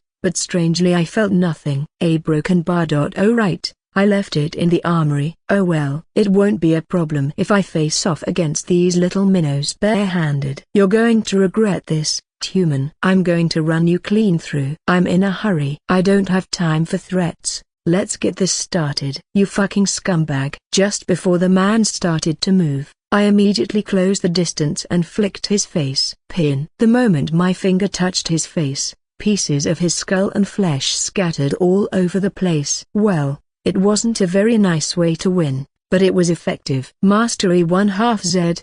I heard Kid's voice somewhere. I squinted my eyes as I searched the other side of the fire to find her, and with her magic, she blew the flames out until they were extinguished.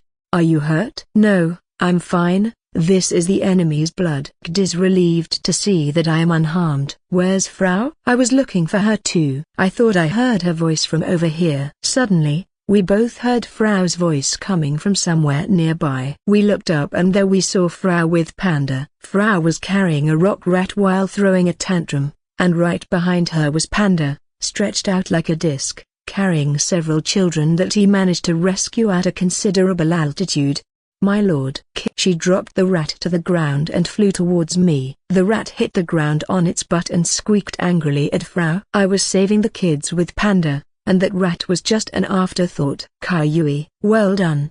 You go with Frau and Panda. Get the children out of here. I'll take care of the demons. Yes, master. Please be very careful please. I left and headed towards the village. So here you are, former king of Big Gear. Get away from me. Come any closer and my sword will end you. That's very funny. Thinking that you can beat us, Rudra-sama's great royal guard. I find it very nauseating to hear. I am more than capable of cutting your heads off. Don't underestimate me. The king was backed against a wall by 5 men. Nearby lay about 10 dwarven soldiers who had died trying to protect him. Among them was the figure of Hansel.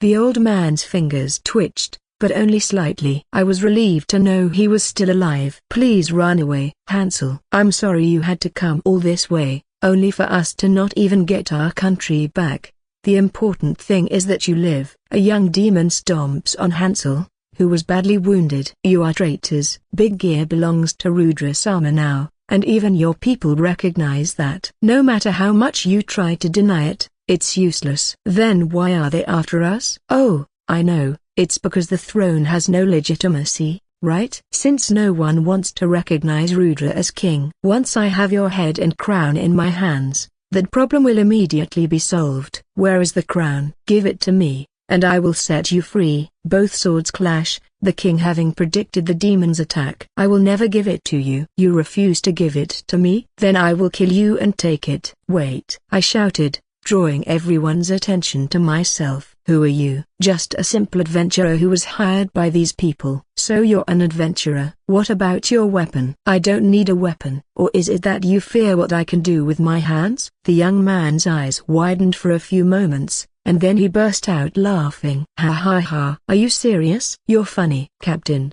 you don't mind if I play with him, do you? We don't have much time. You have 1 minute. That's more than enough time to kill this guy. Then we can get on with our mission. A very burly man answers the young man's question. He must be the leader of this unit. The young man resheathed his sword and raised his fist with a smile on his face. I'm going to match you in this fight, so it'll be more fun. Are you sure you won't regret it? Oh come on, do you really think you're on the same level as me? Where did you even come from, you fool? Beyond the open sea. At once our fists collided. A shockwave went through the air and the demon's left arm broke off and disappeared. After a few heartbeats, the man shouted, my arm. Where is it? The young man falls to the ground and screams loudly at his missing arm, while the remaining upper half of his arm drips blood. I knew he would end up regretting it. What did you do to Luca's arm? Who the hell are you? All the men quickly surrounded me. I'm Taru of the Manu Brigade. So you're the adventurer Rudra-sama has been looking for. This is good news. We will eliminate all those who interfere with our lord. At the leader's command, 3 men attacked me at the same time. I paused for a moment to inhale air, and the moment the blades touched me, I held in my breath all at once, causing my muscles to seize up. The 3 blades shattered as my muscles expanded. Immediately, my fist exploded the heads of the 3 demons that attacked me. So you're the hero? No, I'm just a simple warrior. Kug. Retreat. We can't take on a monster like this. The leader jumps towards a nearby wyvern. Captain, take me with you. Don't be ridiculous. You got yourself into this mess in the first place. Do what you can to stall him. Don't leave me. The wyvern took off, but a silver flash appeared in the sky and pierced the leader through the chest. The leader loses his hold and falls limply off his mount. He surely died instantly from that attack. Shah, well done. Rosyuk had returned to me. Apparently he already took care of the other enemies. They were probably the last ones left. Huey, I don't want to die. The young man started to crawl away as he saw me. I think his name is Luso. Or Luha. I forgot his name already. Rosyuk, make it quick. Shah. In the blink of an eye, Rosyuk was through it. Old man Hansel appeared on the scene. He is now dressed like a general, having abandoned the barbarian-style clothing in favor of wearing armor. Come on, don't push yourself too hard, old man. This is nothing. Don't you know that a dwarf's body is stronger than a human's? Even so, you shouldn't exert yourself too much or else your wounds will reopen. I asked the beast girl, and she said it was fine. He had a bandage around his abdomen. Kid's healing skills were able to stop the bleeding, but he's still not completely healed, and still has severe damage. I admit he's a tough guy, but I think he needs to rest for now. Sitting still for too long makes me think of unnecessary things. So please drop it. Okay. I can only nod at the old man's serious eyes. After the last battle, we suffered many casualties. The location of this settlement is now known, and we cannot afford to relax. The king has ordered the launch of a campaign to retake the country, so this is our last chance to end this. Right now, they're transporting supplies near the capital in preparation for the invasion. Hey, young man, I did exactly what you asked. Thank you. The owner of the gun store brings it in his cart. I headed to the back to check the contents of the box. I made about 300 iron balls as ordered. But are they really useful? Yes, they are. Thank you, I replied to the store owner as I checked the iron balls. The quality is below average, the construction is crappy, but that's okay. Hey everyone, I 1/2 Z. The food is ready. 1/2 Z called out to us, and the 50 soldiers rested their gaze on her and smiled. As always, my lovely slave draws the attention of all those nearby wherever she goes. I would like the Manu Brigade to serve as a decoy. What's your plan? I responded to Hansel's words as I broke my loaf of bread in half. There are two types of troops that will attack the capital. The first unit will attack the actual capital from the front, and the second unit will secretly attack the interior. We will only be there as an insurance policy. Hansel's troops are the ones who will attack the city. Are you sure you can defeat the demon lord by yourselves? That is why I have traveled to Galbarin in search of these relics. The old man turns the bag he's holding over, spilling the relics inside all over the table. I have no idea what they are, or what they do. Who was wearing an apron, stood in front of the table, and assessed each of the relics. Magic shield scroll, magic sealing chain, sticky sphere, flash sphere, physical enhancement potion, magic enhancement potion, and an ability blocking scroll. A magic shield scroll creates a membrane that prevents magic for a set amount of time. A magical sealing chain can contain the magic of the person it binds. A sticky sphere releases a very strong mucus that renders anyone filled with it immobile, and a flash sphere emits a strong, blinding light that activates once it bursts. As the name suggests, physical and magic enhancement potions temporarily increase muscle strength and magical power, but as a side effect, they put a considerable strain on the user's body.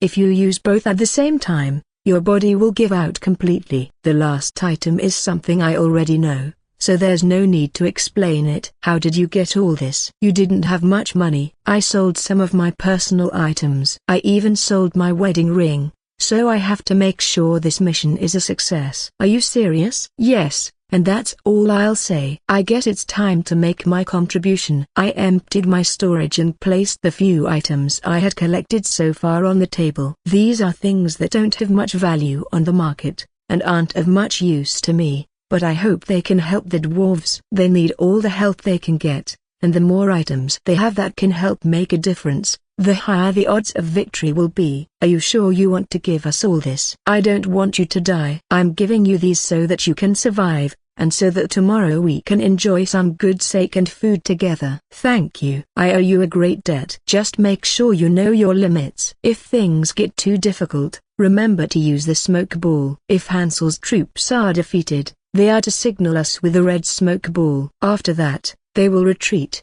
and the task of defeating Rudra will be transferred to us on the surface. Well, by the time the old man and the others reach the palace, we may have destroyed the enemy army, unless there are some strong opponents. By the way, where are Frau and Panda? That's odd, they were nearby not long ago. Ki-I. The husky rat walked up, both its cheeks puffed out. A broken bar. No way. However, this is the same rat that's always after Frau and Panda, so maybe. Have you seen Frau and Panda? Here. Frau is here, my lord. Caillou. The rat's cheeks twitched around and voices could be heard from within. The rats then spat out two familiar figures. I saved your life, and this is how you repay me? Caillou. Caillou, Caillou, Caillou, Caillou. Ki-I 1/2 Z. The rat shoots me a blatantly ridiculous look and walks up to me before rubbing his face against mine. This guy is so fluffy and nice. He has a face similar to a fat squirrel than a rat. He's very charming. That's right. Ki-I. I rubbed his head while K rubbed his back. The rat combed his face with his paws as he received so much cuddles. Don't be fooled, my lord. That rat is pure evil. Caillou. Caillou. Frau and Panda were complaining, but I paid no attention and went back to eating my dinner. We stopped dead in our tracks. Before us lay our destination, the royal city of Big Gear. However, Rudra's soldiers were deployed at the sides, blocking our path. The number of soldiers is approximately 3,000. This is not a number that's usually deployed against 3 people. The situation at the waiting point has become complicated. Did they predict our movements? They seem to be very cautious. It's crazy that they want to face my master. They should kneel down and beg for mercy before his power. You are right. Let them surrender,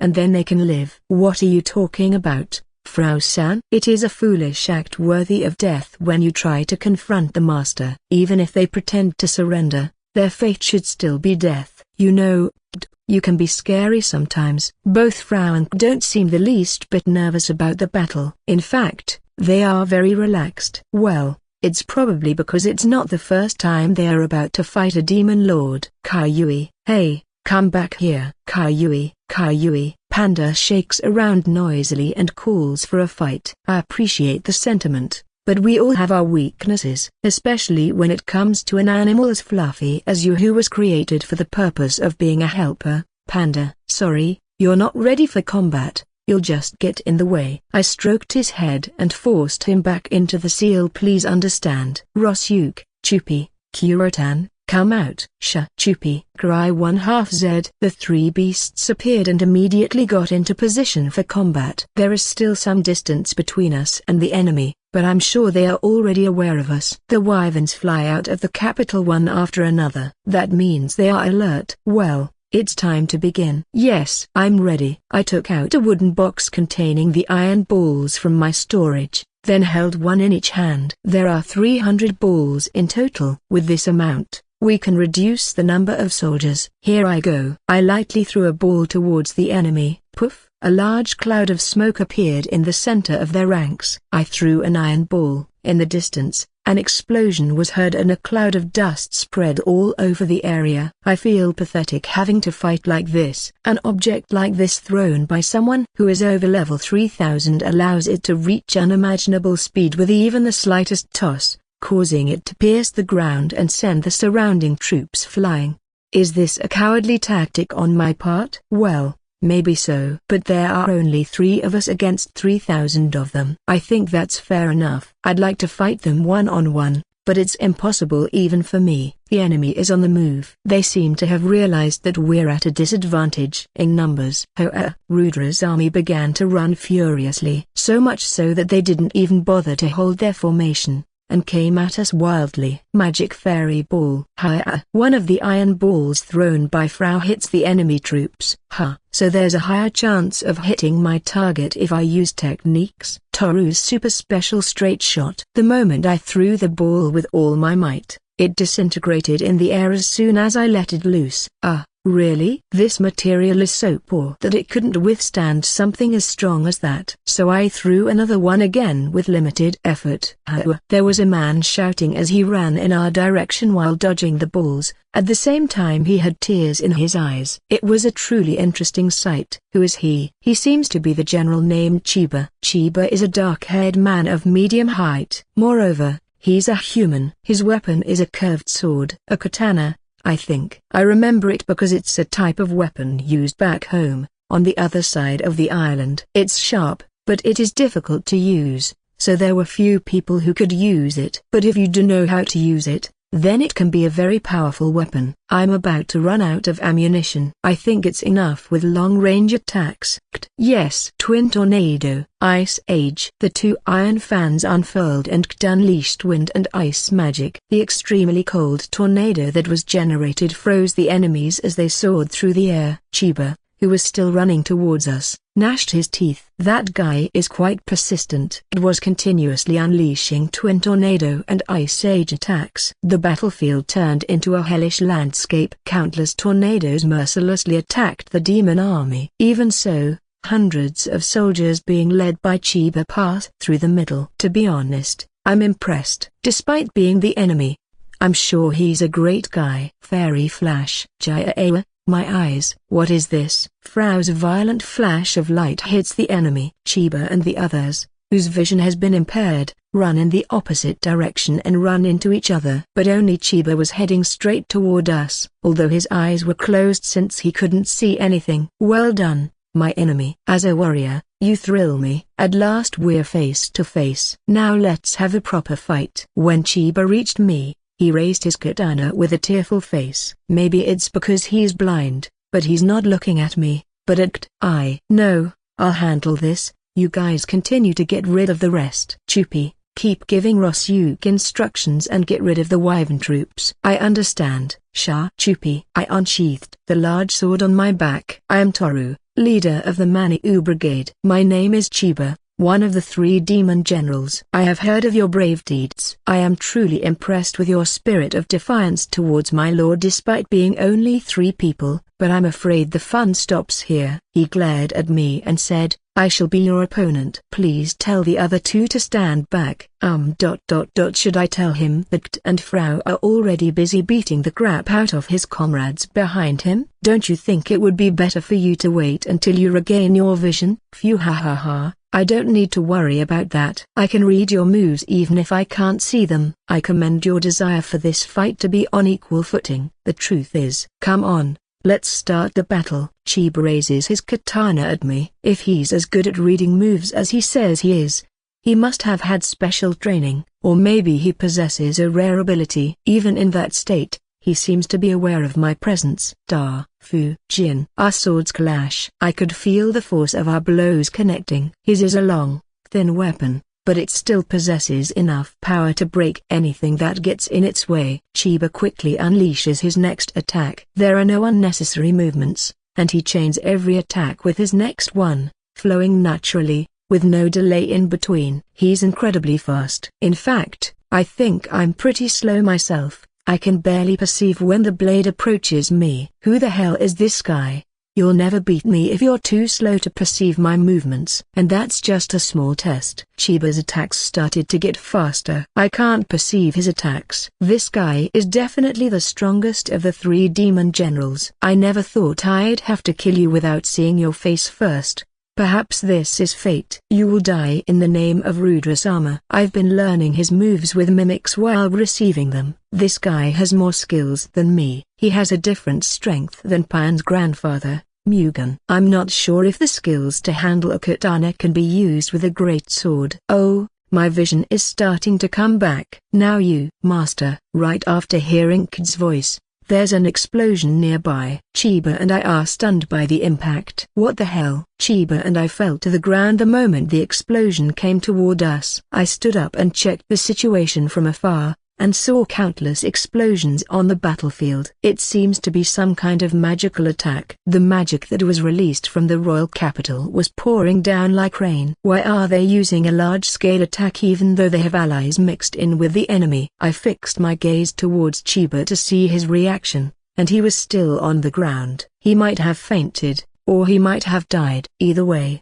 it's pretty obvious this lord of his is a real bastard. Chupi. Cry 1/2 Z. Chupi brought back Rosyuk and ordered Kuritan to assume the role of umbrella in the face of the attack, and Frau, who had returned, took cover with me underneath Kuritan. This is crazy. How could he possibly be willing to kill his own forces? Maybe their role was to stall us, just like we were supposed to stall them. Look over there. Is that the main army? I directed my gaze at the entrance to the royal capital using the binoculars. The main army was forming up in a line one after another, the number being about 10,000 soldiers. I don't think they are strong enough to stop the three of us. But the situation didn't stop there. Something else was being brought out from behind the gates. Slaves. A bunch of dwarves with chains around their necks were lined up in front of the soldiers. A voice could be heard in the distance. Surrender immediately. Resistance will lead to the death of innocent people. So they plan to use the hostages? We already know that you are the heroes known as the Maniou Brigade. The soldier continued speaking. I don't know who sent you, but you should forget about defeating Rudrasama. You are no match for someone like him. Look at my soldiers and tremble at our presence. Tof tof tof tof. 5 evil dragons emerged from the ground. Their sizes were much smaller than the one we had fought before, but, even so, they were still big enough. Drop your weapons and step forward. If you lay down your life, your friends will be spared. I see. So that's their intention? They'll have to kill Kt and Frau first if they want to see me on my knees and dead, but as long as they live, I'll stand my ground and keep fighting. Although if I make one wrong move, they'll kill all the hostages. I have to think of something. There's no choice but to obey for now. Master, my lord. You too, don't move. I'll take care of this. But I dropped my great sword and headed towards the enemy forces unarmed. Now, what should I do? I'm between a rock and a hard place. Unarmed, I walked up to the enemy army. The 10,000 demon soldiers gave me sharp, cold stares. I can't move. What should I do? In front of the enemy soldiers were captive dwarves with blades pressed against their necks. They were the remaining citizens of Big Gear. Young and old, male and female, dressed in rags, their faces are tired and full of despair. There were about 1,000 of them, and no matter how fast we moved, we could only save a few. Many will be killed if I do something stupid. Even with my physical abilities, it's impossible. In addition, 5 small evil dragons are looking at me. You're the leader of the rumored Maniou Brigade? You seem to be a random human. A large thin man in armor approaches me and looks at me minutely. Who are you? I'm Mappa, one of the 3 new demon generals. He waved his arm, and chains flew up from the ground and bound me. Why am I losing my power? A broken bar? These chains are a valuable relic possessing a skill called energy reduction. Even a high-level person can't get rid of them. It's a weapon Rudrasama was preparing to use against Roswell. This isn't right. I'm running out of power. How come there's a relic like this in a place like this? Don't worry. Your defenses are good enough to withstand something like this. Besides, we don't want you to die so easily. Those who face Rudrasama will have to be tortured before tasting death. With those words, he punched me in the face. However, I did not feel any pain. Kukaku, you won't get away with this. A broken bar. Impossible. How have you not taken any damage? Mappa-sama's level is 1521! I took several hits after the first one, but still felt no pain. I see you're quite resilient. Well, it's time for you to feel more fear. Mappa then uses electroshock magic. I felt numb. The amount of magic power is directly related to magic resistance. I have a ridiculously large amount of magic power, so even magic that would make a normal person scream gives me no more than a small tingle. I know you're feeling pain. Come on, don't hold back. I'm just getting started. A broken bar. How long do you plan to continue this? I feel an unpleasant tingle. I'm not suffering any physical damage, but the mental damage is greater. It is very unpleasant. Why aren't you screaming? Hey you, bring me a whip.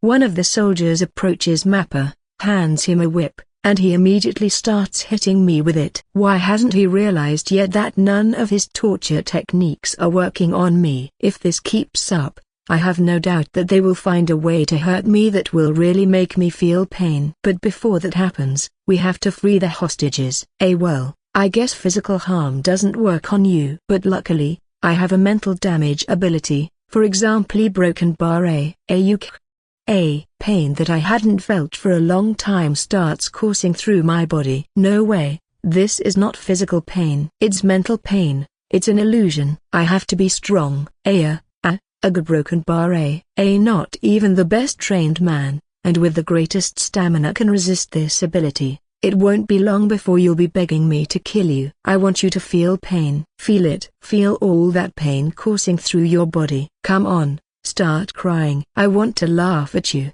The pain makes it hard for me to think clearly. If only they would let the hostages go. A broken bar. Tof tof tof tof. The enemy soldiers around me start collapsing one by one.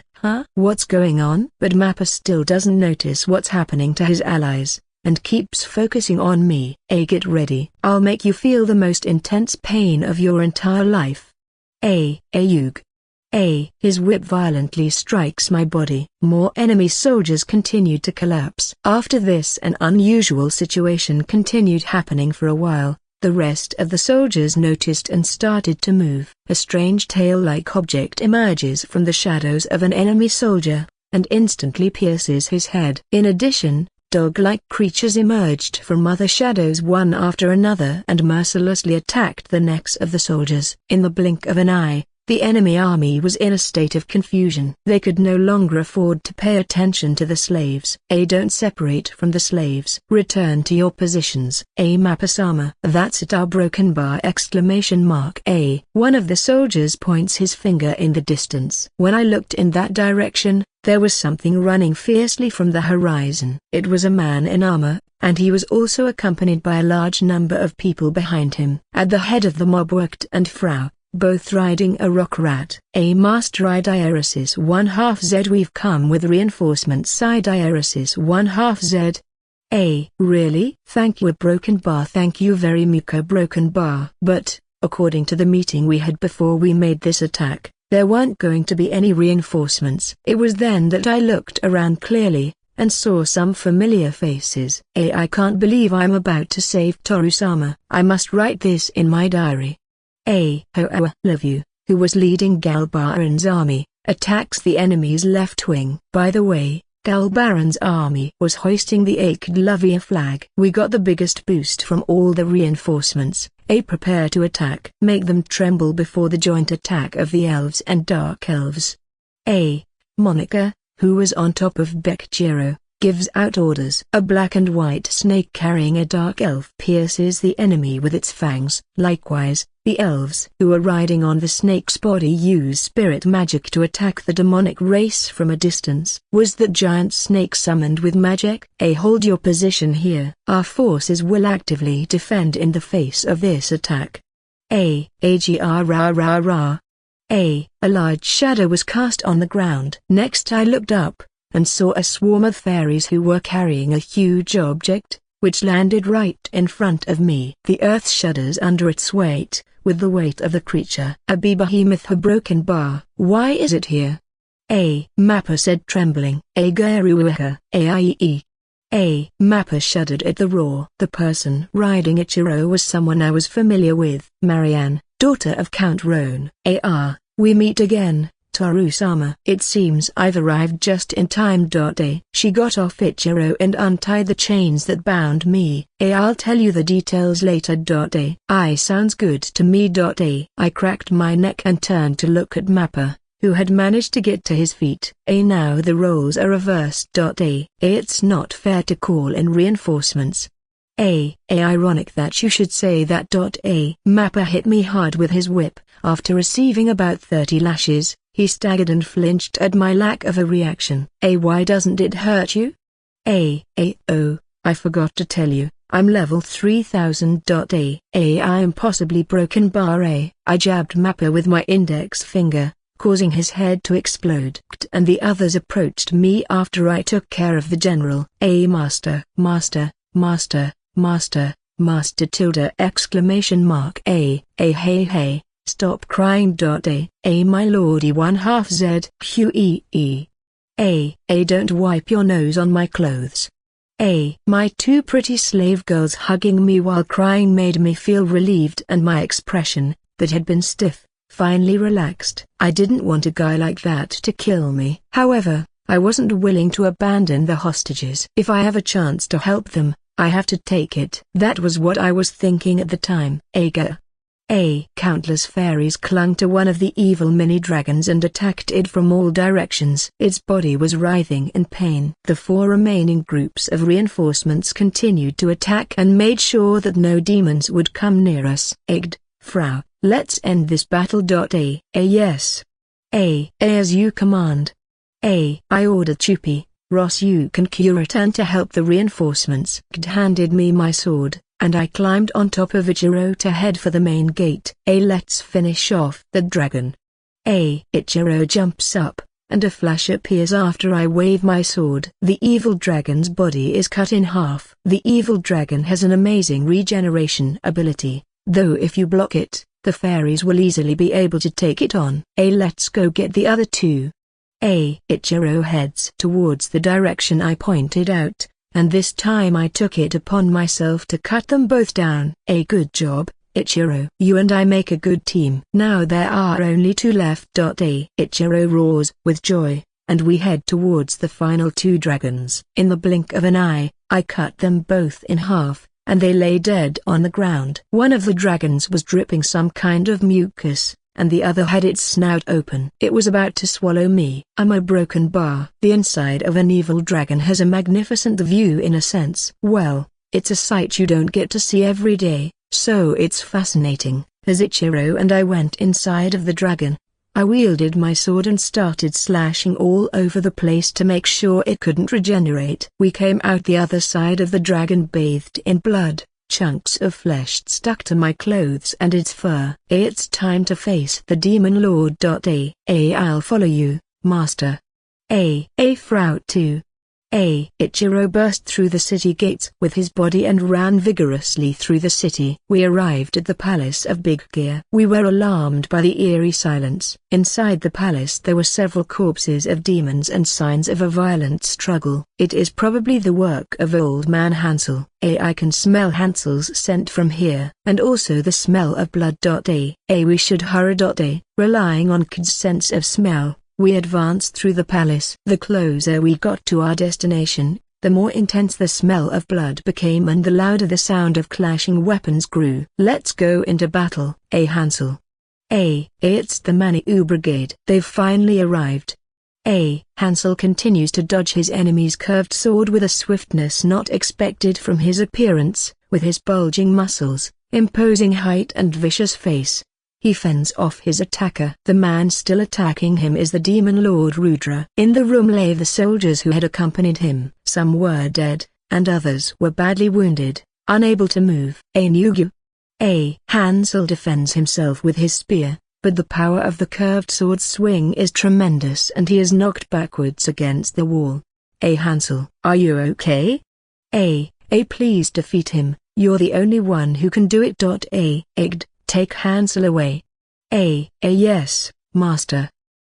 Frau and I draw our weapons and prepare to face Rudra. He holds up his curved sword with a thin smile on his face. I have been waiting for you, hero. When my generals did not return, I knew you would soon be here. I am not a hero. I'm just a warrior.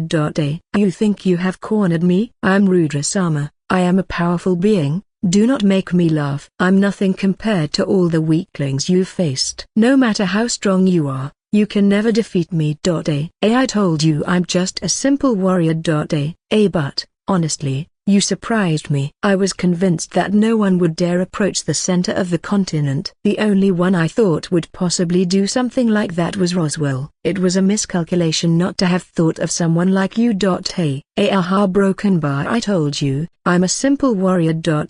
How dare you hide from me for all these years? Don't try to fool me, hero. Why doesn't this guy listen to me when I tell him I'm not a hero? Why does he keep talking about it? Maybe he's confusing me with Zig? I'll tell you something important you should know before we fight. This is a rare relic called Cloak of Darkness, and it prevents the hero's unique job skill from lowering my level if you're near me. Really? You don't need to pretend to be calm. I can tell how worried you are. You're wrong. That's not what has me worried. I'm more concerned about this guy's level and skills. I've come this far thinking I had a chance of winning, but there are many things you can't be sure of until you see them up close. I turn around and asked a question. What's this guy's level?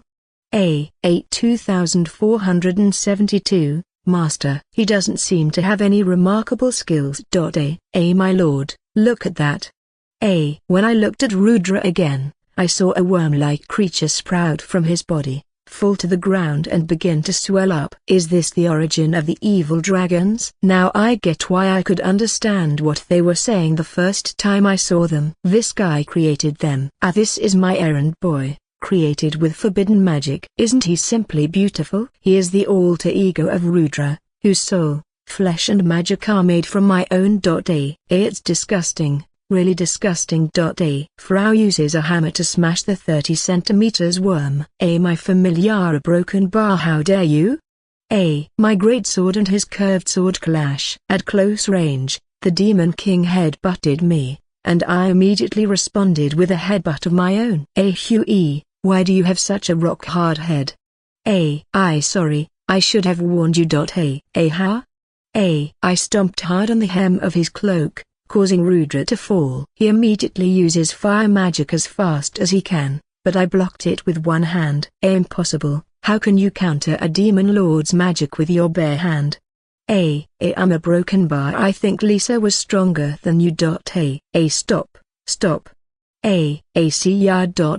I stab the tip of my sword into Rudra's heart. Next I shake off the blood stuck on the blade, and put the sword away in my sheath. With this, the King of Big Gear's request has been fulfilled. Demon Lord. My precious Demon King. I turned to the source of the voice and saw Zig standing nearby. His two companions were also there. Manu Brigade. You again. That was my prey. Why do you always show up wherever we go? Are you following us? Shut up. I have to pretend I defeated him. Zig pushes me away and turns to the Demon Lord. Then, he pulls out his sword and thrusts it repeatedly into his chest. Hey you spoiled brat. You should apologize to the Lord. Frau gets angry at Zig's attitude, who was still taking care of Hansel, is silent about the situation, but she clearly wasn't happy at all. Ha. It was me who defeated the Demon Lord. This guy was still breathing. I killed him just now. If you want the credit, you can have it. I'm not interested in any reward I get for it. What's with the attitude? Are you trying to insult me, the hero of these lands? That's not what I meant. Broken bar. You're just as incomprehensible as last time. I don't want to get involved in this, so let's quickly treat the injured and get the hell out of here. The moment I looked back, I heard an unpleasant sound like meat being pierced clean through. What is this? A broken bar? Zig. A sword blade protruded from Zig's chest. A gurgle of blood comes out of his mouth. You are no longer needed. Thank you for your work. Aid, what the hell do you think you're doing? A broken bar. The one who had stabbed Zig was the man in jet black armor, the one I assumed was his partner. This is a betrayal. Obviously. Your guard was down because I was acting like a friend you could trust all this time. A wire broken bar. Is this all because I didn't break the seal? No, number. I gave up on that a long time ago, and I don't care anymore. Besides, I didn't get as much pleasure out of stealing as much as I thought I did. After all, you can't rely on comfort. Aid's tone of voice is different from before, and it's strangely soft. That tone of voice, that way of speech, it's the same as he's a broken bar. No, a broken bar. That's impossibly broken bar. He was sentenced to death. A broken bar. He shouldn't be here. Keltina, help me. A broken bar. Aid has betrayed you. Broken bar. Zig looks for his other companion. It's sad, Zig. But it's okay, because Aid will take care of everything now. What are you talking about? Zig is no longer the best. He's second best now. Aid takes off his helmet and throws it on the ground. A loud sound echoed throughout the room, causing his face to be revealed. Thank you for your help. Now I have your face. You copied my face after all. Ha ha ha. Relax. The bleeding will get worse every time you get angry. Don't be an asshole. How come you're broken bar? How come you've changed your face? You had a totally different one. You mean this? Aid's face suddenly changes and becomes a completely different person. He was laughing with his tongue hanging out. Thank you for the food. Broken bar. What are you talking about? I see a broken bar. Kelton, a broken bar. Oh yeah, that face, it feels good. Zig saw Aid kissing Keltina, and his face grew red, an expression of anger on it. Aid laughs, his sword still embedded in Zig. Give me back my face. You know, that wasn't the only thing I stole. Aid walks up to Zig and whispers something in his ear. That seemed to be enough to make Zig very upset. That can't be broken bar. Yes, I have your stats now. You thought it was just a dream, but it wasn't. But nothing has changed. A broken bar. It was just an illusion. Check again. Zig opened his status to check it. He immediately let out a small scream. I'm level 10? Why did all my skills disappear? They didn't disappear. I stole them from you. By the way, it was nice of me to leave you some experience. Call it pity. Aid's laughter echoed in the room. I can't understand the situation, but it's obvious that Aid is evil. I want to help Zig, but I can't move in a roundabout. Should he be used as a hostage? Your ability to induce mental imagery is excellent, because if you use it well, you can create an illusion like this. It has made me stronger. Damn, we're broken bar. Ha ha ha. You know, I've always liked you. You're a lot like me, especially how you've been at Toru's mercy. So I've been able to reflect objectively, calmly and deeply on my former self, and I'm grateful for that. Who the hell are you? Give me back my stats. Ha ha ha ha ha ha. I'm not going to do that. Aid laughed and carried on with his conversation with Zig, though not looking away from me. It was as if his gaze was telling me move and I'll kill him. What should I do? How can I save Zig? Aid shifts his feet slightly. Don't try anything. I know you've got your mind set on saving this guy. It's so typical of you. A broken bar. He's reading my mind. I knew he was watching me closely. Toru, I have been reflecting for a long time. In the past, I was so caught up in my pride and greed that I did not see reality clearly. In that state, it's no wonder my thoughts were narrowed and my thoughts were merely selfish. So it is you after all. A broken bar. You're very insightful in a way that doesn't matter at all. Toru. Aid's face changes again. And the one who appears now is Sane, my former best friend who was supposed to be dead. You thought I was dead? Of course you thought that. You must have wished for it. How are you still alive? This thing a broken bar. Sane punches his jet black armor. It seems Lisa didn't know it, but this armor and this demonic sword were a set. Combining the two, it activated the A6 revival skill in me. So, if you die, you'll come back to life. A broken bar. Yes. I want to thank Lisa from the bottom of my heart for giving me this amazing equipment. Now I can enjoy 6 lives when I should only have 1. How far do you plan to go to keep tormenting us? A fierce anger that had been sleeping inside me began to roar. Oh yes, that's the face I always wanted to see. I say it's over, Toru. I'm done. I decided to stop being a hero, to be true to myself and be evil, and guess what? I feel incredibly refreshed. It's really stupid to sacrifice yourself for other people. An evil aura arises from Sane. It was a cold, dark and frightening air, It was also hard to breathe. This is a new declaration of war. I'm going to kill you with my bare hands. I'm not going to go around cuckolding you in secret. I will crush you with my bare hands. What I want most right now is to take your life. Then let's do it right now. I'll refrain from that for now. I'm not strong enough to compete with a level 3000 opponent yet. Then Sane muttered out, Gwail. The seal on his right hand glows, and a black creature appears in front of us. It looks like Panda, but is covered in black fur and has a large menacing eye that stares at us. Am I familiar? Isn't the power of this armor incredible? The armor of the usurper. It can take away other people's levels, skills and familiars. It's a shame it can't steal jobs, but it's still a wonderful thing. Gwail shoots a beam of light from his eyes. The light passes through my left thigh with ease. My knees buckle in pain. It would be a nuisance for you to follow me. With this, I've got one foot out the door. Don't run away. Fight me. I don't want to. It would be suicide to fight now. You really are a scary guy, Toru. You were supposed to be a burden, but my position is completely reversed compared to yours. I admit, you're the worst enemy I've ever had in my life. Come on, Keltina. Keltina destroyed the wall behind them with magic. She summoned more monsters. Before I go, Zig, there's one more thing I have to tell you. Aid, give me back my stats. I'll never forgive you for this.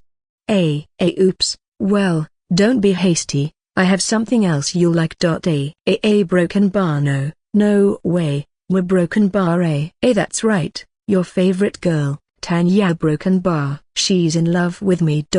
Zig's face flushed with despair. Sane spat at him and laughed. Finally, he pulls the sword from his chest. Zig lays on the ground as if his soul has been drained. I swear I'm going to kill you with my bare hands, Sane. Come on. I have to move. I can't let him get away. As I tried to get up, he threw some smoke balls. Damn it, is this for real? He's a coward. Master.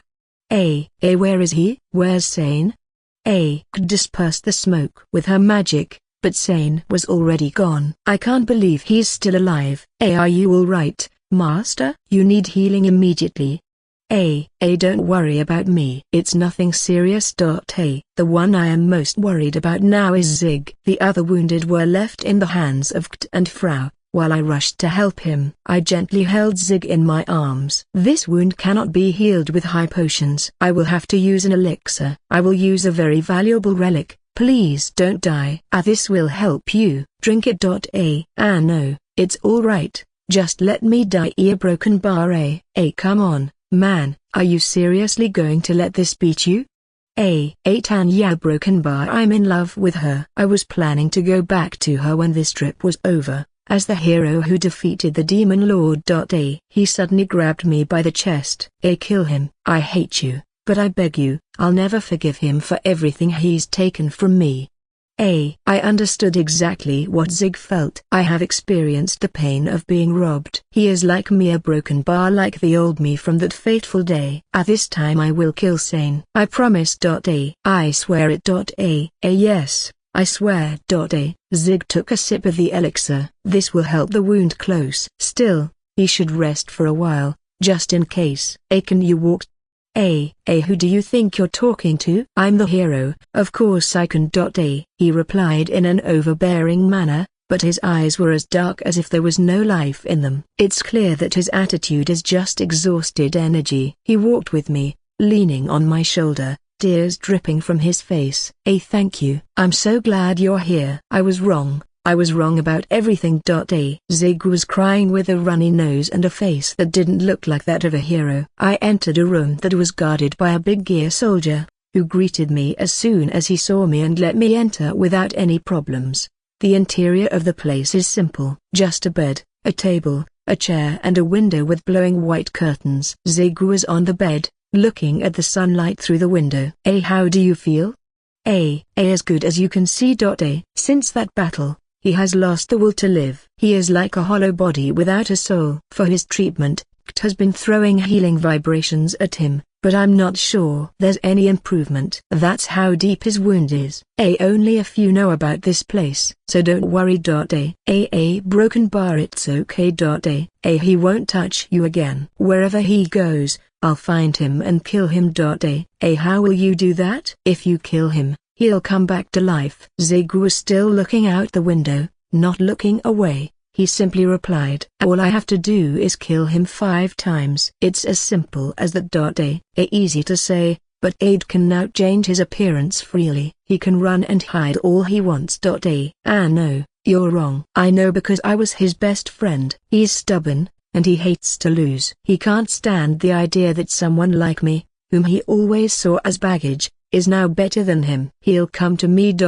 Zig remains unfazed, simply listening to me. The huge hole in his chest, the enormous sense of loss, was freezing his emotions. His energy was pouring out of him like a container with a hole in it. It is natural for this to happen once everything that supported you has been taken away from you. You shouldn't go back to your country for a while. If they find out you are alive, they will try to kill you again. They are trying to impersonate me. I don't think the original should be alive.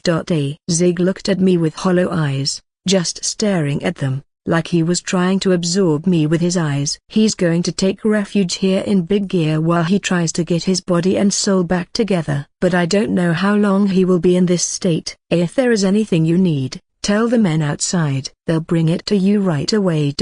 Why do you care so much about me? He looked out the window again. Because I see myself reflected in you. In the past, I was also betrayed by that guy. I see a broken bar. I didn't like Zig back when I first met him. To be honest, at first I thought he was like Sane. But when I saw the way he despaired when something important was taken away from him, I felt he was like me. Maybe it was just a moment of weakness from my past. Even if it was just that, I couldn't leave him alone. I never knew what it was like to love someone. I never knew the pain of having something taken from you. The words seemed to be directed not at me, but at himself. I quietly get up and leave the room. I walk through the soldiers and continue down the light-filled hallway. Then I step out into the courtyard and catch my breath. Sane's face flashes through my mind. Not only did I never imagine he could be alive, but the chances that he was also on this continent were nil. How did he do it? Was he transferred here too, or is there another way? I don't even know how he was able to steal Zig's stats. Damn it. I scratched my head. I don't know what to think. Let's focus on what we have to do right now. I'm not smart enough to multitask. Chupi. Chupi perches on a tree branch. She seems to bring a message from Kt. Master, the king has entered the palace. Come back as soon as possible. After delivering the message, Chupi leapt off the branch and flew away. I arrived at the king's chamber and found that the king was reluctant to sit down on his throne. Please, your majesty, sit down. We wish to see you on the throne. It has been a long time. Broken bar. I made my people live through hard times, but now a broken bar. Now we've got it back. The king slowly sits down on his throne. He closes his eyes, feeling the comfort of the seat. There was a long moment of silence as he recalled the journey he had made. My people, I have returned. Long live the king. More than a dozen of his subjects celebrated his return. The king clenched his fists and bit his lip as if he were holding something back. Step forward, Tarudono. Following His Majesty's voice, I took a step forward. What you've done is truly amazing. You defeated the Demon Lord and reclaimed our homeland. A broken bar. None of this could have been accomplished without the Maniou Brigade. You're exaggerating. A broken bar. I only helped. Don't be modest. Everyone in this room recognizes your power. I scratched my cheek embarrassedly. I don't like to brag, but I don't dislike being recognized either. If there is anything you want, you can ask for it. I'll do my best to fulfill your wishes. In that case, broken bar, I would like the reward that was offered to me from the beginning. After my words, the king raised his voice. What do you mean? After all you've done for us, you're going to take the money and leave? I won't let you do that. Hansel wouldn't allow it either. Exactly, your majesty. All the people of this country are very grateful to the Maniou Brigade. We can't just let something like this go. We will give you anything you ask for. Even if they say so, I really don't want anything. If there is anything I had to ask for, it would be a good meal, and a day of rest. I've been through a lot and I'm mentally tired. Well, I guess I'll make that my reward. I want good food and drink. Not just for us, of course, but for all the other soldiers outside in the city. Very well. That was my intention all along. But it's still not enough. You have to be greedier. Say what you really want. Selflessness is a problem for me. The king and Hansel frowned and seemed to want to say, we'll provide it, even if it's something unpleasant.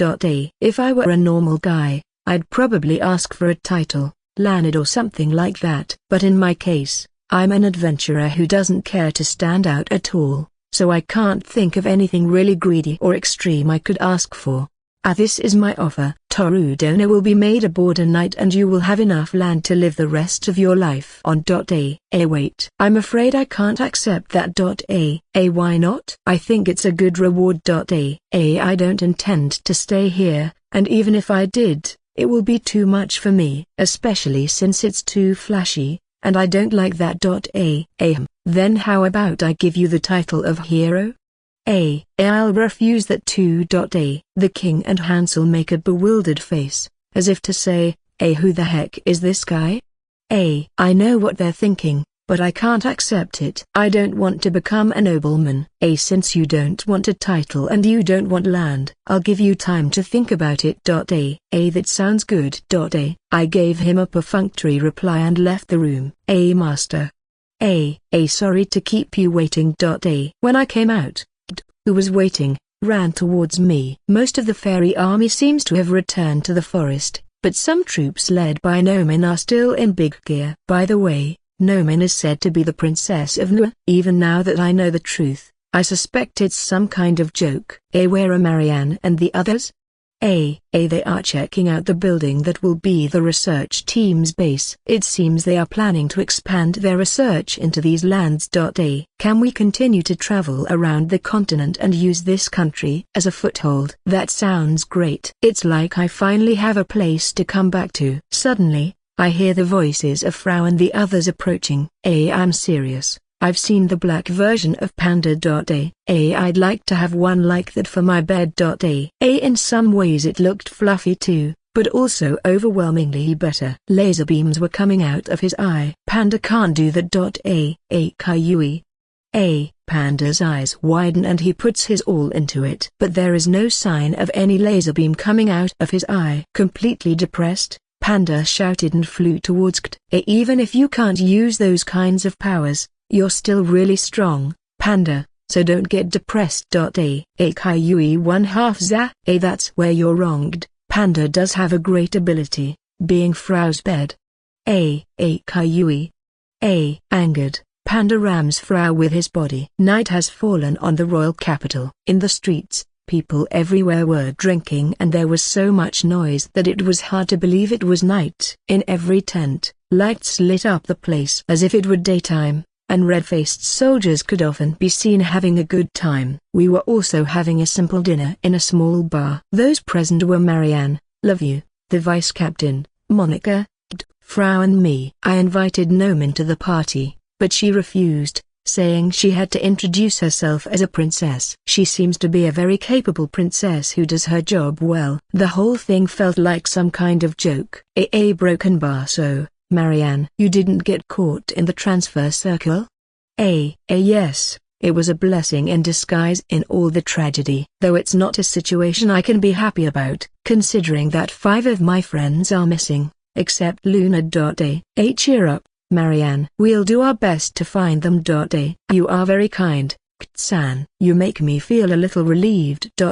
Frau tries to cheer up the depressed Marianne with some meat. Don't worry, Frau will take care of everything. Besides, there might be a chance that they might be enjoying this new continent, especially Sora. I Sora-san, a broken bar. You are right. She's a very bold person. I'm sure she's still alive. And I have a feeling she's making a lot of money now. Oh, so Marianne thinks the same as me. I can't imagine a situation where she's dead either. I'm sure she's still out there somewhere saying I am the one lived by God, bow down to me or something like that. I can't believe I'm sitting at the same table as the man of my dreams, Tarudono. I guess this is what they call a date. Looks like I have a lot to write about in today's research journal. With all due respect, love you Sama, this is just dinner. It's not really a date. Huh? How is it not? I'm surprised you're surprised. Love you and the vice captain were sitting in front of me, still acting the same as ever. I'm relieved to see them like this. Next to them was Monica, who was chatting happily with Kt. I've always felt envious of how white, soft and fluffy your tail is, Kt-san. I'll surely feel like I'm in paradise if I rest my head. Monica, please don't tease my tail too much. It's a delicate area. Monica buries her face in Kt's tail. Unlike Kt, who hides her face with both hands in embarrassment, Monica wiggles her long ears, looking ecstatic. Hey, Monica, let go of my tail. No, not yet. I haven't had enough of your tail. A little consideration goes a long way. No, it's been so long since I've seen it. I want to feel it some more. Monica-san, broken bar. I am of the same opinion. I also have the right to love and touch Kt-san's tail. Huey, Marianne-san too? Kt is very popular. How envious. I stuffed a mouthful of boiled beans into my mouth. It's really good. The amount of salt is just right. The dwarf's sake is quite good. Kaiyua. Huh? What do you mean I've had too much to drink? You worry too much. Frau has never had a problem with sake.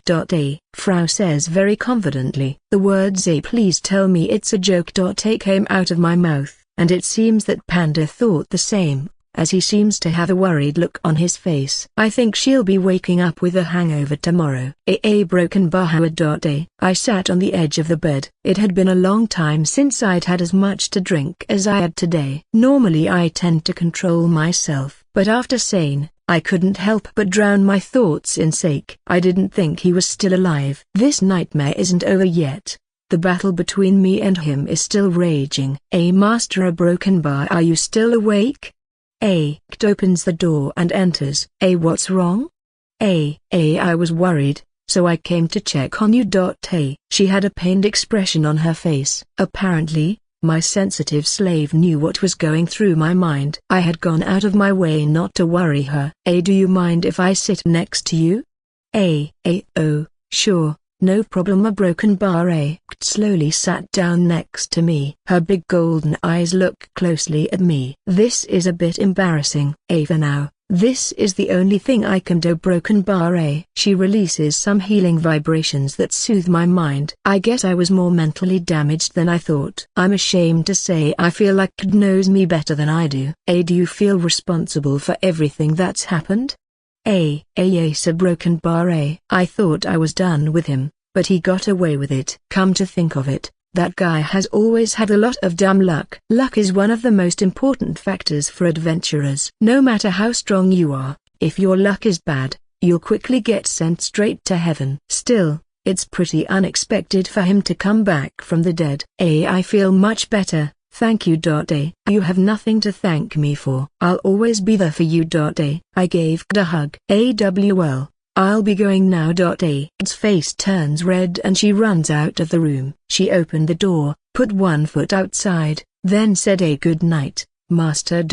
And then she closes the door. A good night, Kt. Broken bar. The next day, Kt and I were summoned to the palace. The representatives of all the countries were gathered there. By the way, as expected, Frau is hungover. Manu Brigade. Please be seated. Prompted by Elohim, the Spirit Queen, who was present for some reason, we both took a seat. The following people are present as well: the King of Big Gear, the King of Galbaran, the Queen of Jorn, and lastly, the acting King of Nua. The King of Big Gear spoke first. Thank you so much for coming from so far away. Now, let us begin the first Manu party meeting. I couldn't help but laugh. Why did they name it that? It sounds like a meeting to manage tourist sites. Shouldn't a serial discussion about each country's defenses have a better name? But first, let me ask you something. Spirit Queen. Since this is such an important gathering, shouldn't the King of Nu and the Queen of Patados personally be here? The King of Nu is currently too ill to attend, and the Queen of Patados seems to have a strong reluctance to attend meetings led by other nations, or even by other races, and we have tried to persuade Hera Broken Bar. But we had no success. She is an idiot. How dare she refuse a request as important as the Spirit Queen's? This is a very important event that will determine the position of each country in the future. Broken Bar. As for the fairies, I don't have much information about them, so I guess it's alright. The Queen of Jawn hugged her heart cushion and let out a giggle. Behind her stood a bodyguard. The King of Big Gear cleared his throat and took the floor. I will get straight to the point. We have suffered many misfortunes because of the Demon King Rudra. Each of us already knows the reason why this has happened. Now is the time for us to unite in preparation for the second and third Rudras to come. Of course it is, but are you sure these are the right people for the job? In response to King Galbaran's words, all eyes focus on us. Hey, what's going on? Why are they looking at us? The other day we talked about giving you a suitable reward. No way. We discussed it and decided to give the Manu Brigade the newly chosen title A Manu, which goes beyond the titles of a hero or a heroine. Wait. What? A broken bar? And why is Kt smiling? I don't understand what this means. I've created a new title. A broken bar. A new title given to a hero that will be recognized by multiple nations. That is what the title A Manu will mean from now on. No, number. I don't want to stand out. I told you I don't want any title. I don't care. I'll give it to you because I want to, and if you have a problem with that, I'll have you executed. That's abuse of power. I don't want a title. It will only be a burden to me, let alone a new title bearing my party's name. Accept it. If you don't, you'll go to the guillotine. You're very scary. A bracelet with 4 jewels is placed in front of me. This is a token of our gratitude. We will inform neighboring countries about the title. It will take some time to spread, but I'm sure the title A Manu will help you wherever you go.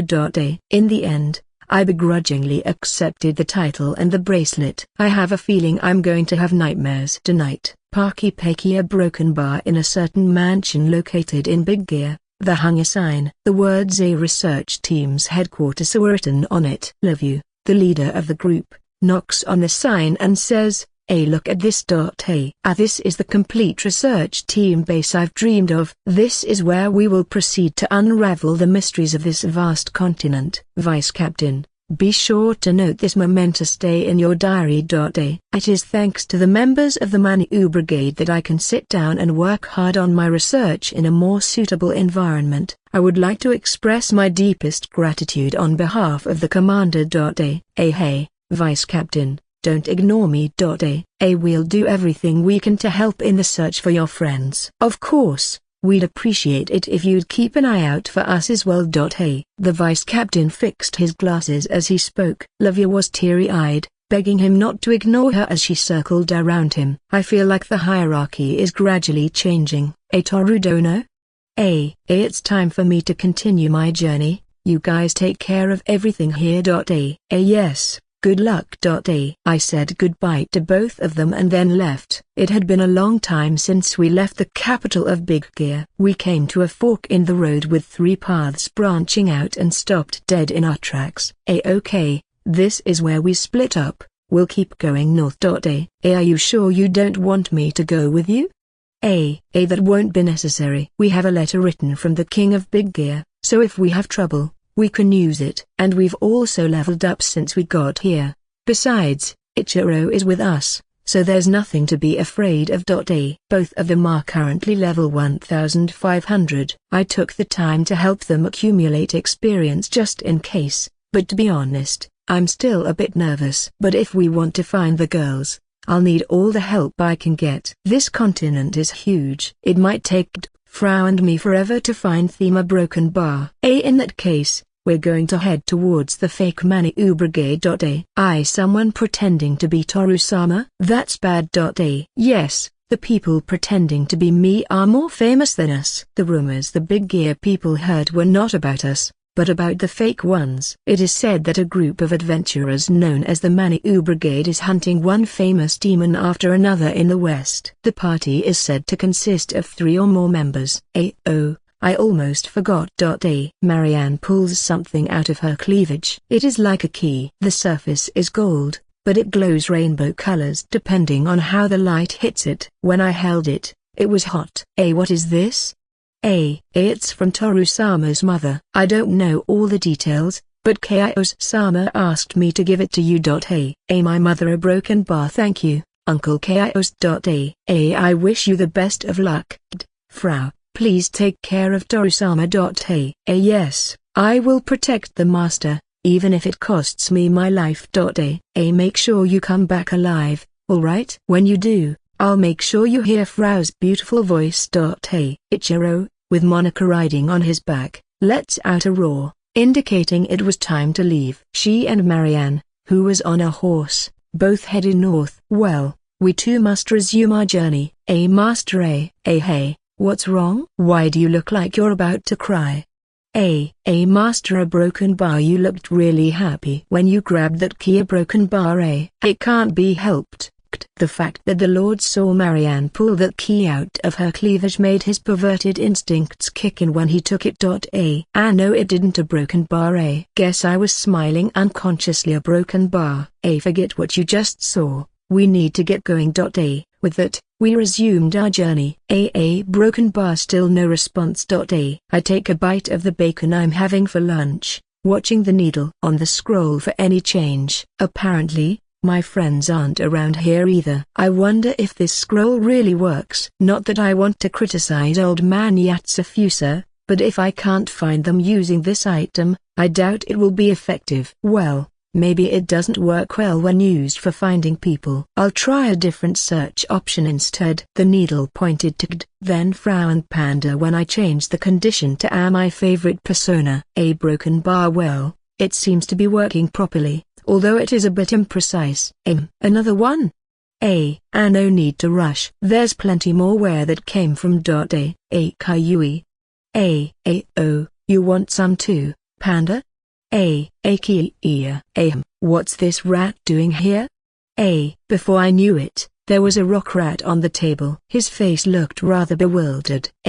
It doesn't look like that rat from before. Kayui. Maybe it's a wild one.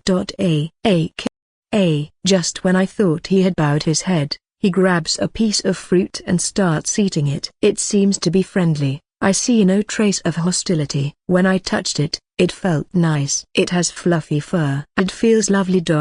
I wonder if it used to be someone's pet. It's very useful to people. You'd better stay away from her, Lord, or do I have to remind you what those rats did to me? Several rats peeked through the grass. They watched us for a while, and when they saw that they were safe, they rushed towards us all at once. They seemed to be looking for food. They rubbed their faces against me and wow, there are so many that I've already lost count. These rats kept chasing me before. Why won't any of them come near me? Caillou. One of the rats pounced towards Frau after hearing her complaints. Peki. A broken bar. A familiar sound echoed inside me. It's the only sound that makes my body shudder. A broken bar. It's the sound of a savings system breaking down. At first, it made me a little happy, but now it only makes me afraid. Regardless of whether I want it or not, the ability is going to make me as strong as I can be. Although I guess I need it more than ever right now. It's better to get stronger now, so I can protect the people I care about. Peki. A broken bar. 8s notice, your skill savings have reached the upper limit. Your payment will be updated. 8s notice, your skill savings have been improved by the effect of the up skill. 8s notice, skill savings has been damaged. It will take time to repair. 8s notice, you have acquired the skill complete pain nullification. 8s notice, you have acquired the skill Vajra wall. 8s notice, You have acquired the skill Controlled Throw. A tilde S notice, you have acquired the skill Instant Movement. A tilde S notice, you have acquired the skill Mood Energy. A tilde. I have never heard of any of these skills. For now, let's check them out one by a near broken bar. Complete Pain Nullification. It literally blocks the sensation of pain. You can turn it on and off as many times as you want, so it's not like you can't feel pain all the time. Vajra Wall. This would be the highest level of the warrior's skill Iron Wall. It seems that its defensive power is much higher, and all inferior attacks are repelled. Controlled Throw. This seems to be a Dragon Knight skill. All thrown objects can be manipulated freely, and control continues until it falls to the ground. Instant Movement. It seems I'm now able to move even without any prior movement and accelerate to full speed immediately. However, it seems this skill puts a considerable strain on the body, so I'll be very worn out and weak after using it. Our broken bar. It's a pity that I can't use it frequently. Mood Energy. This is unknown. I couldn't tell what the effect was even after using it. I'm used to using unknown skills, so I decided to leave it for now, thinking that its effects would eventually become clear in the future. I have taken another step towards becoming stronger. I wonder if I will soon be called a monster and have stones thrown at me wherever I go. No, that's okay. There are many dangerous people on this continent. I'm still a simple warrior. That's all that matters. The rat cocked his head at my words. Yuga broken bar. A broken bar. A broken bar. I can feel fear and pain in all of this darkness. I can still feel the sensation of having my head cut off. But my head hasn't fallen off. Am I alive? Where am I? The darkness permeates the room and I can't say where I am. Crawling on all fours, I fearfully felt around. This is hard. What is this? I moved my hand upward. An armor? The armor collapsed as I leaned on it. My whole body went rigid with tension. No one is coming. A broken bar. There's no one nearby. I'm not sure what to do. The swords are lined up. There's also a shield and a spear. I wonder if this is a kind of armory. I reached the edge of the wall and looked for a door. There it was. This is a door, probably. It seemed to be unlocked, as it opened easily. I saw a dimly lit passage lined with bonfires. I held my breath and strained my eyes. It seems that no one is there. I broke part of the door, fashioned a wooden stick just the right size to hold, then I grasped it to transfer the fire from the bonfire to the stick. I returned to the room, closed the door and checked again to see what was there. It looks like an armory after all, but why is it here? Broken bar. I put my hand on my neck to make sure it was connected. Indeed, I had been decapitated on the execution table. I can still remember that terrifying moment. Was it just a coincidence that I survived, and I wasn't dead? No, I'm dead. It's strange to say, but I feel like I'm dead. Now that I look closely, I'm naked. Not even any underwear. I'm sure I was wearing some dirty clothes right before I died. And there are no shackles. Well, that doesn't really matter now. Anyway, I'll search for something to wear. These should do. I found some soldiers' clothing on the shelf and I quickly put them on. Now that I'm sure to be out of here, it's not wise to wander around without protection. I need to get some weapons and armor too. Oh, the light illuminated a magic sword and an armor. These were being stored here. I can't believe I found these things in the same place I woke up. I'll put on the black armor first. It's the same armor. A broken bar, right? I clenched my right hand. It's strange. I used to feel so uncomfortable with it, but now I don't feel that way anymore. On the contrary, it looks like an old partner. I girded the magic sword around my waist. 8 notice. The synchronization between the black armor and the magic sword has been completed.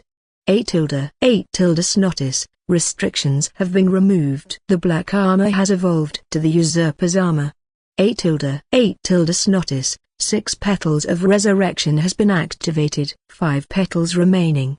8 The words were displayed in front of me. It's enough to make me understand everything. It wasn't a coincidence that I woke up here. Oh, is that so? This armor and the magic sword were originally meant to be used together. Then, they will release their hidden abilities, and 6 petals of resurrection is the power of revival.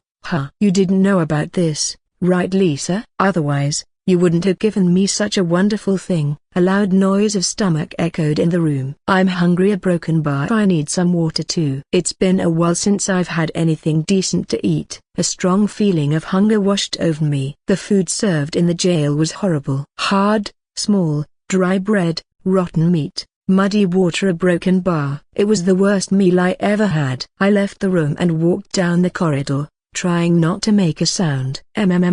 There was a delicious smell in the air. My feet unconsciously turned in that direction, and I opened the door to this room, which looked like a kitchen. There was no one in the kitchen, but I saw a pot with steam rising and I ran over to it. The pot was full of soup. There were several pieces of bread on the table, eggs, and the meat and fruits that had been used for cooking were left lying around. I grabbed some and shoved it in my mouth.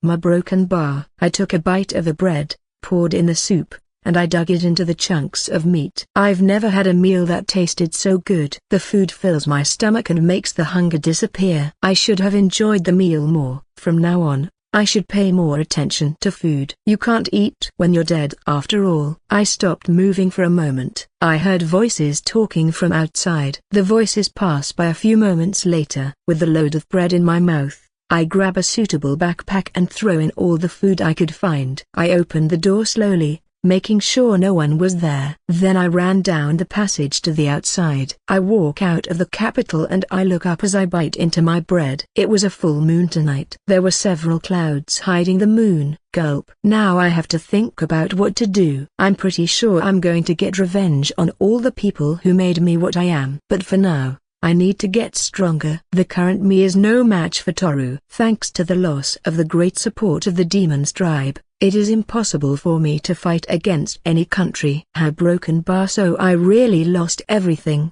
huh? All I have is my sword, my armor and this body. I admit it, Toru. I underestimated you, and you caught me off guard. I was a fool. I'll have to do it better next time. Just give me time. The moon cast a small shadow. It was getting bigger and bigger. Is that a broken bar, Birdswell? A black wyvern landed in front of me with a gust of wind. You were waiting for me? Quack. He rubs his face against me, as if spoiling me. Although it is a wyvern that had been acquired from Lisa, I was familiar with it because of its compatibility. I liked him so much that I used to feed him myself. Riding on his back, Birdswell spreads his large wings. I want to go somewhere far away, not here.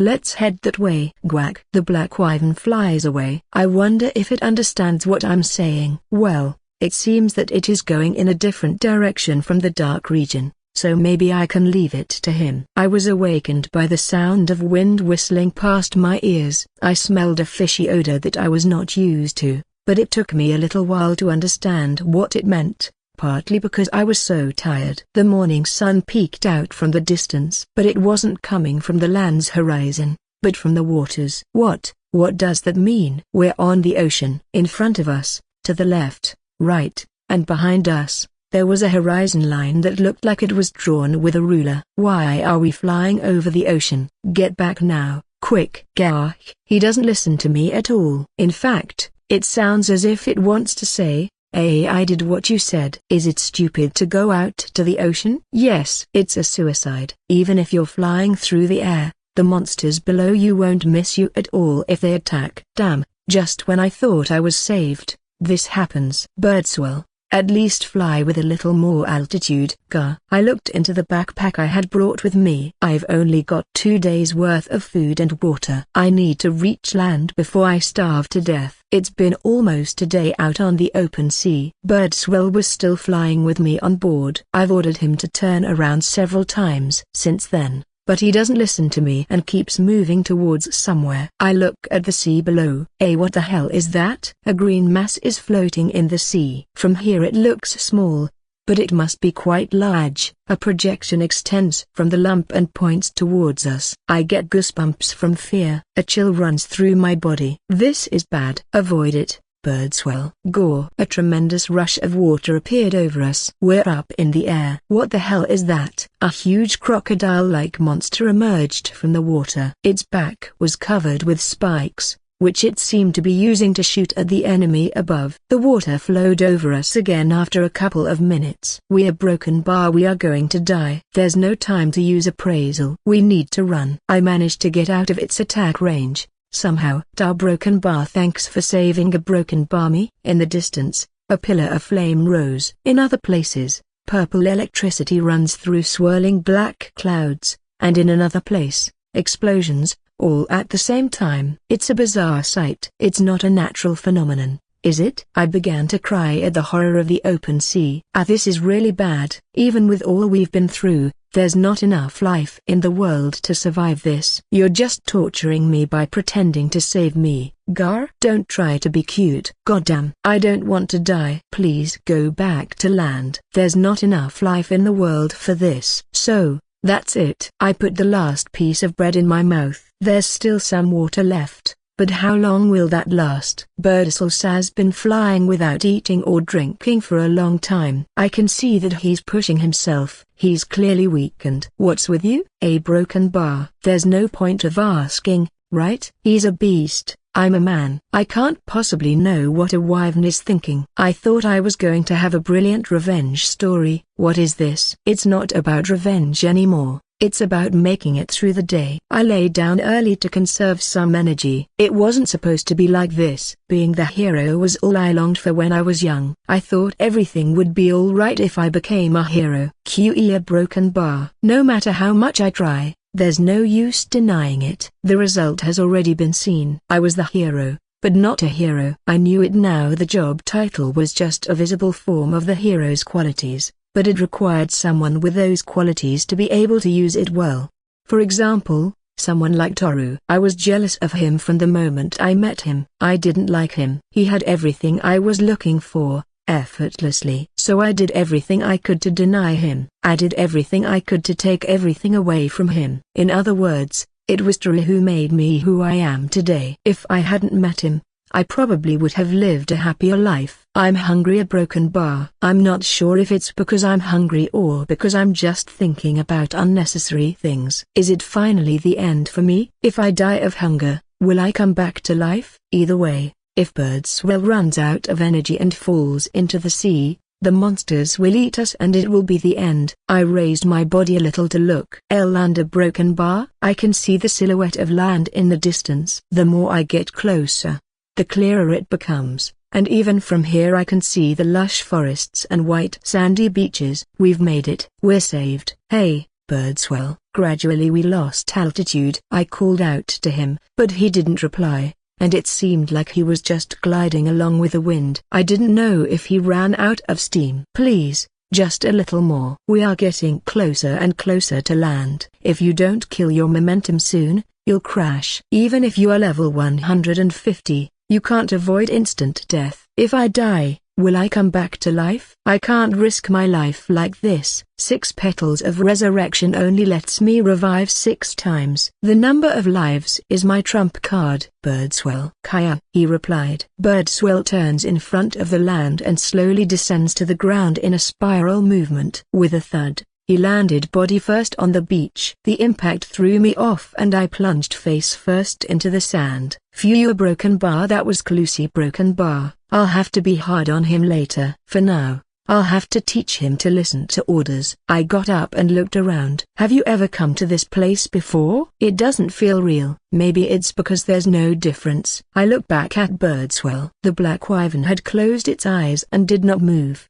Oh, come on, Birdswell. You've got to be kidding me. I ran up to him and slapped him on the face. I'm not going to let you die. You're going to have to work as my foot soldier. Don't you want to make a name for yourself as my mount? Wake up. Come on, wake up. The broken bar. You're alive. He opened his eyes. I'm so relieved. You brought me here, so take responsibility until the end. You must be hungry, right? You did well. If you just turned around, we wouldn't be in this mess. You really put us in a trouble. I decided to go to the forest to grab some food. There is a sea in front of me, but I grew up inland and have no experience when it comes to fishing. I also don't like seafood and I'm sure Birdswell thinks so too. As soon as I entered the forest, a slime appeared. I don't care about slimes. Well, I'm sure that wyvern can eat slimes. Pook. Fuck. The slime sank into my abdomen. I fell to my knees and spit out viscous saliva. Stupid, I'm acting like that slime. Pook.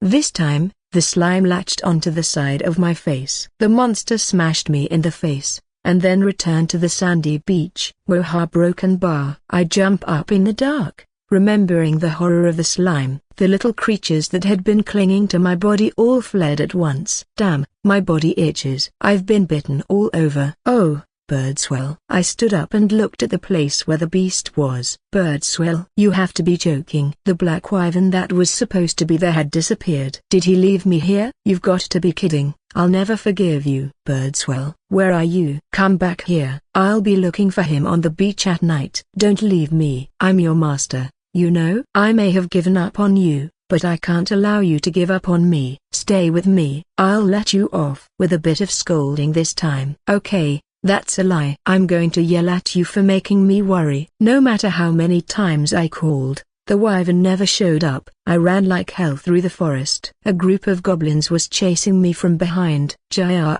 this is mine. My arms are full of fruit. These are from their territory. They don't need them. They can eat meat all the time, right? I'm going to eat these fruits. So let it go. The goblins are not slowing down. It's all right. If I can make it to the coast, I'll be fine. They can't go near the sea, right? Once on the beach, the goblins stopped at the edge of the forest. Ha ha ha, it's a shame. It's a pity you couldn't catch me. I'm going to show them what I can do with this fruit. No, stop, or I'll kill you. The goblins threw stones at me. Thud. A large tree fell to the ground. I picked up the dropped fruit and ran away. I have been here for a week. I look at the sea from my hut on the beach. The sea is very strong. It's so cold. If only I had a good level, I could get as much meat as I wanted. All of the monsters here are stronger than me, and by an abysmal difference. Even the slime attacked me as if I were prey. It's laughable. Of course, I've been steadily raising my level. If it's just a slime,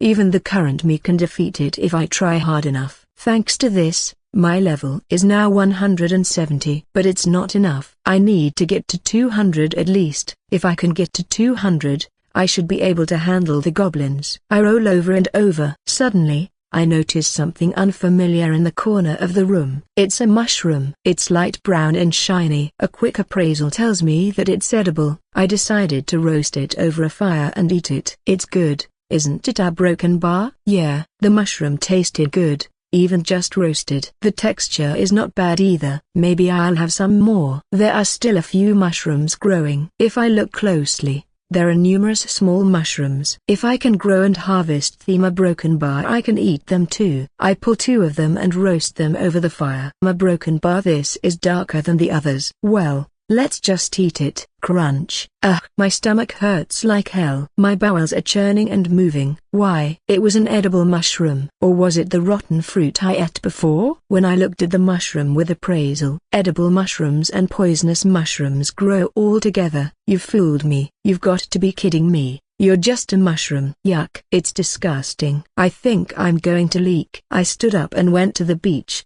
trying to decide whether to do it in the sea or in the woods. It's indeed embarrassing to do it on the beach. Even if you don't see any other people watching, it's a broken bar. And I'll likely be attacked in the forest. Well, it'll have to be the sea. I can't walk with my legs wide open. I'm nearing my limit. As I reach the edge of the waves, a thought occurs to me. I'm going to get my clothes wet. But I can't afford to take them off. What should I do? What should I do? I'm not going to do it. Let's go to the forest. I turned back and went into the forest. I cut down a goblin. The remaining 3 goblins retreated. I finally got my level up to the point where I could kill them. Now that I'm in the 200s, I can kill goblins without problems. Ha ha ha. It's a shame. I'm sure you're disappointed that I killed your friend. I thought he was going to run away, but one of the goblins took advantage of the situation and jumped on me. He choked me and I couldn't breathe.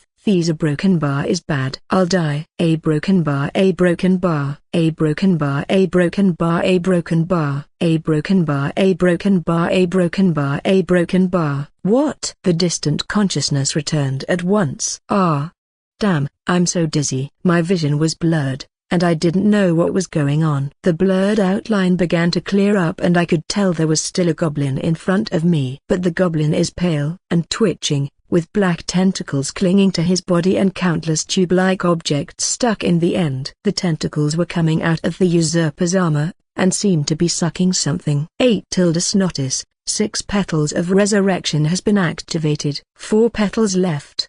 8 The text appeared in front of me. I've been strangled to death. I died for nothing. Huh. But, what's happening? A few minutes later, the tubes were removed from the goblin, and the black tentacles pulled back inside the armor. I leveled up. I looked at my status, and saw that my level had increased. Maybe the tentacle was taking the experience. The usurper's armor is the best, isn't it? From this day forward, I am the top predator in this forest. It was a while since I was searching for my prey in the forest. I felt a strange presence and then, I hid myself behind a tree. This is a good place to level up, since there are strong fishes and no behemoths like in the dead forest. Nice spot. I didn't know there was such a place. I heard a voice and quietly looked ahead. 2 men were walking through the grass. Perhaps they're adventurers. One is wearing light leather equipment and the other is wearing full black armor. I immediately recognized one of them as an elf, but the other had a full face helmet, and I couldn't make out his appearance. They look like adventurers, but I'm not sure exactly what they are. For now, let's just go with that. This is a great way to get information. I hope I catch them alive, somehow. Is someone there? The elf twitched his long ears and spoke in my direction. Elf's ears don't lie, huh? Their hearing skills have no match. I guess I'll have to show myself, quietly. Sorry, I thought you were a demon. What? A human? HMPH, you scared us for nothing. The 2 men relaxed slightly, perhaps relieved. I'll use my appraisal skill to check them out. The elf is level 202 and the black-clad one is 312. I'm level 330. I think I can win easily without raising the bottom level with my sword and armor. Job skills are nothing to be worried about, but what about equipment? A broken bar normal. Well, I think they aren't my enemy. This guy has a good face. Maybe we can get a lot of money if we catch him and sell him to a slave dealer. Is that so? I don't think we'd get more than 10 gold coins. 10 golds is a lot. Get him. The elf grinned and drew his sword. At that moment, a strong wind blew. So he's using a spirit. That's why the wind blew. I've seen high elves using spirit magic before. The feeling of discomfort filled me in an instant. I also drew my sword. You can't fight spirits properly, right? Human. Woo. There was a sharp wind. Beat a broken bar faster than that. I was kicking off the ground to narrow the distance. Higher. It's a bad idea to try to fool this sane. My sword cut the enemy's throat. That can't be. Too late. In that instant, the full-armored man was pierced through the gap in his armor by one of my black tentacles. Once the tentacle gets you, the body relaxes so much that even strong demons are unable to move. The moment he approached me, his defeat was decided.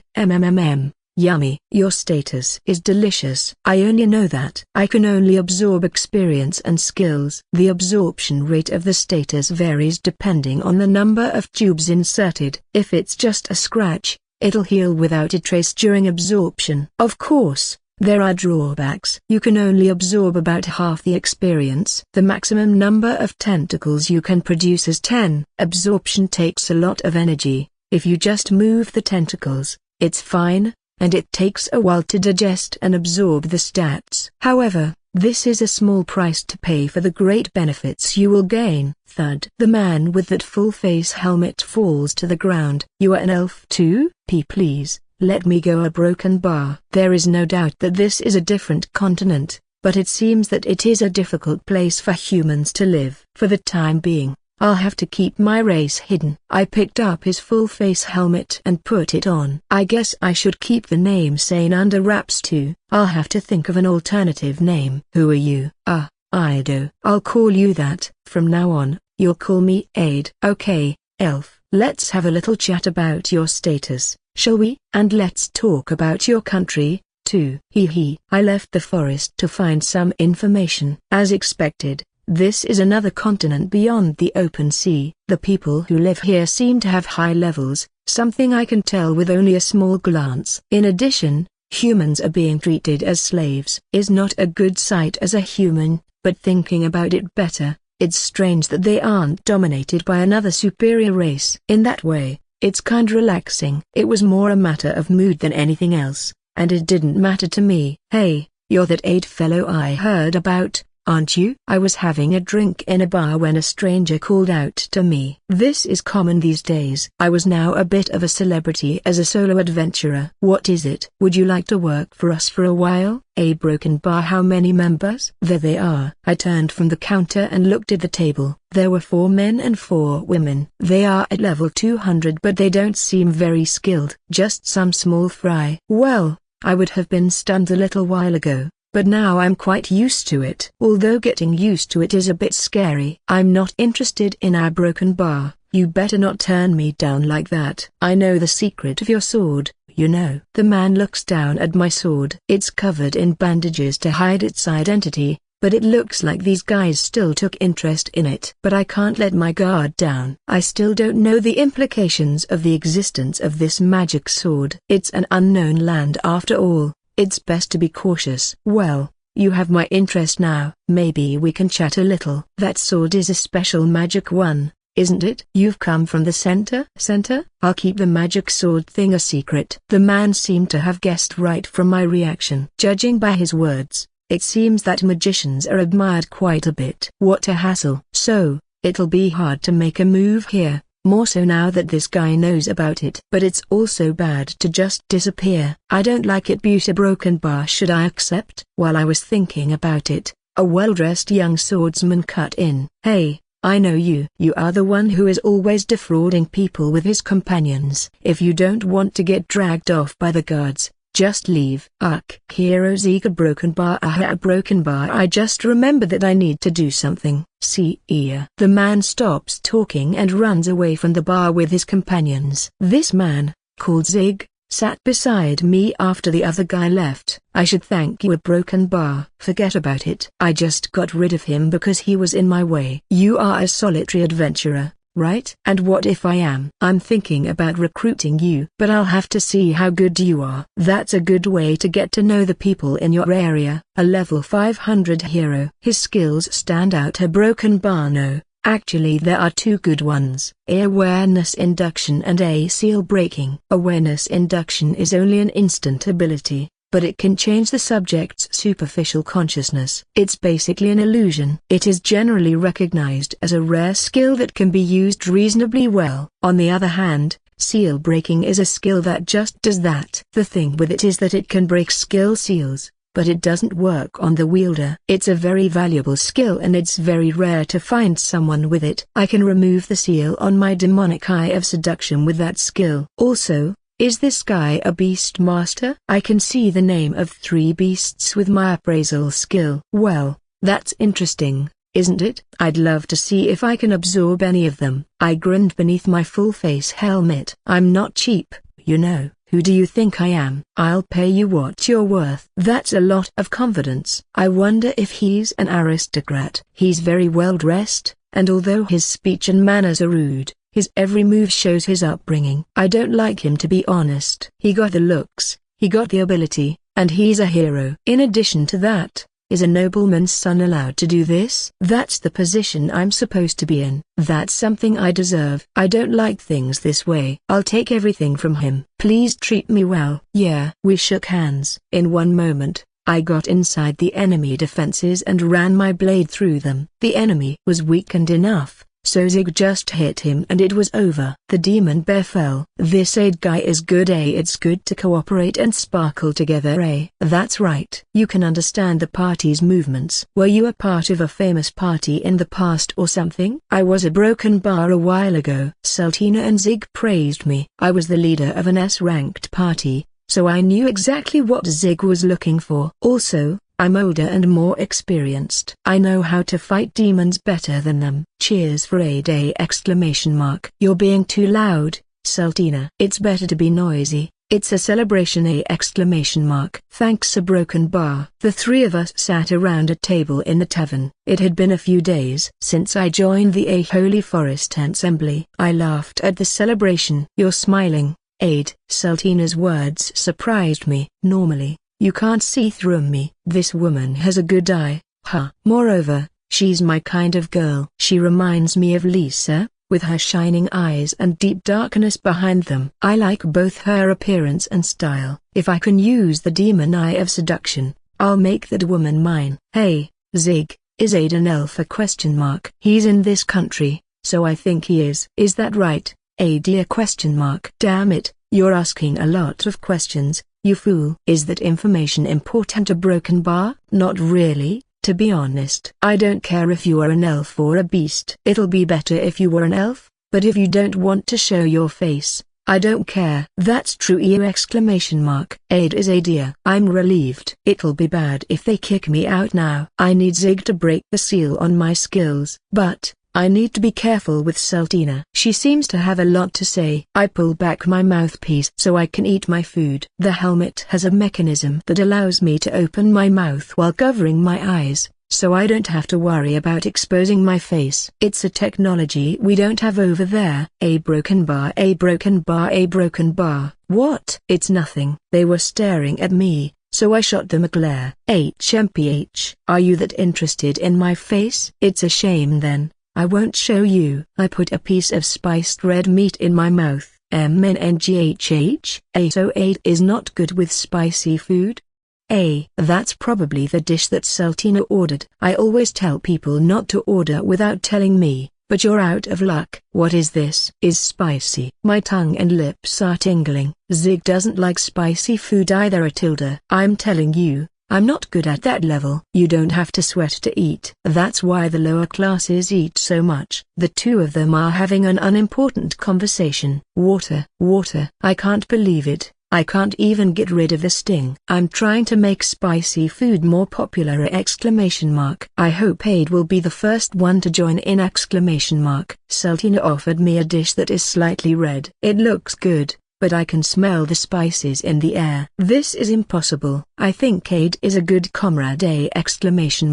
Try it. I'll do my best. A broken bar. There are a number of barriers that must be overcome in order to gain trust. This will be one of them. Hang in there, Sane. You can do it. Hiji. My butt is burning. The next day, I screamed in the bathroom. With each passing day, I was gaining more of Zig and Sultana's trust. But on the other hand, I kept missing opportunities to bring Zig's status down. The reason for this is his flirting skills. He was brave and was at a high level, so I couldn't absorb it in one blow. So I was going to sneak a little at night. But there was always someone in the room, so my plans were ruined. What the hell is this guy? What is he, a stallion? However, when I think back, I used to be something similar. I think it was worse than that. It hasn't been long enough to say that I'm old. The more I looked at him, the more I saw myself in him. I'm staying at the palace tonight. In the parlor of Zig's mansion, I was told such a story. As I cleaned my knife, I glanced at Sultana, who was beside me. A broken bar. I love Zig so much. You can save your feelings. Just remember that I won't be here tonight. You have something to do tomorrow at morning? I'll be back by then. Zig left the room, without any explanation. Sultana and I were left behind. I just looked at her, without moving my face. How cruel! Why can't he understand my feelings? Why is he going to the palace? I don't know, you idiot.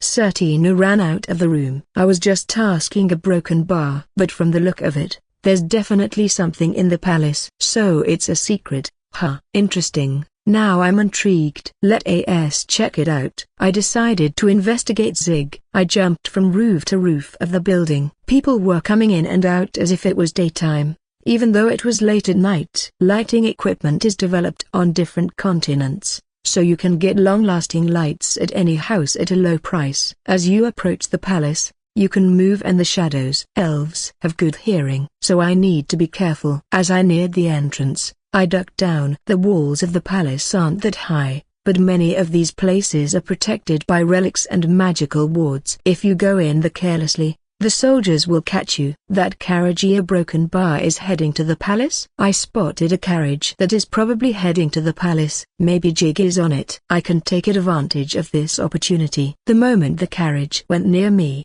I extended my tentacles and quickly climbed up onto the roof of the carriage. I know I could use this power. The tentacles have a limited length, but are strong enough to use as a rope. More importantly, I can use it to climb things. It would be fun if I could use it in the bid a broken bar. The soldiers at the entrance didn't notice me. When the carriage entered, I jumped down and quickly hid myself. I crawled down to go to the back of the palace, where no one would see me. This seems like a safe place. I wonder if I can reach it. There was an open window on the second floor, so I extended my tentacle to it. The tip caught the edge without slipping, so I slowly pulled myself up to look through the window. There was no one around. It was a perfect spot to enter. Once inside, I activated my appraisal and looked for Zig. Oops! I panicked and hid myself. At the end of the passageway, Zig was being led by a soldier to another location. What are you doing here at this hour, Zig? Could it be that there's something going on that would be bad if people knew? Well, I managed to get into the gap between the rooms using my tentacles. Somehow, I got to the top of the room where Zig was. I opened a hole and looked inside the room. Zig was holding the queen. You belong to me. Give me all of you. It's all yours. I see. It's like that. Well done, Zig. You're going to take down the queen and gain that unassailable power. Huh. That's something I never would have thought of doing. I don't hate it. You have a talent for evil. I want it. I want everything you have. Your talent, your appearance, your relationships, everything. There's no one worth taking. I can't do anything about it right now, but I'll find a way to do it and take it all. I'm so excited. I wonder what you'll look like. I can't wait. In Potadors, knowledge is widely open to the people. There are books in the guild, and you can easily do research. So I went to the guild. Hey, Aid. Certain a broken bar, you aren't busy, right? It's rare to see you without Zig. He is in a room with another woman. Zig is cheating on me when there's such a good woman in front of him. It's unacceptable. It's because I'm not that attractive? How annoying. Just disappear. I'm studying right now. Certina sat opposite to me. She plopped down and squeezed her moderately sized breasts. He'll eventually realize it.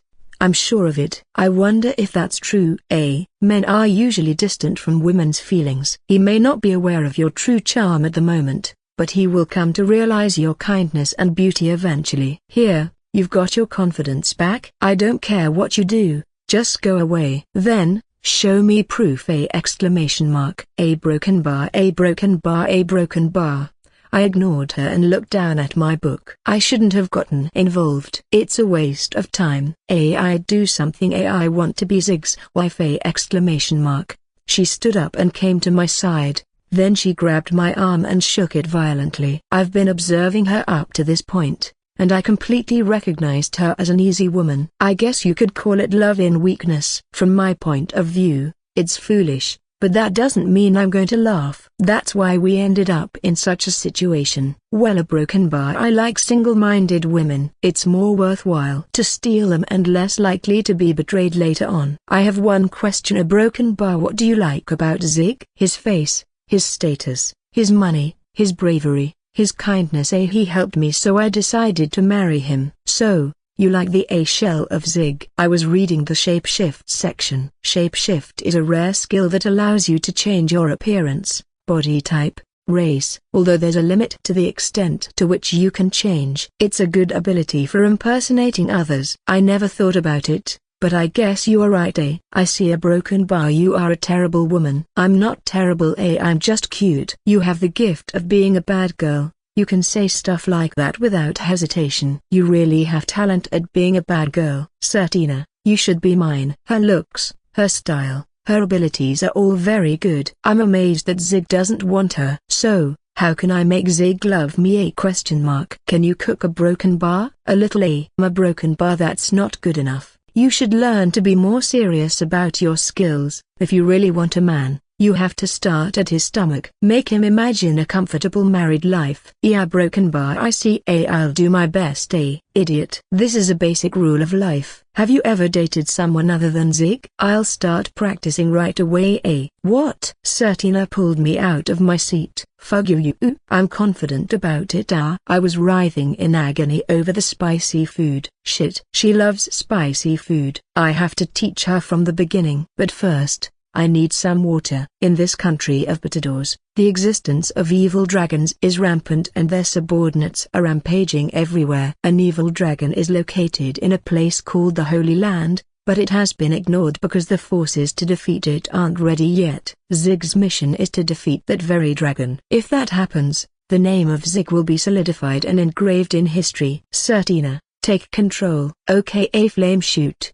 A powerful fireball hit the giant worm. The upper part of the worm was engulfed with fire and smoke, but the giant enemy looked at me, with its tentacles. So it didn't die. Cue her broken bar. I'll be glad if I can have one under my command. How many evil dragons are out there?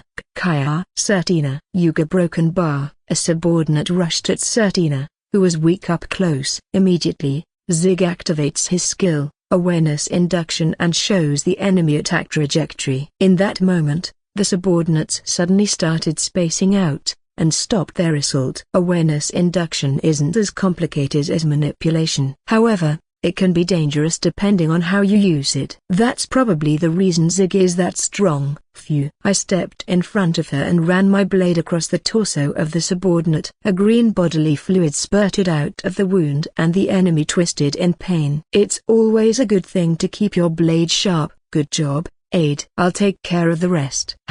Zig cut the head of a subordinate. When we returned to the inn, Zig slumped in a chair in the lobby. I sat down in the chair next to him, and Sertina sat in the chair across from him. The lobby was spacious for a luxury inn, and they seemed to have a cafe-copyright service. If you hadn't come with us, we wouldn't have been able to take them all down. I only worked as much as you paid me for a broken bar. Zig is at Sndire. He's happy about it. You are so noisy, Sertina. Zig put his feet on the table and closed his eyes. Wake me up in an hour. This is a perfect opportunity. It's a great time to absorb, but Sertina is in the way. I'd be grateful if she leaves. I'll take care of him. You can go wherever you want. I don't have anything to do, so I'll stay here until dinner. Annoying. Can't you see that you're interrupting me? I want to be alone with him, you know. Look at this. She took a book and handed it to me. A cookbook. There are a lot of ingredients I'm not familiar with. I flipped through it, checking the recipes, and handed it back to her. This is the book to grab Zig's stomach. There's a lot of things to do in this book. It's good. So, I thought I could ask you to taste some food samples. Aide? I let out a scream. The food she makes is spicy. She puts an unbelievable amount of spices in her food. Thanks to her, my stomach and rear end were in a miserable state the other day. That was the most terrifying experience I had had in a while. I think imposing your preferences on others may cause them to dislike your broken bar. I'm sure you're right, but I'll go easy on the spices. She opened her book and began to decide what to make next. I looked around to make sure everything was okay. Then, I extended a tentacle from my arm and stuck a tube into Zig, who was next to me. I want to absorb most of his status and abilities at once, but that wouldn't allow me to have fun. It's better to take it slowly and slowly. That way, I can plunge him deeper into despair. I need him to unseal the evil eye of Lure, but I need to be careful. I don't want him to realize what I'm doing. So there's only one thing to steal. The awareness induction skill. With that, most problems can be solved. Even if I'm kicked out, it would be enough for me even if I only got that skill. I think he'll be happy if I make this. Yeah, I guess. Before Sertina turned her gaze to me, I quickly retracted my tentacles. I took the book and looked over the contents. Is not bad. I think Zig will be happy. I'm going to practice this so I can become Zig's wife. Remember what I told you, no spices. I won't add spices. I'll be the one who'll be trying that. I think it's a necessary sacrifice. Suddenly, I remembered that red dish. It's okay. This time it'll be normal. Be patient, Sane. You can get through this. I'm going to get the ingredients, So watch Zig for me. A broken bar. Got it. Certina left. After watching her go, I opened my status information and checked. There was a text of awareness induction. Thanks, Zig. A broken bar. Ha ha ha ha. I rolled on the floor in agony. This is totally different. My mouth is burning. I'm sure I putted a little of spice water here. I took the glass and drank it in one shot. I calmed down for now. I can't believe I'm so upset about that. My lips are twitching and my tongue is numb. It's strange. I made it exactly as it was written. Certina opened the book and groaned. Are you sure that you really followed it? I noticed before I ate it that it was slightly red. This woman a broken bar. She put spices on it. A broken bar. Why did you add spices? I put a little bit as an accent. Hey, idiot, an accent is just a pinch. What size winch is on this? I used my fork to flip the inside of the dish. There were a lot of bright red spices in there. What's the spicy standard for you? A little is a little. You want to kill me? Anyway, I made it, so please eat it all. No, I mean a broken bar. Go back to your seat. I sat back in my chair and my body started to shake. No, a broken bar. I don't want to eat anymore. My instincts are telling me not to. Here is your fork. I was forced to hold the fork. This is a torture. Make this stop, please. I'm dying. Aid is a good guy. A broken bar. I wish he was a gay. A broken bar. If I eat this, will you go on a date with me? Well, I can think about it, but only if you eat it. I'll try. I break out into a cold sweat as I look at the food. This is not funny. But you can consider this hell as a necessary expense. Fearfully, I put the food in my mouth. Ouch. I managed to finish it, and I was in the mood to cry. A broken bar. I ate it all. Thanks for your effort. But will this be enough for Zig? I've told you many times, spicy food isn't for everyone, especially since Zig likes sweet things. Think about more flavors. Spicy things aren't for everyone. I see a broken bar. I see a broken bar. I'll take note. Certina wrote what I said in her memo. I told you what before, you know. Are you stupid? Don't joke with me. I'm going to punish you, silly. Phew, a broken bar. Take it easy. It's over. I'm done with that spice hell. Let's go on a date sometime. A broken bar. Thanks. I wanted to thank you for your advice, so I'll take you to a place, a great spicy food restaurant. The day after eating the spicy meal, Zig told me about a new request. A broken bar. The city is shrouded in fog. Yeah, that's where we'll work next. I learned that there's an area of the city that has been experiencing a thick fog for several days and residents were acting distant with each other. In addition, none of the people went to check up on the situation. So the country asked Zig to investigate the cause and solve the problem. It's Mistmaker. Yay. A broken bar. Who? You don't know? It's a rare soft-bodied demon that lives in places with water and generates a thick mist from its body to control people and other demons. Well, that's a problem. I've seen something similar in my country, but I've never seen one that generates fog. What do we do if we encounter someone that is being manipulated? I have orders to kill them if I have to. In this city, humans aren't authorized. No matter how many people die, there'll be 0 casualties. I see. Good. I don't care what happens to the people of this country. There's no pain in killing them. It's like stepping on an ant. The fog has a sleep spell on it. If your magic resistance is strong, you won't have problems. But if it's weak, you'll fall asleep and be controlled within a few minutes.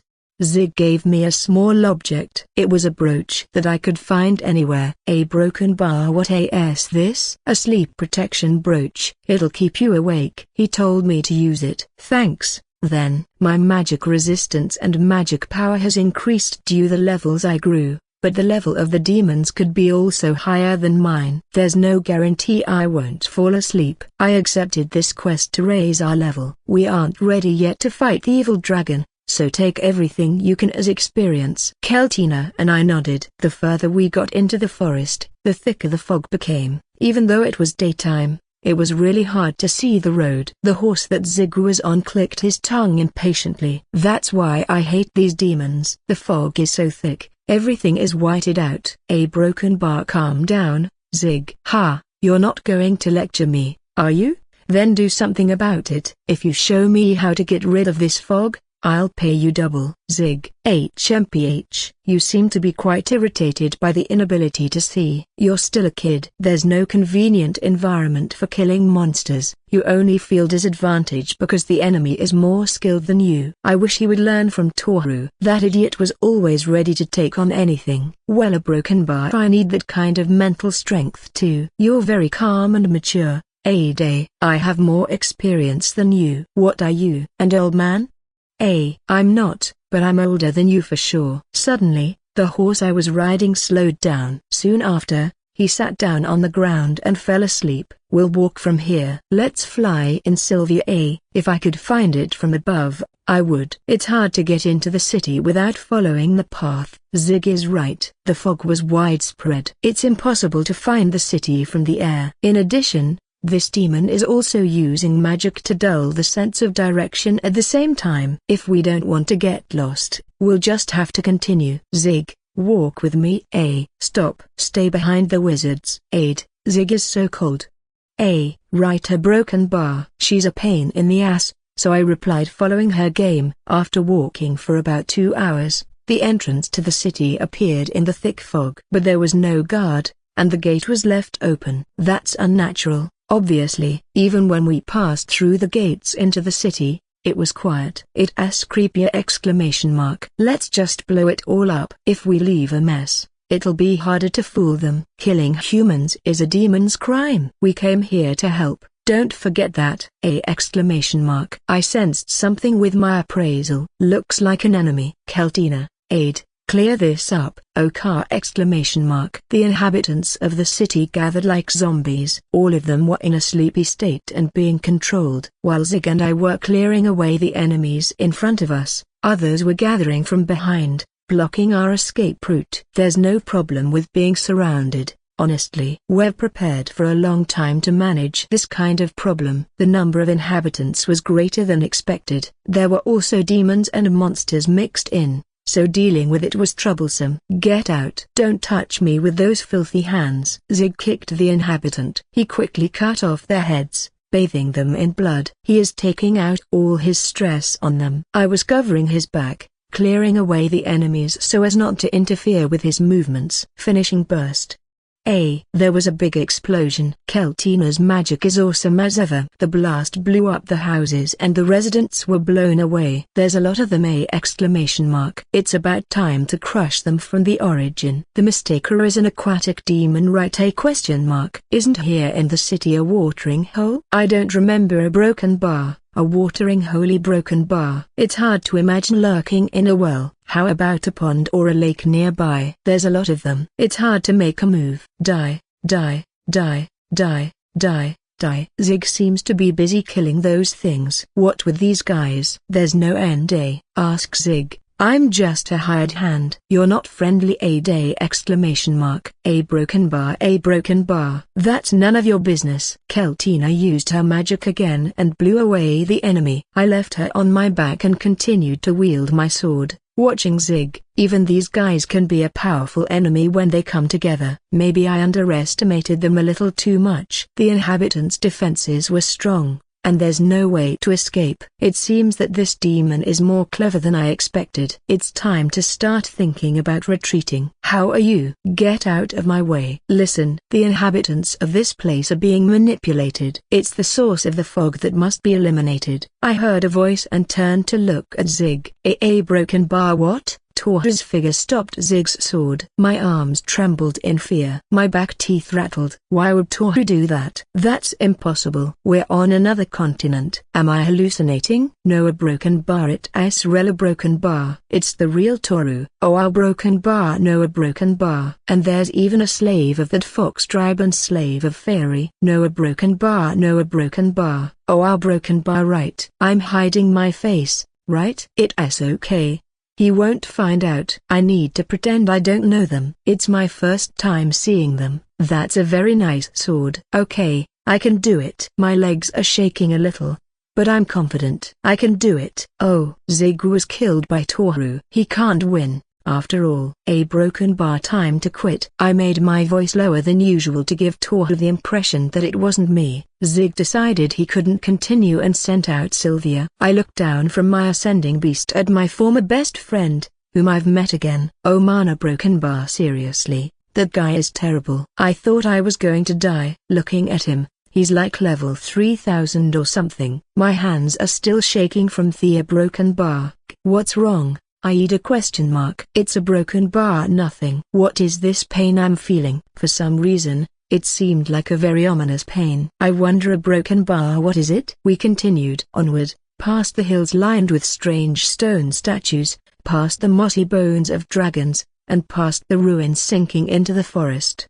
The further we went, the stronger the monsters became, and the wider variety of monsters there were. We met people a couple of times and we exchanged a few words with them. Their stories were very interesting. They kept us entertained. I heard about a great country with 12 heroes, an evil spirit that travels from place to place, a huge library of ancient knowledge lying deep underground, a holy woman who spends that much money that even the Demon King fears, and a story of mountains that have ruins under the sea. The world is so big. It's full of mysteries. Is that a Tona broken bar? I looked ahead from the top of a golem. Far ahead in the wilderness, there was a large city. Yikes. I jumped and landed. Here's some water. Thank you. I took the water bottle from K to hydrate my throat. It was dry and hot around here. The sunlight was beating down on us from above. Jayu, Frau and Panda were so sore that they were about to collapse. They were wearing hooded cloaks to protect them from the sun. I'm getting tired of this heat.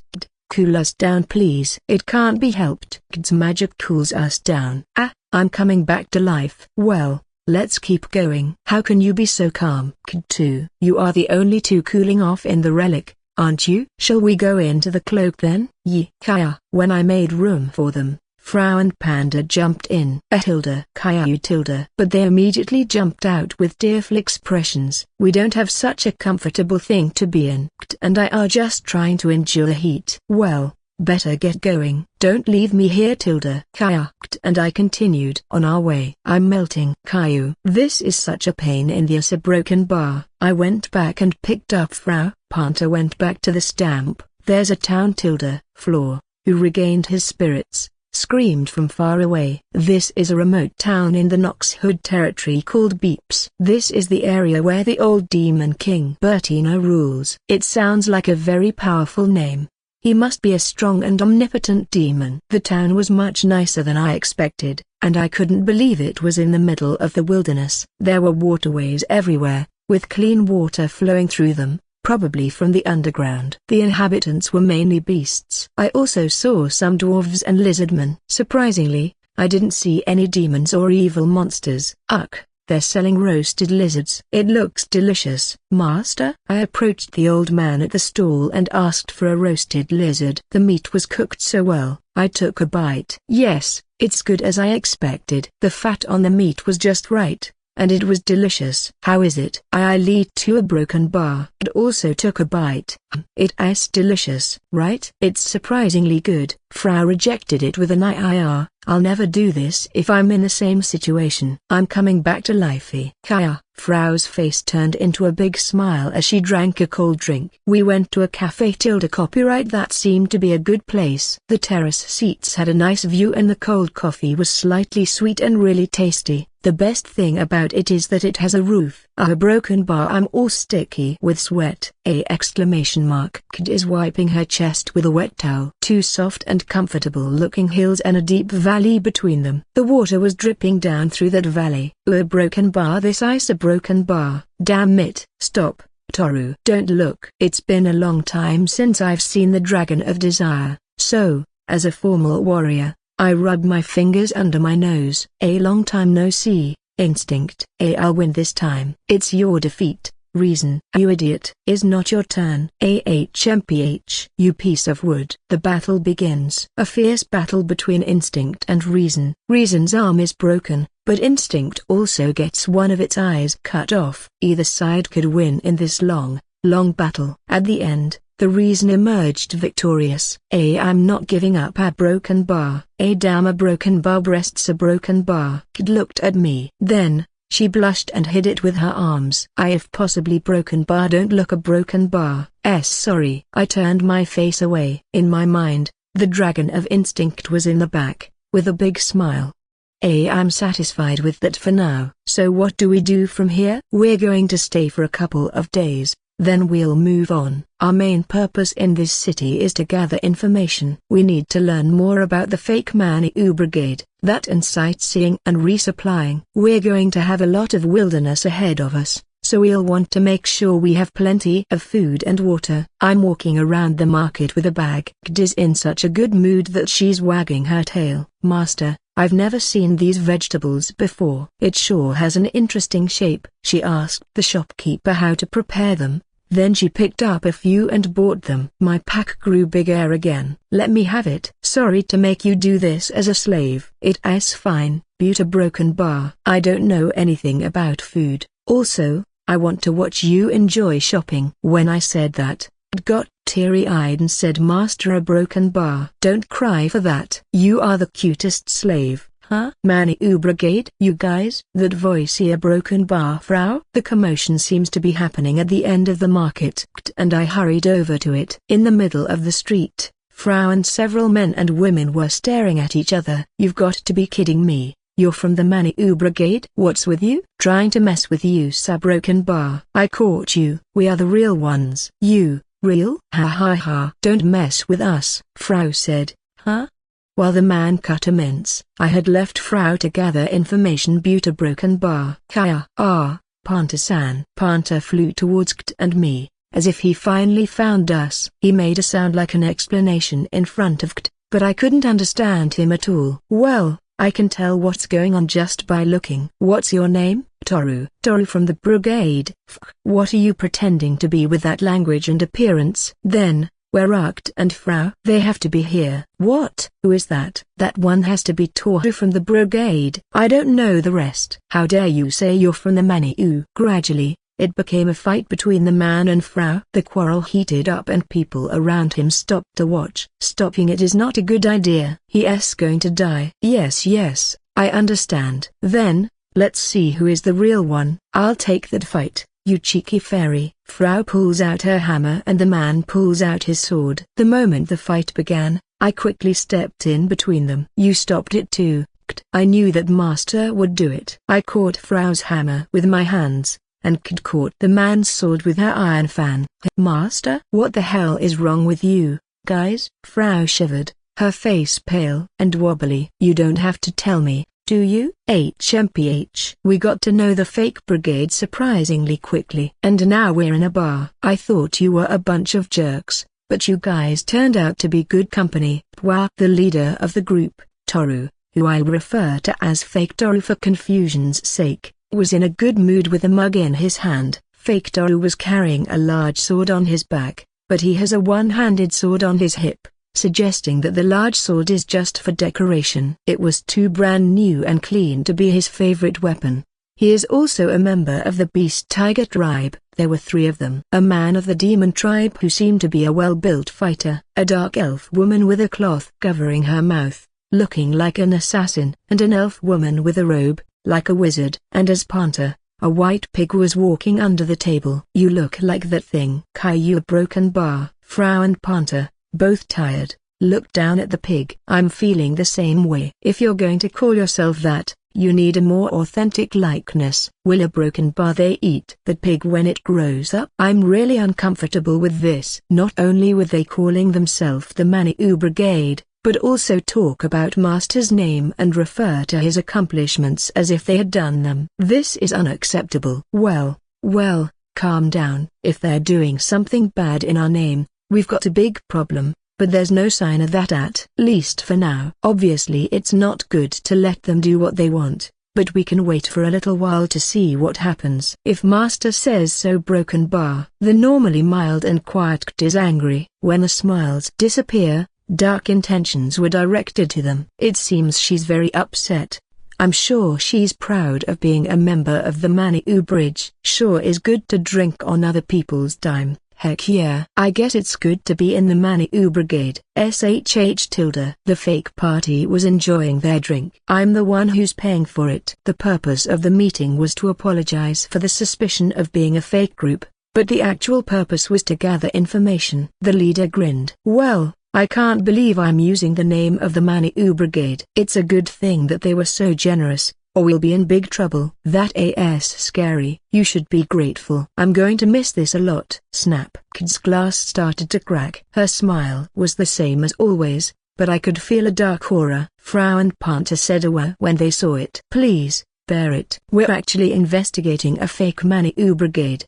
Do you know anything about them? The real and a broken bar number. But the fake one is famous. As far as I know, it's supposed to be led by Toru, but it's actually run by a fighter woman. That's useful information. The woman could be. She's the only martial artist who is a member of the Maniou Brigade. I leaned forward to ask for more information, but the man showed me his palm and took a I don't know any more attitude. With everything that's happening, I'm not in the mood to talk. Then what do you want me to do? You guys look like you're pretty good at what you do. Why don't you guys work for me? I'll pay you half in money, and half on information. So we have a deal. There's no reason to refuse. Buta broken bar. It seems suspicious. There's a ruin we're after, but it's too tricky to explore on our own. And that's where you guys come in. You can get a lot of money for a little bit of help. You're trying to trick me, aren't you? Oh, come on. If you have a problem with that, just say number. Or maybe you're not the real Maniou? He grinned. It's easy to read that I'm scared of something behind it. Kit asked without thinking. What's the level? All of them are around 400. It's normal in this area. I guess I can handle anything with that level. Our current levels are,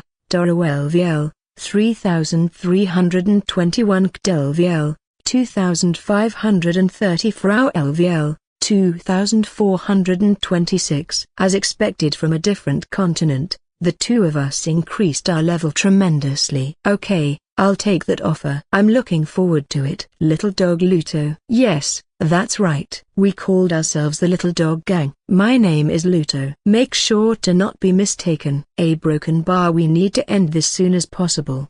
Stop muttering like that. It was about 10 kilometers from the city. A huge rock was rising in the wilderness. In what appeared to be a hollowed-out entrance, there was a sculpture of a multi-headed dragon. It has 6 long snake-like heads, a kind I had never seen. What is that? It's a hydra. Don't worry, it's not here.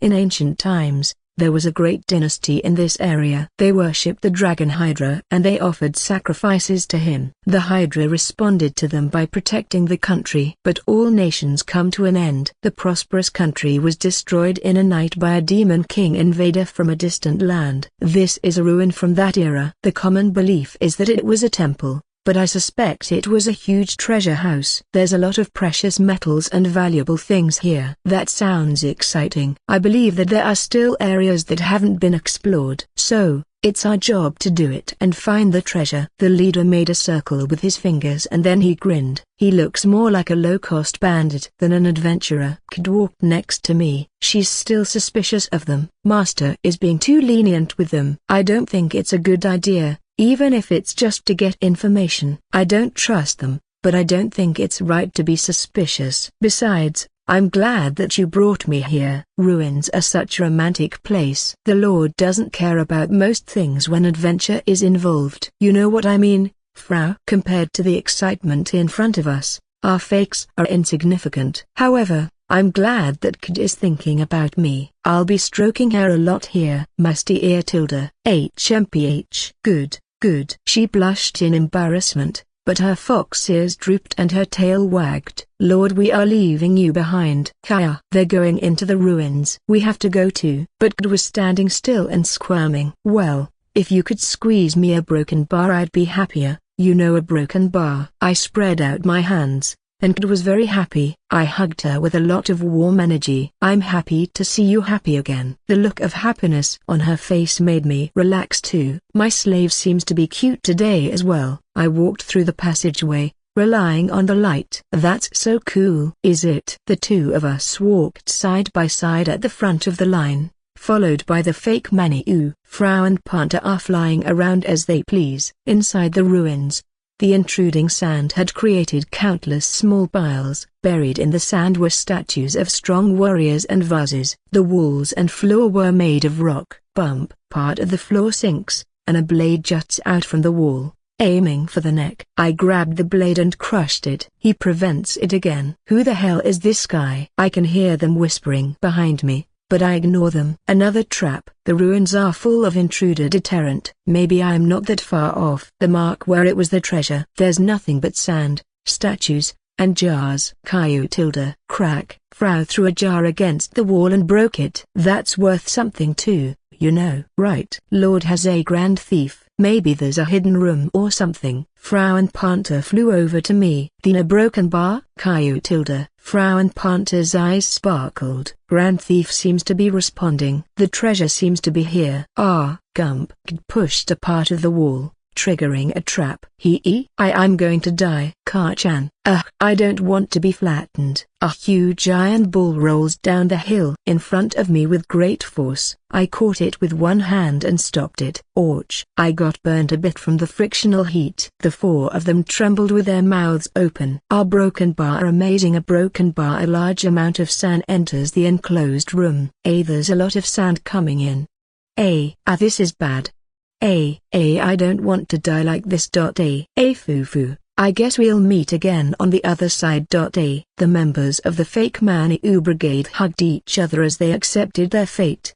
Frau and I exchanged glances as we watched. A broken bar. Why are they giving up so quickly? The three of us then nodded and began looking around. There must be some way out of here. What if I try to break down the walls? Or maybe I shouldn't. With this in mind, I suddenly heard Kd, who was exploring the place, shout. It looks like this place has a special coating. It's a dozen times stronger than usual. You mean we can't break it? I think so. Broken bar. It's really interesting to see how strong the ruins of this continent are. Master, if we don't do something soon, we'll all be buried alive. Shit. I might die if I get buried in all this sand. I have to find a way to get out of here. I hurriedly pounded the ground with great force using my fists. Suddenly, the sand was washed away by the impact, exposing the floor that had been completely covered up, causing the bottom of the floor to start cracking, with a lot of us falling through the ground. Broken bar. Are you all right? I push aside the debris and stand up. It's too dark to see my surroundings, but I'm sure I'm in a very big place. The smell of dust was unbearable, though. Cough. Master, a broken bar here.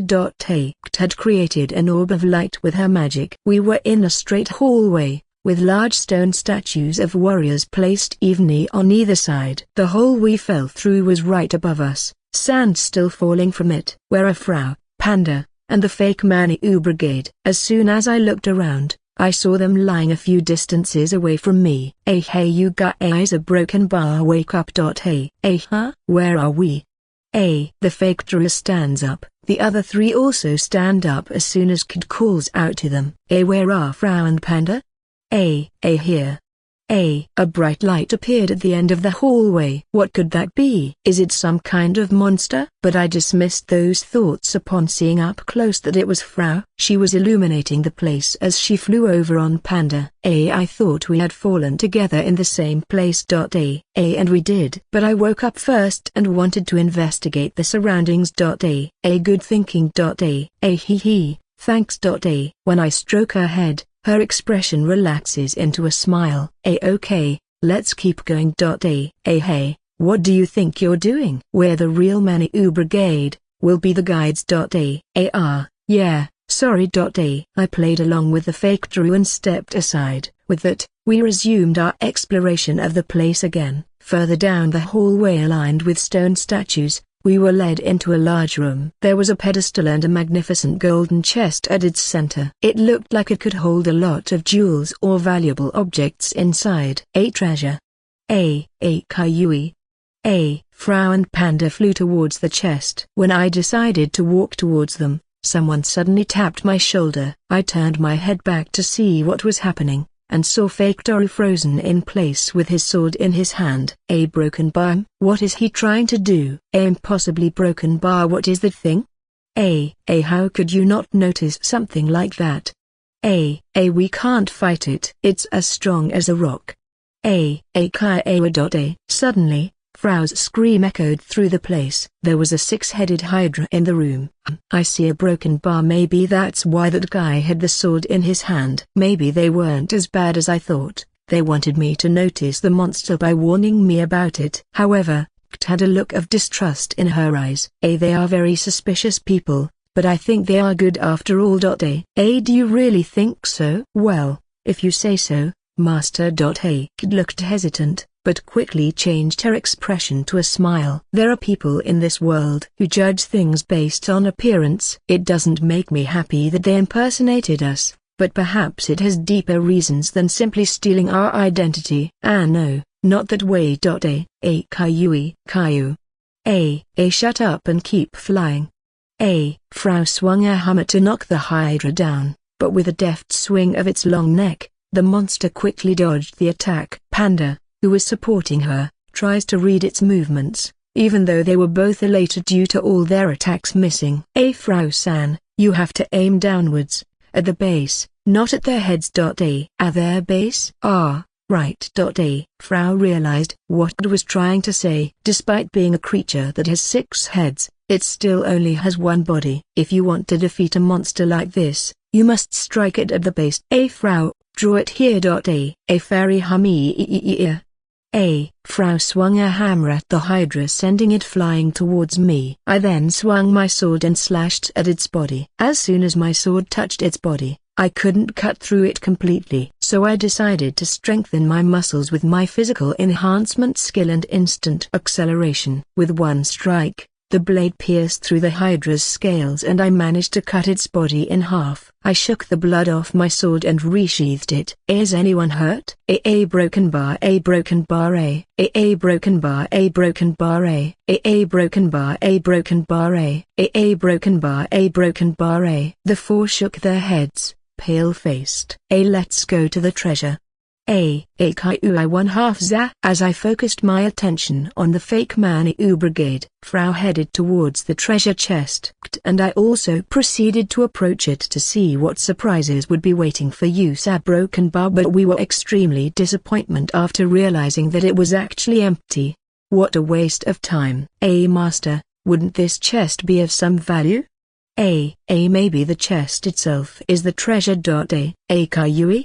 The design of the chest itself was beautiful. If we managed to sell it, we could probably get a good price for it. But my great thief skill tells me there's more, deep inside this room to be precise. I walk over to the wall and start feeling around. I can't find any holes, or any mechanism that we can move. So I tried to pry it open. Boom! A hole opened up in the wall, revealing a hidden room. I need light. Okay. Soon the room is illuminated, revealing a large egg inside. This is what I think it is. A broken bar. Yes, it's a strengthening egg. I can't believe there's something like this here. And not only will I be able to improve Rosyuk's stats, but also Shark Boy's. Although I should also upgrade Chupibi or Kuratan. Well, it doesn't really matter who I choose. The important thing is that I will be able to improve the stats of one of them. Caillou 1/2 za. You'll have to wait until next time, Panda-san. Come here, Frau will give you lots of love. Panda, who was circling the eggs, seemed to not be very happy. I think I should look for an egg to improve his stats specifically. That thing is shaped like an egg. What are we supposed to do with it? No way we're taking it. That thing is probably dangerous. Let's just leave it with them, settle for the chest and then get the hell out of here. When I looked back, all 4 of them were smiling and rubbing their hands together. Is it okay if I keep it? Go ahead, we'll settle for the money from the chest. Oh, as long as you guys are willing to split the earnings 50-50. I don't mind splitting the money from the chest with you guys. But can I really keep the egg? Sure, don't worry about it. After the fake Toru's words, the other 3 members nodded vigorously. I don't know what to think of these people anymore. I can't believe they're giving us the egg. But, well, I guess it's okay. After that, I put the egg away in my magic storage. When we arrived in the city, we went to a merchant's stall, sold the chest we found, then split the money for the sale as we had agreed. I was also willing to share some materials we extracted from the Hydra with them, but they flatly refused to accept it. And so, we parted ways in front of the guild. Thanks for everything. What's with the attitude? You used to act a bit overbearing before. Because you're so superior to me. Clearly the difference in our strength is too great, and I've been quite the bore in that regard. A broken bar. How I wish I could punch myself in the face. I don't think it's necessary to be so self-deprecating. By the way, about the fake Manu Brigadier broken bar. Right, tell me, what do you want to know? The fake Dory quickly hides behind me. After that strange behavior, I have a lot of questions. Quickly his companions hid behind him as well. I turned my attention in the direction where they were looking and I saw two people, a man and a woman. They were dressed in what appeared to be red military uniforms. Hey, what are those people doing here? How many times do I have to tell you, you idiot? We knew they were going to show up any minute. Now we have to figure out a way to get away. You make it sound easy. Oh yeah? You got a better plan, genius? Broken bar. Yo broken bar. Yeah, I thought so. Broken bar. What the hell is going on with these people? Are they running from someone specific? As these questions invade my head, the two people the fake Manu Brigade were hiding from walked in front of us without even seeing us. Impossibly. Broken bar? What? Those two are level 3000. Are the two of them just as strong as me? Wow. The world is a very small place. I never thought I'd find such strong people in a place like this. Well, that doesn't matter now. I must focus on getting information out of the fake Manu Brigade. But when I turned to look at Thema Broken Bar, where are they? But they were just here a minute ago. They just ran off like their lives depended on it. Those little Broken Bar. We left the city and continued on through the empty desert. I could see a kind of mirage on the horizon. The distance was so long that the distant mountains looked like floating islands in the sky. It is a dry and hot place. The area is not inhabited by demons or monsters, only by small creatures. Yuck. 1/2 za. Panda was flying unsteadily, carrying Frau on top of him. He seemed to be at his limit. Besides, Kt had been walking all this time silently without saying a word. Poff! I hear a noise and turn around and see, much to my horror, that Kt was lying on the ground. I rush over and carry her in my arms. Don't give up now. Master. A broken bar. I'm seeing 3 more like you. Hey. Here, drink some water.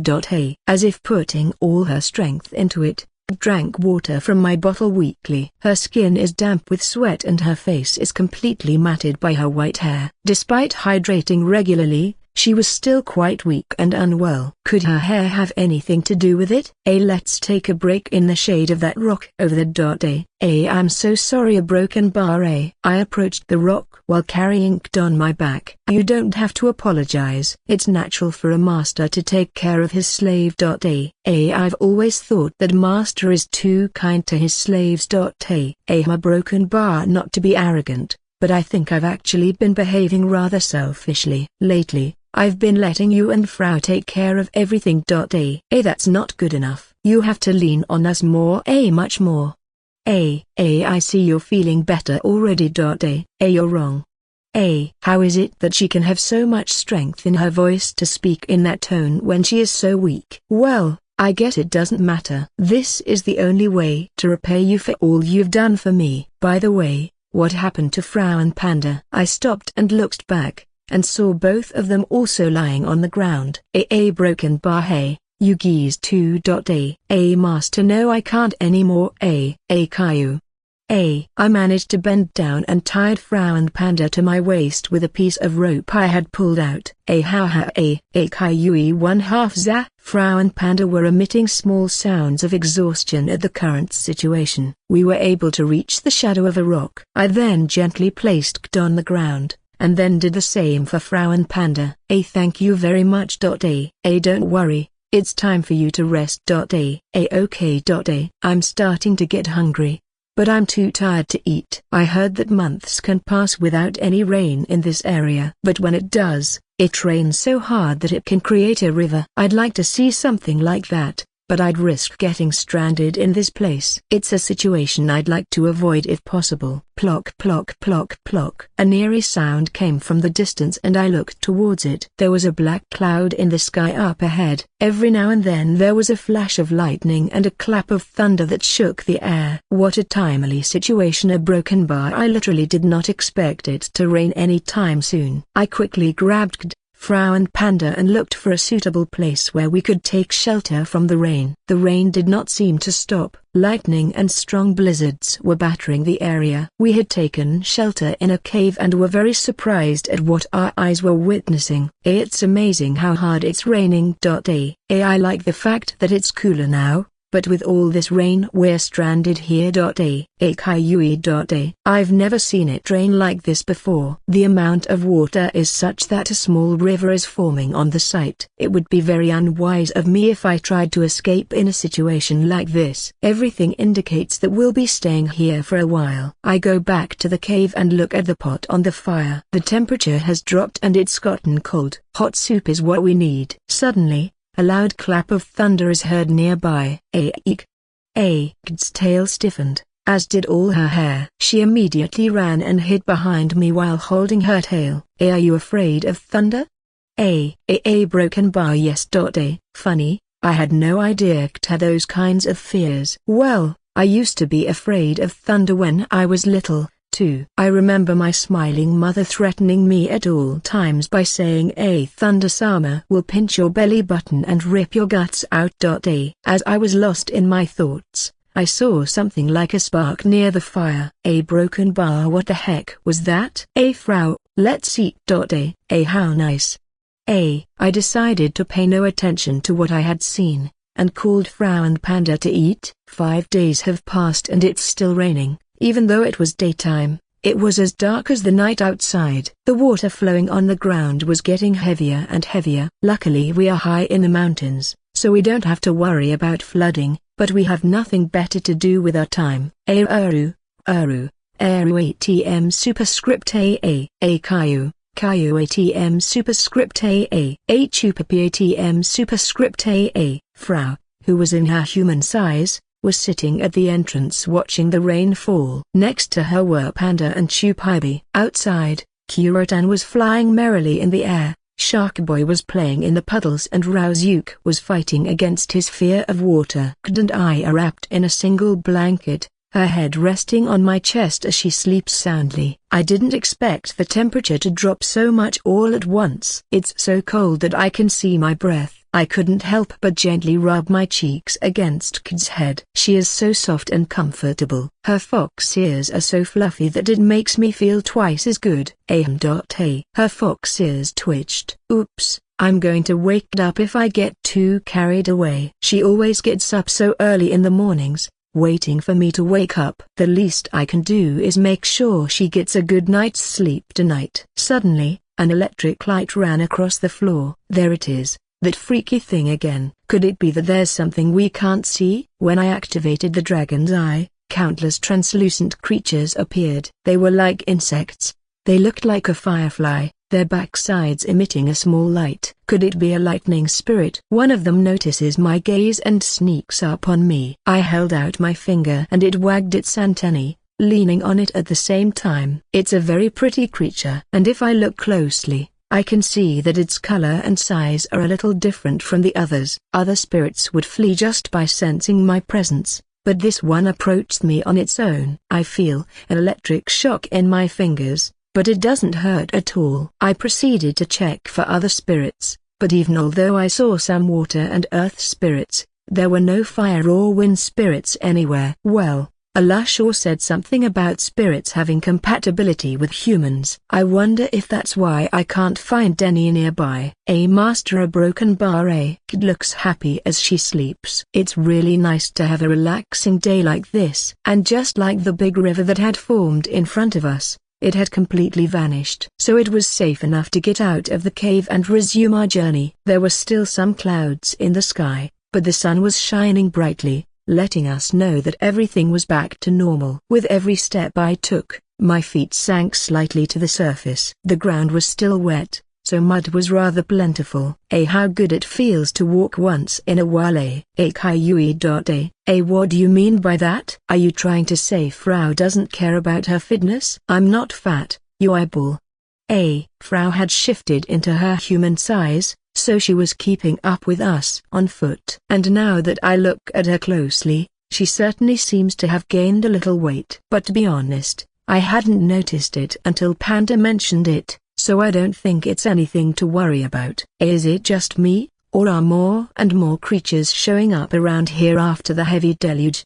Yes, you're right. Some of them are beautiful. Many plants began to grow in the middle of the desert, and numerous insects were crawling on the ground. Even monsters were beginning to come out of their hiding places. All of this was happening a couple of hours after it had stopped raining. Nature never ceases to amaze me. What is that? Some sort of dome appeared in the distance. The shape itself was distorted due to the long distance we were at. The closer we got, however, the more we could see that it was a huge skull. We also found what appeared to be an original golem, with a huge sword and axe stuck in the ground. I wonder if this has something to do with the ancient race. I've heard that giants existed many years ago, but many people, including myself, think it's a fairy tale. Maybe they really did exist, and if any survived, I'd like to see them. There's some fruit over here. Hearing Frau's words, I turned my attention towards her. What I saw in front of her was a small tree with red fruits like tomatoes growing from it. According to my appraisal, they are edible. That ability of yours never ceases to amaze me. I plucked one of the fruits from the tree and took a bite. A slightly sweet, citrusy, refreshing aroma invades my mouth and nose. The texture is softer and slimier than a tomato's. I remembered seeing this fruit at the city market. If I had known it would be this good, I would have bought some. Do you think they sell them in the city we're heading to? Wait, let me wipe your mouth. Frau wipes Panda's mouth with a cloth as he gobbles the fruit. Master, you've got some on the side of your mouth. I do? Takes out a handkerchief and wipes my mouth. This is quite an embarrassing situation. I couldn't help but look at Kid with different eyes because of this. She was very happy to be able to do this. The smile on her face gave it away. What's wrong? I felt a sudden shock. A broken bar. A shock. Well, I guess it could have been static electricity. The humidity is still present, even though it should be a dry area, and it stopped raining. Weird. A broken bar. I washed my face in the crystal clear water, then took the towel Kid was holding next to me to wipe my face. I didn't know there was a spring in the middle of nowhere. We were very lucky. Now we won't have to worry about drinking water for a while. We were at a spring that was surrounded by some rocky hills. If it weren't for the flock of birds coming out of this spot, we would have completely missed it. It was certainly a stroke of luck. You have a strange look on your face. Kayu.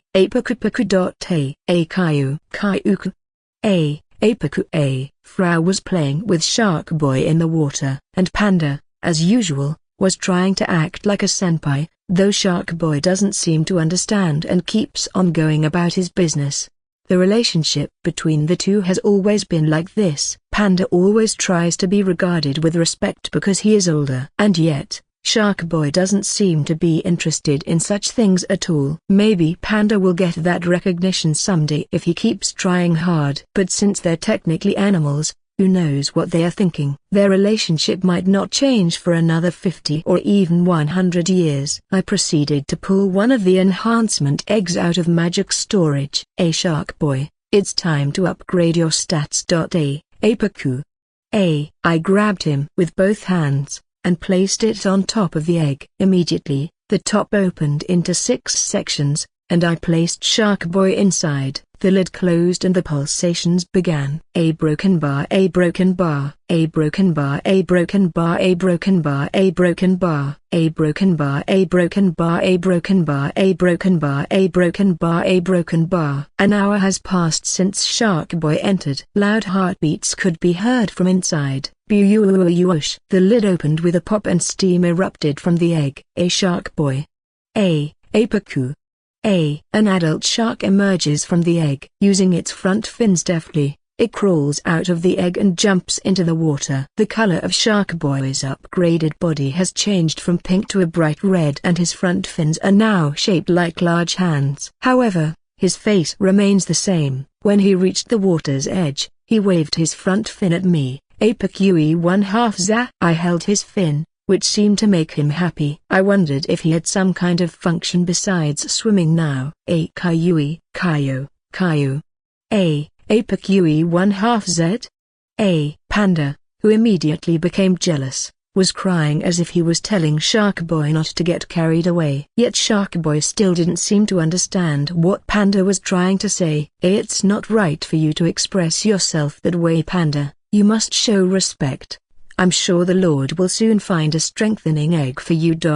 A Caillou broken bar, Caillou broken bar. A good. Now apologize to Shark Boy. I know where you're coming from, Panda. Frau knows you're someone very powerful, and you're going to prove it somehow. A Caillou.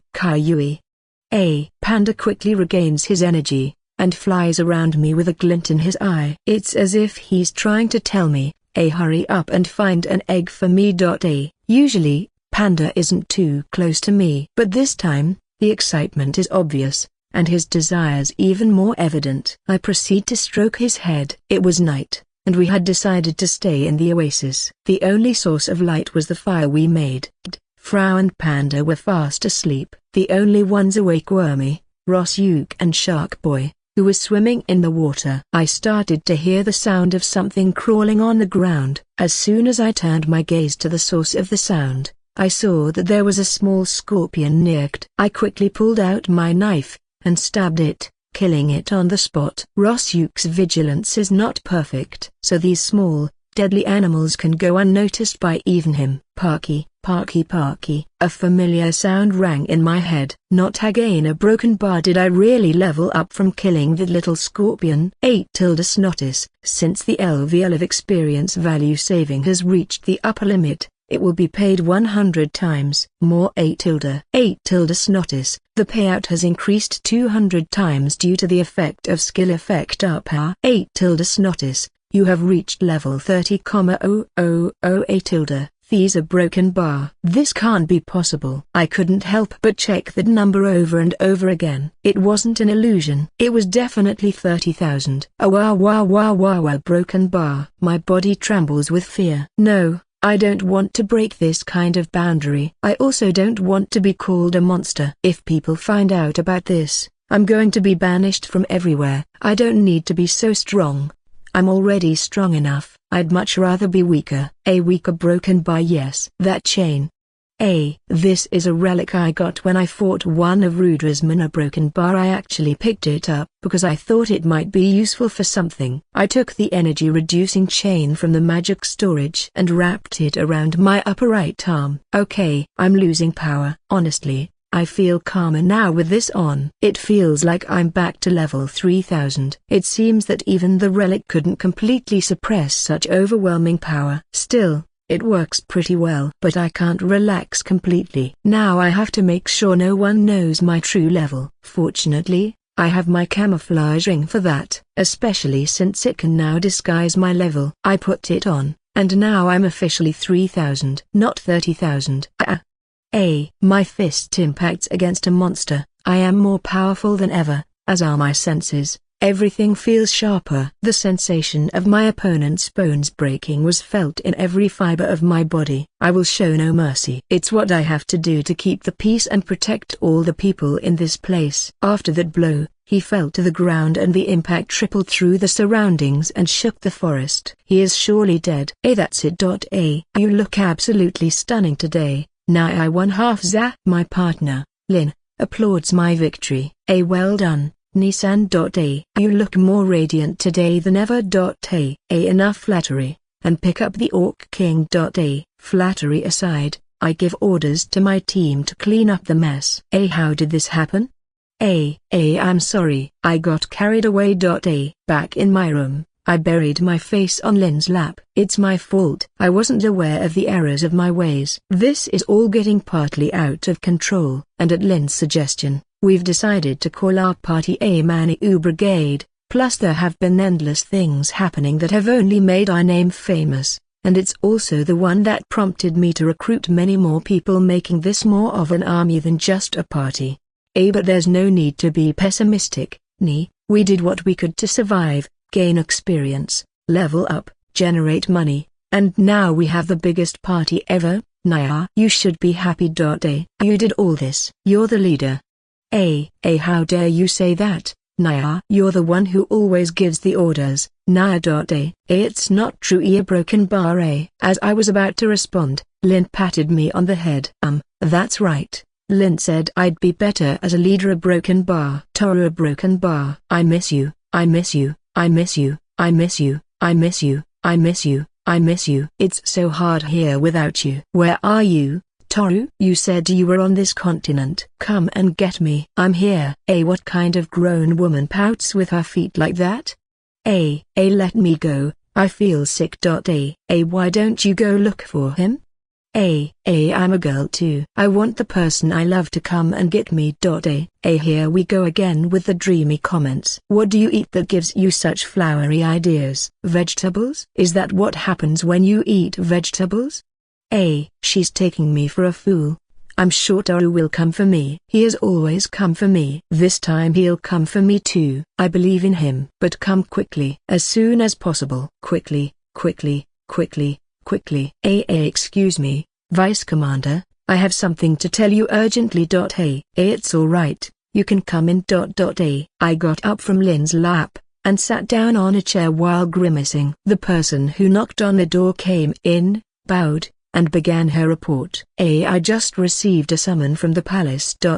What is it? It's a notice from 2 of our soldiers who are traveling in search of the information they requested. Lin removed the envelope and pulled off the letterhead. What does it say? Broken Bar is a country that has created a new title called Manitou on the eastern border. I'm heading to the site to confirm the veracity of the rumor. I bet it's Toru. Who else but Toru and his friends will receive such a stupid title like that, Naya? It's not stupid. Toru is an amazing person, and very nice no matter what he does. We have sent 2 of our most trusted men to look for Toru, Kt and Frau. We are getting closer and closer to finding them. Of course, we are also searching for the rest of the missing girls. We are doing our best to succeed. So far, we only have clues as to where Soru is, because the rumors we hear are clearly about her. Soon we will see each other's faces again. Vajra Palace of the 100 Fangs. After passing through a huge gate and a large garden, I inwardly complained that I was still being made to walk, but I continued through the palace and came to a room where I found the person who had summoned me.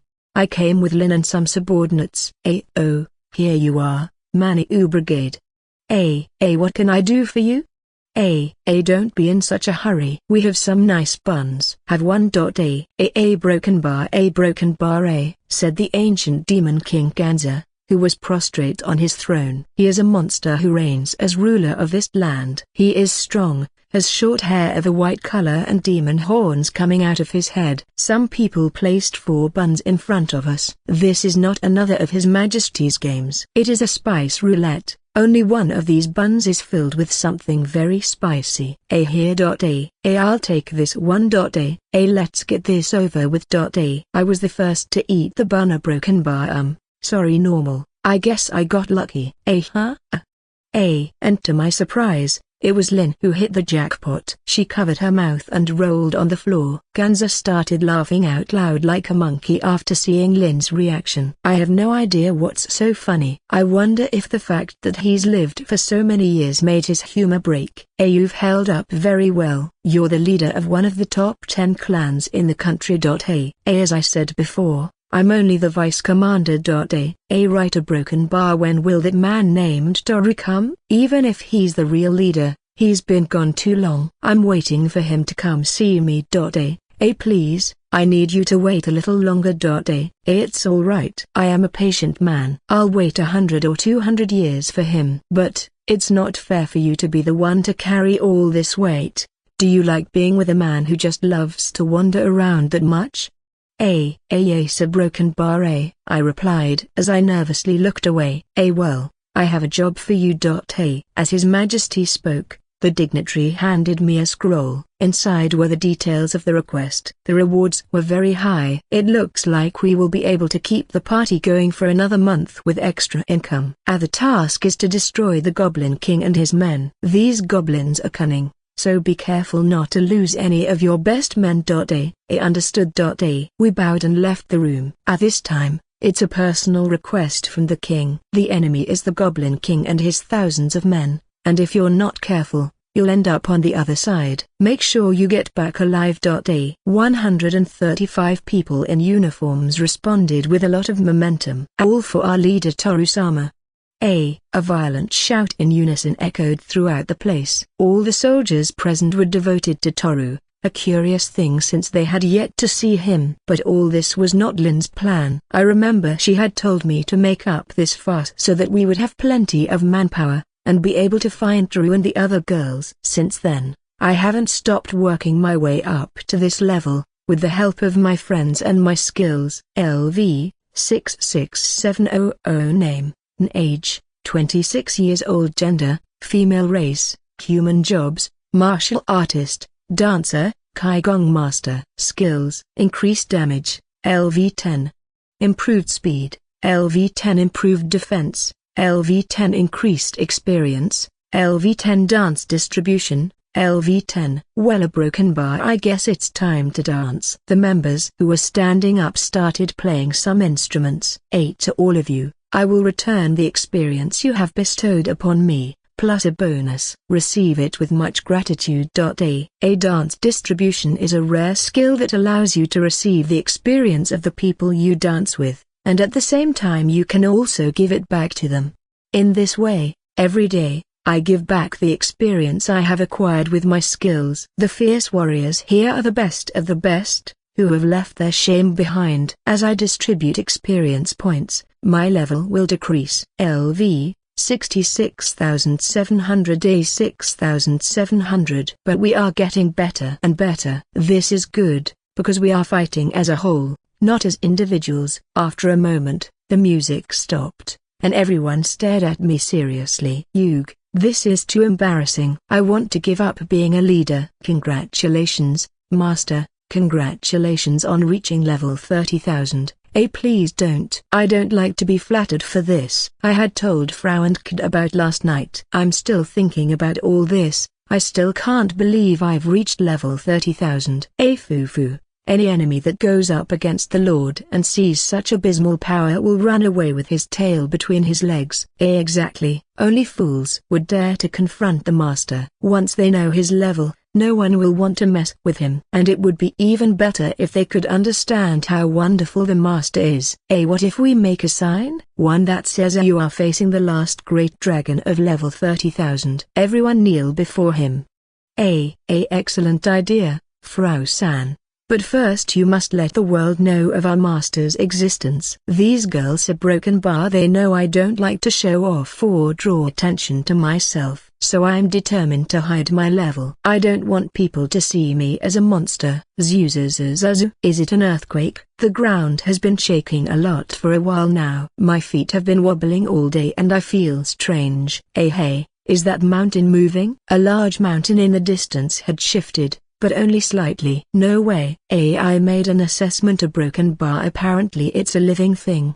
It looks like an ordinary mountain to me. I guess I have no choice but to get closer and find out. The closer we got to the mountain, the clearer the shape of the silhouette became. A broken bar. A broken bar. A broken bar. A broken bar. A broken bar. A broken bar. As I looked up, I saw a huge purebred dragon. It was stouter and stockier than the red dragon. It had no wings and was covered in light brown scales, which may be due to the dirt in the sand or the color of its body. It has the appearance of an ancient race, but its eyes are calm and it pays no attention to the creatures below it. It is a legitimate species of superior land dragon. On the other side of the island they are legendary, mentioned only in ancient books. I never thought I would see a live one. Just being in the same place as this creature makes all this a moving experience. The Lord has a very scary smile on his face. I'm sure he's happy to see such a dragon up close. It's nice to see him get as excited as a child. Yes, on the back of the earth dragon was a forest. And inside,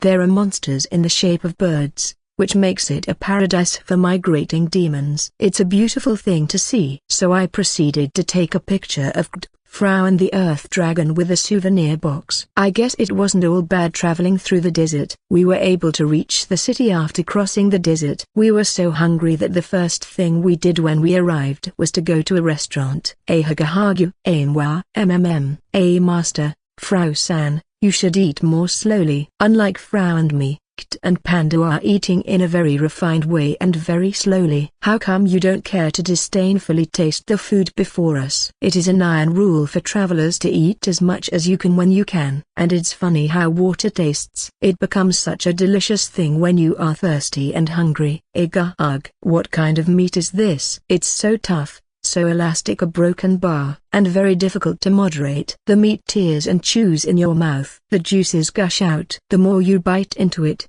the more it oozes flavor. A broken bar. There is a lot of noise at the entrance. I turned my head and saw 3 men in white coats. They didn't seem to mind the stairs and sat quietly. They are the Holy Knights of the Third Order of the SS. If they are here, it is because there is trouble. But why in the middle of nowhere? They are headquartered at the Krishna Dam. There's probably a dangerous monster around here. The adventurers around us speak in a particularly loud tone of voice. Holy Knights of the Third Order? Does that mean there are more of them? This is the first time I've seen a different SS rank from us. Although our rank here is a bit low, on the island we were SS rank 2. I haven't been in a guild for a while. I have neglected my rank and have not raised it at all. One of the trio, a tall man in a hood, stood up and came towards us. The chosen one is coming. What do you mean? Never mind. Excuse me. After that strange exchange of words, the man returns to his seat and his companions talk to him. Did you see him again? In a fragmented way. You can't go around saying it so carelessly. It's not that easy. I don't know, maybe these words give me some hope. I know you can't save everyone, but I think you can save some hearts. I don't lose anything by trying. The tall man and the leader, a man of medium height, exchanged glances upon hearing that. That was creepy. Well, pay no attention to those men. Frau-san, you should eat half of that bread you have in your hand.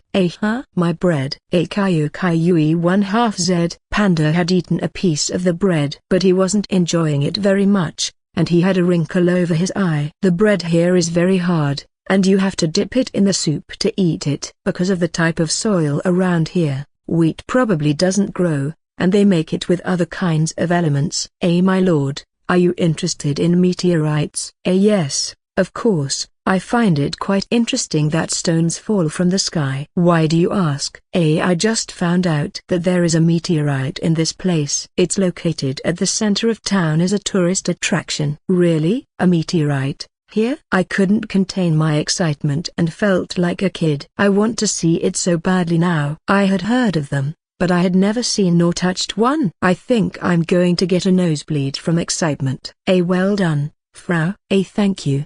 You can pet me a broken bar. Caress me all you want. You're so cute, Frau. He. And there I was, in the middle of the restaurant stroking Frau's head. She's still in her human size.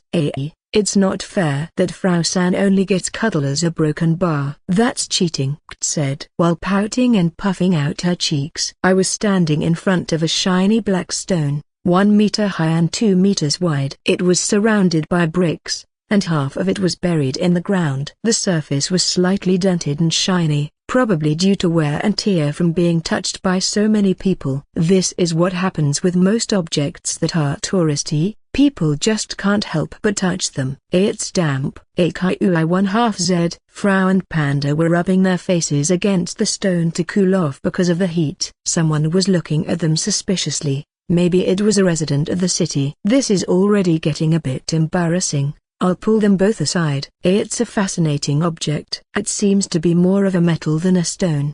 And I also touched the stone. I wonder what the world is like up there in the sky. This stone must have seen many things I don't know. Foo. I can't help but get excited every time I think about it. My lord, I think you should also follow suit and not rub your face against the rock. Kayui. Hey, without realizing it, I had started to do the same thing as Frau because of my excitement. My lord, would you like to take a picture of yourself next to the rock? Are you sure? Yes, but in return, I want the lord to take a picture with Frau. Okay. Frau proceeded to take the picture while holding the souvenir box. When I stand in front of the meteorite, Kid casually leans towards me and smiles. But Frau put down the souvenir box with a look of confusion. What's wrong? I thought I saw a lusher in the crowd. I think it was my imagination, though. After a long and arduous journey through the desert, we found ourselves in a mountain surrounded by a lot of nature. And what's more, it turned out to be an area quite inaccessible to humans. Is these a broken bar? Who was walking beside me kept fidgeting. She was strangely excited and seemed to be watching the scenery over and over again. Higd, what's wrong with you? It's hard to explain a broken bar. Oh come on, you're being so annoying. Spit out what you have to say. Frau-san, you don't have to be so cruel. A broken bar. Kayui? Frau despairs at Kid's hesitation and starts tugging on her fox ears. At the clear pain Kid was in, I decided to pull Frau away from her. Well, the thing I said, broken bar. This place looks all too familiar. Frau and I looked at each other after hearing those words, a broken bar. Are we finally here? Does that mean we're almost home? I think so. I'm sure we're close. You made it. That's great. Congratulations. Kaiui 1/2Z. I don't think it's a reason to receive congratulations, but yes, I'm finally back. Panda, Frau and I were very happy for her. It's been a very long road we've traveled. Due to broken bar we had finally been able to get to the place she wanted. We have arrived at her home. I'm a little worried about Grandma. I hope she is well. That's right. Her town had been attacked by someone. I had almost forgotten all about it. Now I remember that she was the only one who was able to escape. It wasn't a moment we should be happy about. But suddenly, Kt managed to sniff something and turned around. What is that smell? That a broken bar smell? A white mass was running down the road at high speed. In the blink of an eye, it took a big leap and landed in front of us. Obi. Toru-sama. I finally caught up with him. On the back of a large grey wolf was Obi, a member of the White Wolf Heavenly Beast clan. He jumped down and knelt while lowering his head. I was looking for you when I received your urgent report. I apologize for the delay in our arrival. Enough apologies. What's the report? Yes. It's about the attack on the White Fox God. When Yatsufusa-sama received the news from Toru-sama, he immediately sent his clan to the area to investigate. As a result, we were able to protect Tamamo-sama and her clan. Tamamo-sama's family is still alive? That's a great relief. It was a good decision to ask Grandpa Yatsufusa for help after all. But to my surprise, something unexpected happened. Kid lost strength in her legs and almost fell to the ground. So, I immediately took her in my arms. Maybe it's because so much stress was released. I'm sorry. I've lost my nerves and the strength to stand up. Don't worry. The important thing is that you and your family are safe. Yes, everybody's safe here. Broken Barak. She was so happy that she could no longer hold back her tears. Obi was puzzled by Kid's reaction, but he still decided to continue with his report. There are many wounded and the area is badly damaged. But Yatsufusa-sama is already there in person and in command. Grandfather Yatsufusa-sama? Why? He wants to be of service to Toru-sama, and he expects you to be with us. Good. In that case, take me to that place. And I climbed onto the back of the big wolf, and set off for the area in question. Obi had mentioned that he found us because of our scent, and that he attributed his delay due to heavy rains in the desert. After that, our scent faded and he was unable to follow our trail any closer, but he had found it again in the city where the meteorite was. And that's how he was able to find us. I told him that he should have used the message scroll, but he didn't seem to think of it, and was awkwardly silent. He went on to talk about a couple of anecdotes he came across along the way, and we continued our journey in a relaxed manner. Hey, look over there, it's the village of the Clarks. From the wolf's back, Kid shouted with great joy. As soon as we entered the village, the armed villagers blocked our way. Hey, who are you? And what are you planning to do in this village? If you plan to harm Tamamo-sama, we won't make it easy for you. Hey, please wait, we are not your enemies. Guys, a broken bar, could you help me to my feet? We proceeded to place Kid on the ground, and she calmly advanced on her own. Hey, who are you? That white hair, a broken bar? It can't be broken bar, Tamamo-sama. It's been a long time. I'm Kid Tamamo. Hey, Kid-sama, it can't be broken bar. Kid-sama was a child. But you really look like her. So, you did escape alive when our village was attacked. Kid takes out an iron fan, the only souvenir her mother gave her. An old man, dressed in white and wearing baggy gray pants, takes it and looks at it carefully. This object undoubtedly belongs to Ginkgo-sama. If you have this, then it means you are the princess. I'm sorry for making you worry all this time. But now I'm back. After those words, the locals bowed to her. They called her a princessa and she looked a little embarrassed. The total number of the Fox tribe was about 1,000. But almost all the inhabitants, both young and old, seemed to be well trained. But, is Mike a princess? Well, that's not a very good thing to say. That's enough. You can't keep wasting your time with Kd. The Lord is here with us. You must greet him first. Frau uttered before all, presented a powerful statement without even bothering to read the atmosphere. All the people looked at the necklaces around Kd's and Frau's necks, then gave me sharp looks. They all stood up and drew their weapons. Our princess is a slave. Everyone dismember this human right now. Yes.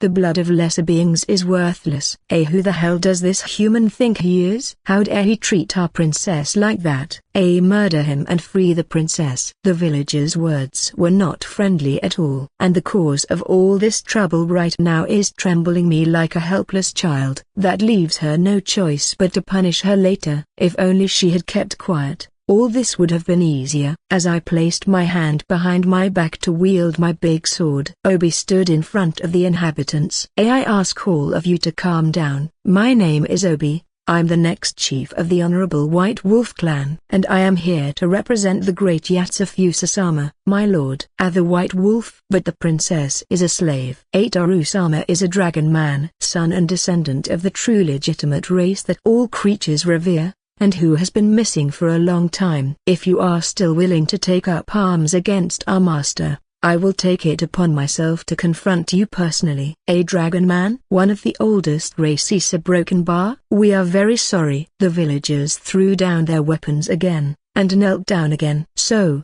this happens when you are part of an ancient race. I can understand that dragon men are extraordinary beings, but I think I should know better why this is happening. I guess I should ask Grandfather Yatsufusa about this. Thank you very much. Originally the master was in favor of wanting to let us be free, but that's a story for another day, so I'll have to tell him what a wonderful person he is. I understand. If Dono says so, then it must be true. After all, she seems to be the one who understands Toru Dono's will and wishes more than anyone else. I would love to get to know him better. And I am glad that you are someone so loyal. Obi Dono and Obi smile as they talk to each other. The absolute trust they both have in me is painful. It was a bit of an anomaly, but Obi was no slouch either. And, on the other hand, Frau and Panda were the complete opposite. Let's go into the village, master. Yes, go ahead. Toru-sama. A broken bar. There is a mountain very close to the village where white foxes are said to reside. We climb the long stone stairs leading to the top of the mountain. The stairs are uneven,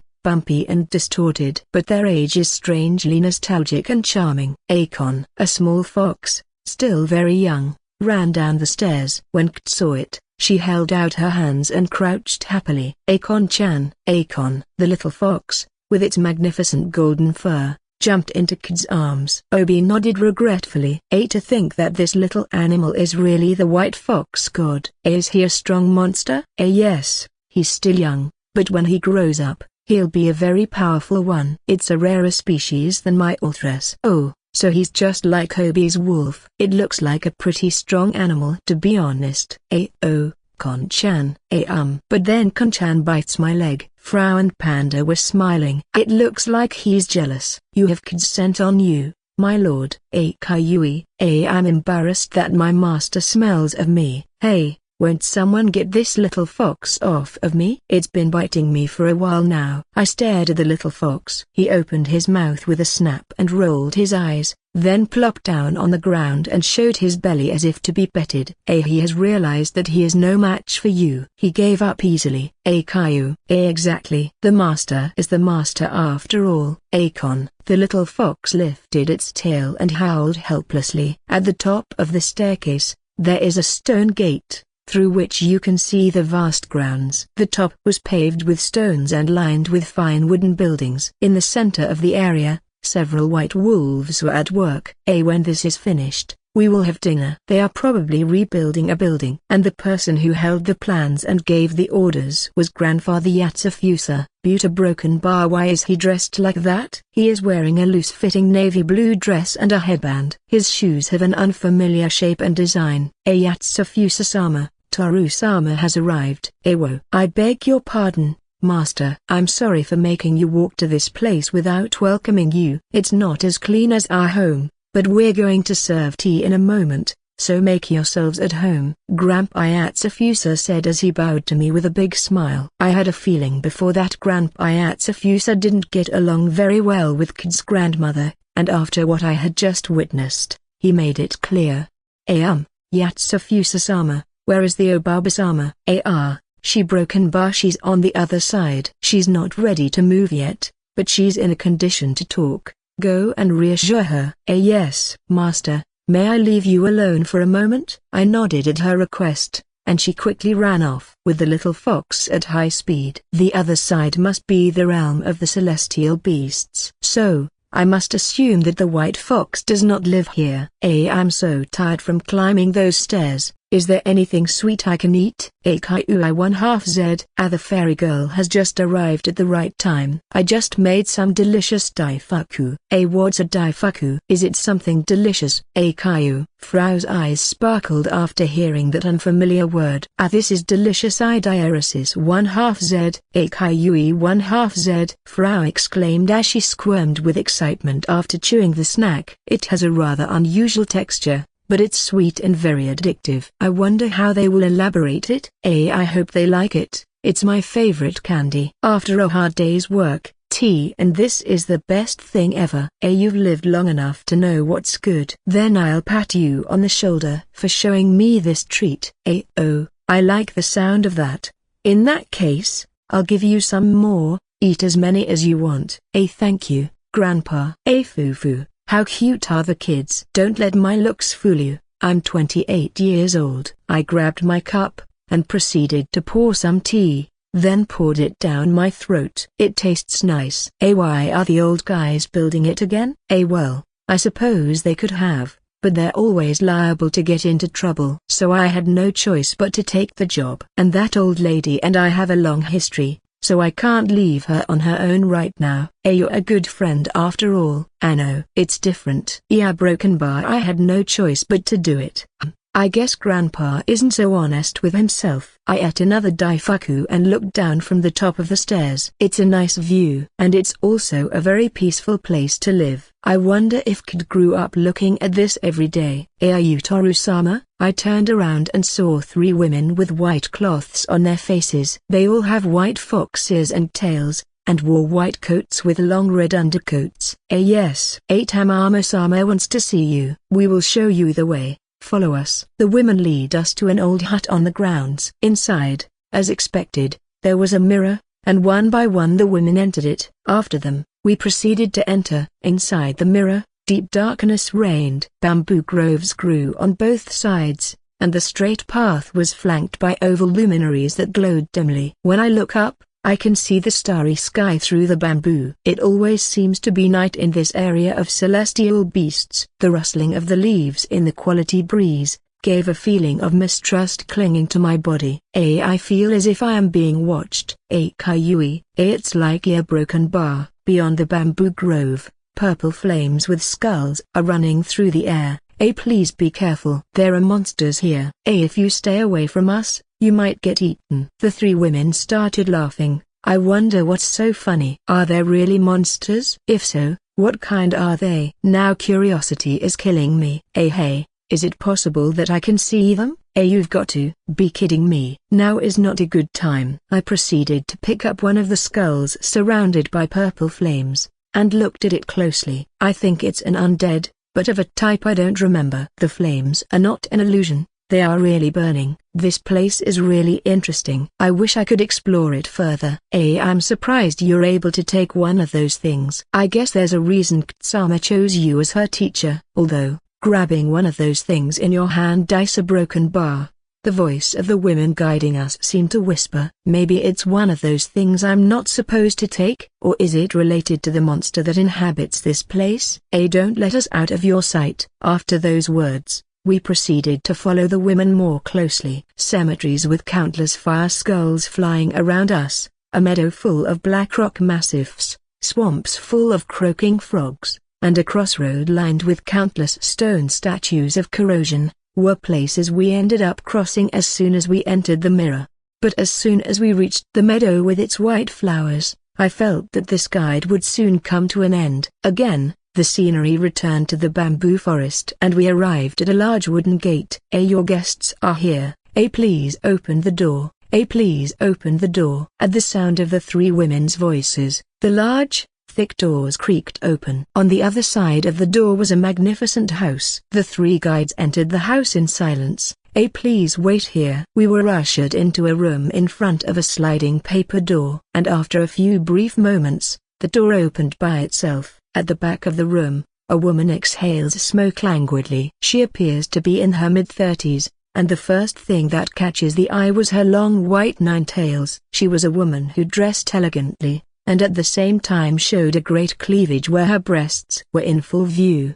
So, you're the boy who protected my pretty ct. Yes, I'm Toru. This is Frau Broken Bar. You don't need to introduce yourself. It already told me. The woman discarded the ashes from the smoke pipe into the brazier. This woman is Kid's grandmother. Somehow I thought she would have lived as long as Yatsufusa's grandfather, but she looks young and terribly bewitching. Her gaze, her gestures, her words, everything has a mysterious quality that makes men fall in love with her. Thank you for bringing Kid here. Now, I would like to know, a broken bar, have you already done anything indecent with her? Have you already done indecent things with her? Will that be the first thing she'll ask me at our first meeting? This old woman is beside herself. What? You haven't done it yet? What a stupid boy. You're a coward to have a girl like her by your side and not even try anything. Is she some kind of ornament to you? No. You're wrong. I'll teach you. You just have to hold them tight. Two women are holding me firmly by the men from behind. Tamamo stands up, and lifts her attire a little above while revealing her long legs. Then she put one hand on the ground, and leaned forward, taking the pose of a beast, making her large breasts fall forward. Grandma, enough with the games. Oh. So you're done with what I asked? Kt opens the door with great force and looks at Tamamo with a furious expression. She is not dressed in her usual attire, but in a brightly colored garment. I think it's called kimono, and she was even more beautiful than usual. I couldn't take my eyes off her. Tamamo returns to her original position and looks at his claws in a bored manner. I wasn't playing around. I just wanted to see what this man's instincts were like. It would be a shame if the princess's first one was a bad experience. I guess I'll have to teach him a thing or two. No thanks. The master is wonderful that way too. Well, I'm just saying that we're broken bar. Grandma. No. Let her finish. I want to know what things you've been saying about me to your grandmother. And everything implied that Kid already understood what her grandmother was trying to say, because, from one moment to the next, her face turned very red. I'm so embarrassed. That girl used to be very quiet and whiny. Maybe this man has influenced her to that extent. Tamamo was very happy, and stared at her.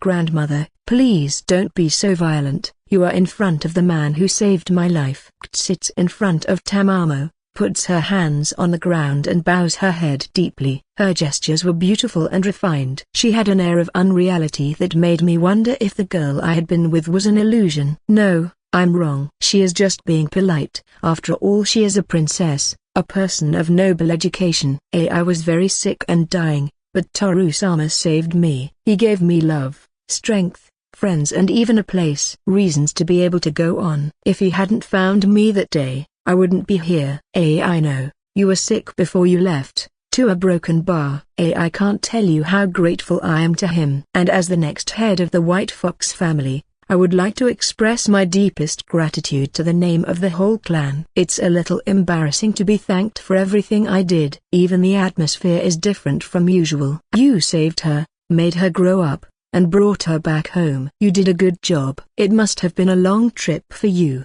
so take it easy from now on until you feel better. For some reason, I don't feel comfortable with Tamama's words. It's strange. And as the doubts generated in my head, Kid quickly intervened.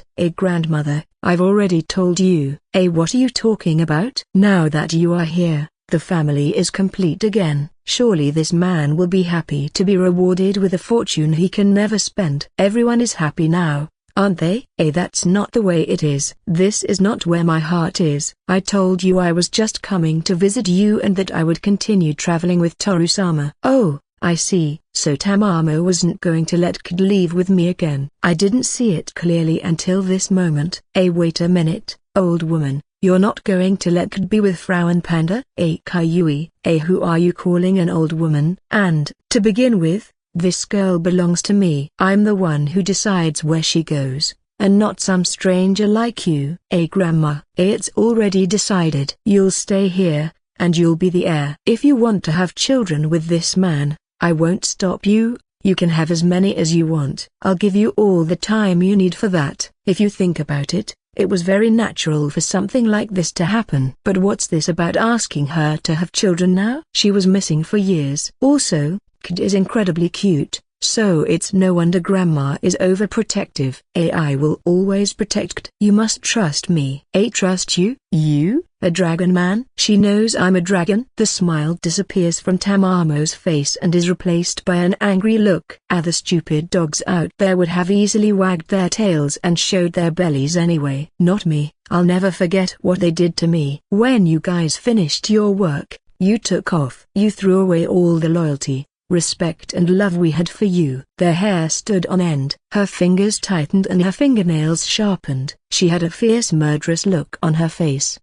But I guess it's unfair to blame you for things in the past. But she suddenly calms down after those words. But I, on the other hand, was really confused. This is not a simple master-slave relationship between a celestial beast and an ancient race. She was really angry because of what I am. I wonder what happened. My blood pressure has risen. I knew this was going to happen as soon as I saw your face. Being someone who has blood running through his veins from the ancient race. And I did nothing but take my anger out on you. Grandmother, history is not yet written. It would be unfair to stay living in the past. I will not let you travel. You'll stay here, he'll get his reward and you'll say goodbye. Grandma, end of story. We are still fighting a fight against the invaders. They will come back sooner or later, and when they do, you will have to fight for your home. Tamamo got up and left the room with a slight limp in her right leg. It looks like that old woman is badly hurt. Even if it doesn't look like it, everything points to the fact that she is making an excessive effort to stay on her feet. I'm also curious about those attackers. Suddenly Kid turned around and leaned toward me. I'm sorry. Grandmother is very grateful to the master, but she regrets making me escape from this unprotected place when I was so small and weak. I think there's one more reason why she's acting like this. Kayui. It can't be helped. I guess we'll need a little more time to persuade her. Yes. Fortunately, The old lady said we could stay as long as we wanted. It will have to make the most of it if there's still a chance to change her mind. I'm a broken bar master. I'm not ready to have a baby yet. A broken bar. San. When I was guided to the hot springs, Yatsufusa, Obi and the other white wolves were already immersed in the water. Oh, I'm sorry for not expecting you, Master. That's all right. Grandfather works harder than I do. I didn't want to take it before him. I sat down on a wooden chair, and proceeded to wash my head and body. Then proceeded to sink into the waters overlooking the night sky. This is like being in paradise. The open-air baths of the White Foxes have always been special. Every once in a while, I come here to take a bath. But that old woman charges a lot of money. If it weren't for this, they'd let us go for free. I see. So this was one of the reasons they took on the reconstruction of the place. The White Wolf bath was good, but this bath is also good, with a different atmosphere. Don't worry about the old woman, she's just a little weak-minded after the attack. If necessary, I will convince her. It's okay, this is our problem. We'll take care of it ourselves. Is all this because of that girl? No, a broken bar. Well, yes. Ho. It's okay. That old lady is a problem. Obi still won't accept one of her daughters, and I'm already starting to feel worried about that. Grandpa looks at Obi. Obi, his dead eyes full of distrust, replies in a muffled voice. Samide. A broken bar. The demon man was dressed in shining armor and smiled without a trace of fear. I knew immediately that he was no ordinary opponent. I proceeded to remove my power reduction chain so that I could face him at any time. Aios. Here we are again. I'll be back again and again until I kill you. Do you think I'll settle for killing a few white foxes? Or is that what you want? The unknown man and Grandma Tamamo were ready to fight at any moment. Sweat was pouring down my forehead. The air felt heavy, and I thought I was going to lose consciousness if I relaxed him in the slightest. I see there are new people in this place, so let me introduce myself. My name is Ios. I am one of the former demon kings. It covered her mouth while her face was pale. A level. A broken bar. A inverted exclamation mark. A inverted question mark. 150.000. So he's more powerful than me. And what level is grandmother? A 113.000. A broken bar. For now I can raise my level to 108,000 with a mega boost, and that combined with the sacred weapons. In other words, Grandma and I are about the same level. But it's just a measured strength on a number basis. It still remains very likely that this demon is stronger than us despite joining forces. You're someone pretty obnoxious. I guess you don't plan to leave us alone. Ha. But this is the result of your actions, Tamamo. After all these years, I still feel a tingling in my arm. The left arm that you tore off. Ios proceeds to remove the glove from his left arm. His entire arm was shiny and mechanical. Surely it's a prosthetic. He then proceeded to put the glove back on. This is the end of our conflicts. I hope so. Let's put an end to this. Tamamo's grandmother turned and smiled at Kt. Take care of the family and live a long life. Grandmother. A fierce battle broke out between Ios and the grandmother. They disappeared from the scene in an instant, and then there was an explosion in the distant mountains. Broken bar. What a good time for grandfather to disappear.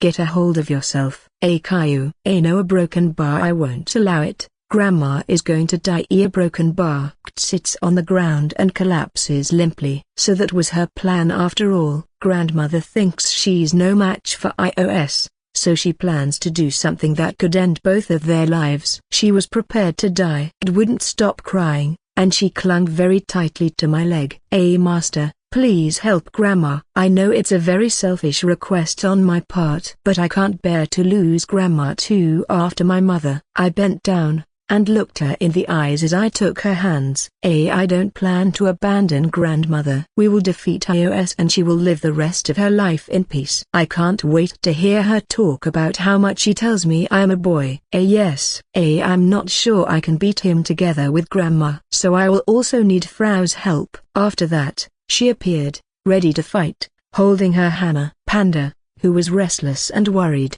decided to hide, and stood up quite energetic while holding her iron fan. I'll do it too. I'm not very good, but I'll support grandmother and teacher. Perfect. Then let's go and defeat that demon king. We left Panda in Obi's hands and ran to the battlefield. They are fighting in the air. Looking up, we ran towards the mountain. Two shadows streaked across the sky at high speed. They were colliding and shaking the air again and again. Both seemed to have exceptional magical abilities, allowing them to fly for short periods of time. In addition, they seemed to use the rocks floating in the air from the impact as a foothold to continue floating. That's a pretty fancy way to fight. Will I ever get to do that? No, a broken bar. I definitely have to. I proceeded to jump high, and put my foot on the lowest falling rock, and then jumped towards another. While I was doing this, Kt and Frau were going the other way. This is a very crazy and dangerous move on my part, so they had better not apply it to a blue coffin of the Ice Emperor. A red-hot fire. Grandmother shoots numerous blue fireballs from her tail. Ios, on the other hand, creates the same number of fireballs by making them collide with each other, causing a bright light to be generated in the sky. There was an eardrum-shattering roar and the shockwave sent me flying through the air. Damn, this is pretty messy. I have to find a way to get close to them somehow. So I decided to inhale as much air as possible until I filled my lungs completely. Then I exhaled with great force. The result was as expected. I flew through the air in the direction of Ios. Boy! I hit Ios with my big sword, but he used his gauntlet to block my attack, causing a great impact to be generated around us, sending him flying towards a falling rock. Do you really wish to die, wretched human? How dare you interfere in our noble fight? I am not a human. My name is Drew of the Maniou Brigade. I grabbed onto a falling rock and managed to drag myself up. I don't care what your name is. My fight is against Tamamo. If you go now, I'll leave you a broken bar. Wait. Did you say Maniou Brigade? I've heard them before. Ios put his hand to his chin. He was thoughtful for a moment, then seemed to have remembered something. I remembered. So, you're a member of the party that defeated Rudra. Do you know him? Cuckoo. Sure, it was me who sent him to the east. Huh? I have many kings and demons who are devoted to me, and he was one of them. But he turned out to be too ambitious, and he stood in my way. So I decided to have Roswell eliminate him. Do you have any idea how many innocent people have died because of that? I don't care about losing anything if only insignificant beings die. Boy, don't listen to Ios. It's one of his common tactics to make them lose their composure in order to defeat you in battle. I closed the distance between me and Ios as fast as I could and without hardly using a big move. But he was able to block my attack with his gauntlet and laughed at me again. Cuckoo. I admit you are somewhat strong, but not strong enough. This fight is not for you. Beat it. After that, his left fist hit my abdomen, making me fall to the ground. I pushed myself away from the crumbling rocks and crawled out. My legs wobble, but I think I can still try. If it weren't for my armor, I'd probably be dead by now. It was also a good idea to turn off my sense of pain beforehand. I noticed a drop of blood and wiped my fingers across my mouth. Then there was a roar and, with the impact, a cloud of dust flew through the forest. Ios descended from the sky with a smile on his face. Apparently, the grandmother also fell. I rushed to the scene, trying to control my anger. It seems that our positions have been reversed since that time, don't you think so, Tamamo? Cug, why didn't you just finish me off? Do you enjoy watching me grovel before you? I admit it's uncomfortable, but at the same time it's very good, quite a beautiful sight, Tamamo. The wounded grandmother dragged her body to escape from Ios. I hid behind a tree and tried to catch my breath. In those days, you were the treasure of the battlefield. You were the white god of death who buried his enemies in cold blood, no matter how bloodied or scarred they were. Even though you stripped me of my arm, I was still blinded by you. So revenge has an ulterior motive? I'm going to make you mine and then kill you. That's why I've lived for thousands of years. You're a twisted being, although, if you had confessed to me, I would have rejected you too. A ball of fire appears on Ios' right arm. Damn you, die. I quickly approached him and cut his magic in half with my big sword. It's you again, human. I won't let you kill Grandma. From now on, She is part of the Manu Brigade. Then a whirlwind hit iOS, sending him flying through the sky. That's kid's magic. It's time for you to learn your place, scum. There's no way you can win against me. I've been alive for thousands of years. As she flew in the sky, she shot flames indiscriminately towards the ground, causing the ground to fall away along with the trees. So I used them as a foothold so I could close the distance between me and iOS. My big sword and his gauntlet collided again. The girls jumped, and this time, her face contorted in discomfort. You're quite persistent. I told you, I'm through with the Manu Brigade. At this unpleasant feeling. Don't tell me what a broken bar, you're one of them? At his point of distraction, I hit him with my sword, causing iOS to be thrown upwards. And I quickly followed him as I deftly swung between the rocks, then swung my big sword as if it were a free throw. The big sword, spinning at high speed in an elliptical trajectory, slashed iOS' body again and again. I grabbed his left arm with my right hand and lunged at him. After that, I grabbed the big sword with great force, and thrusted it into his body. Gag. It was much harder than expected. Still, I proceeded to slash his body with much more force. The sword blade made a great gash in iOS' body, making his blood splatter everywhere. Hey, don't go Spiro. A broken bar. A fairy hammy. Frau, who flew in a great impulse, hit iOS in the side with her hammer, causing him to fall dry on the ground. But still alive. When Frau saw this, she sped away. I'll kill you all. We'll all go to hell together. You'll be the one going to hell. Tamamo flies up from below and destroys his prosthetic hand with his glove. Please, no. A broken bar. And before he could finish his words, Tamamo's fist smashed his face. Blue flame demon fox, give me all your power. Blue flames engulfed Tamamo, causing her to punch iOS in the face and stomach with tremendous speed. After a kick in the spine that Grandma Tamamo gave iOS, she made him fall to the ground again. After this, I lunged again to deliver my coup de grace, Buta broken bar. iOS catches the sword strike with his gauntlet and bears it with a pained expression on his face. Suddenly, cracks began to appear on the gauntlet. If I'm suffering to fight a guy like these a broken bar, it means I'm not so good after all.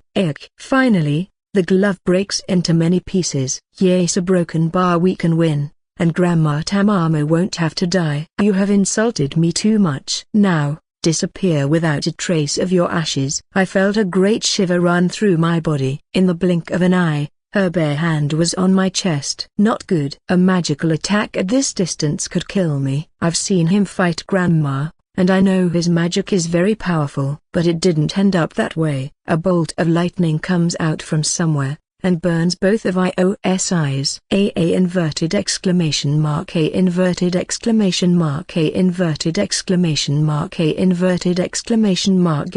This is my chance. I grabbed my sword very quickly, and slashed his right arm. After his arm fell on the ground, I proceeded to cut off his head, causing it to fall next to his arm and roll a little on the ground. With no strength left in my legs, I stabbed my sword into the ground to support myself. Master. My lord. From a distance, I heard Kt and Frau's voices. Koof. I held my hand to my mouth, and could tell I had coughed up blood. Despite having received a single blow from him, I was badly injured. Perhaps this is the result of having turned off my pain senses? I'm very sleepy. A broken bar. I opened my eyes slightly, and the first thing I noticed was Frau peeking out. My lord, he's awake. Kayui. I stared at the ceiling while trying to remember why I was lying down. The ancient demon king iOS had come and wanted to murder grandmother Tamamo. A broken bar. Now I remember. I had been fighting against iOS. I tried to get up, but a terrible pain invaded my whole body. It still hasn't healed completely. Please rest. Kd came running to me and made me lie down again. She also used healing waves to relieve the pain. I checked my arms and other parts of my body, but there were no serious injuries. However, those blows were deadly enough to leave me completely sore and tired. How long was I asleep for? 12 hours, I think. So, It's early morning the next day. We seem to have been transported to the realm of the white fox celestial beasts, and it was night. Wow! And Frau hugged me. I am so happy that you are still alive. Please don't do something rash like that again. Yes. I thought you were dead. I'm sorry I worried them. Her eyes were red and swollen. I felt deeply sorry for the trouble I had caused. Apparently, it's not easy to die anymore. Let the boy continue to rest. I will leave him in someone else's care, Grandmother Tamamo said as she entered the room. No. I want to take care of the teacher. You can do it after you have rested. Someone take to her room. No. Master E1/2Z. A pair of white foxes entered the room and dragged away. Frau and Banda went after her. Grandmother Tamamo, who was still in the room, sits upright with a tense expression on her face. Thank you for saving me. I'm pretty sure I'd be dead now if it hadn't been for you. There's no need for any of this. I only fought because I didn't want to be sad. If you want to thank someone, give it to You're right. Even so, you saved my life. Tamamo bowed her head to me deeply. She is just like She's so polite and sincere with her feelings. Being someone else she would have ignored me because of her pride. But she took the trouble to come and thank me in person. By the way, that lightning was a great help. If you hadn't blinded him, it would have been me who would be dead now. Oh, you didn't notice? What? Broken bar. No, nothing. Forget about it. What do you mean by that? Now I'm curious. But then I stopped caring when I felt a bug crawling around my waist and scratched. The reconstructed main hall is now complete. Yatsufusa grandfather ushers us in with a satisfied expression on his face. We have done a much better job than before. It won't be necessary to rebuild or remodel this place in 1,000 years. I don't think anyone has asked you to improve it. But thanks anyway. You too. Go get the dimensional mirror. Yes. A mirror was brought to the center of the main hall at Grandma's request. This mirror is the entrance to the heavenly realm. According to Grandfather, this object is actually not a mirror, but a portal. He had given me a detailed explanation about such an object, but I did not understand it at all. I'm sorry for leaving so suddenly. I didn't know that the demon would come back so quickly. It's not me you should apologize to. It's Toru-sama. It's alright. Grandfather apologized to me many times already. When Grandpa came back,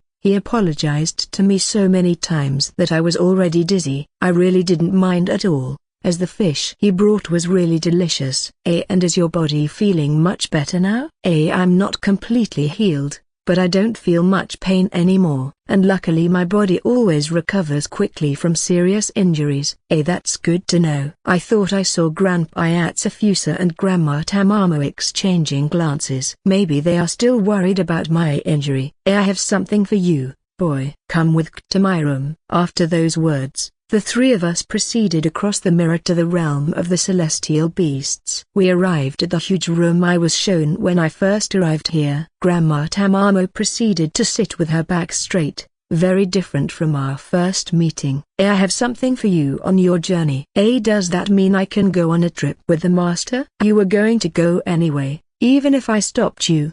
Besides, Toru-sama is a man who has never betrayed your trust, and I see nothing wrong with leaving my family in his care. The fact that Kid could now continue to travel with me and with Grandmother Tamamo's acceptance, brought a big smile to my face. Kid became a valuable companion, and also an important member of my family. I didn't want to have to say goodbye to her. I have two things for you. One is this. Tamamo holds out a rectangular wooden box. We opened the lid and saw that it contained a scroll. The scroll containing the secrets of the clan. You are now a full-fledged white fox. You have reached level 50,000 after the last battle. Now, I want you to show me your 9 tails. Before I knew it, Kid's tail expanded significantly, and suddenly, 9 tails appeared like the petals of a flower. The temperature of the room drops drastically and an enormous amount of magical power gushes out of Kayui. I'm sorry. It seems that,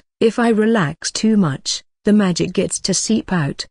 Your tail. I've leveled up and that's caused my body to undergo a physical transformation. I'm now a white fox with 9 tails. Your body originally already contained a very high potential, and that is why there has never been a physical transformation. Back to the subject at hand. In the scroll you will find a list of the techniques I have devised. Each of the White Fox's spells was created to defeat an enemy with great power. Dan sealed the scroll and opened it. It was written in letters she did not know and could not read. There is a magic called Ice World. What does it do? It is a technique of self-destruction, the most powerful magic that can only be used once in a lifetime to finish off any enemy. I recommend you not to use it. But if you have no choice but to do so, that's up to you. A broken bar. Grandmother Tamamo didn't say anything else, but then she stared at me. Her gaze was as if she was pleading me to never let Kid get to use that magic. So I nodded silently. I will protect, even if it means losing my life. And the other thing I want to give you is too big to bring here. So follow me. Something too big? Will you give me a gold bar? An egg? A broken bar? A large egg, about 5 meters long, laid next to the main room. The surface was white and reflected the light as if it had been polished. Caillou. What's wrong? Panda pulled Frau off of him, and approached the egg with great speed, and then began sniffing it as he circled it.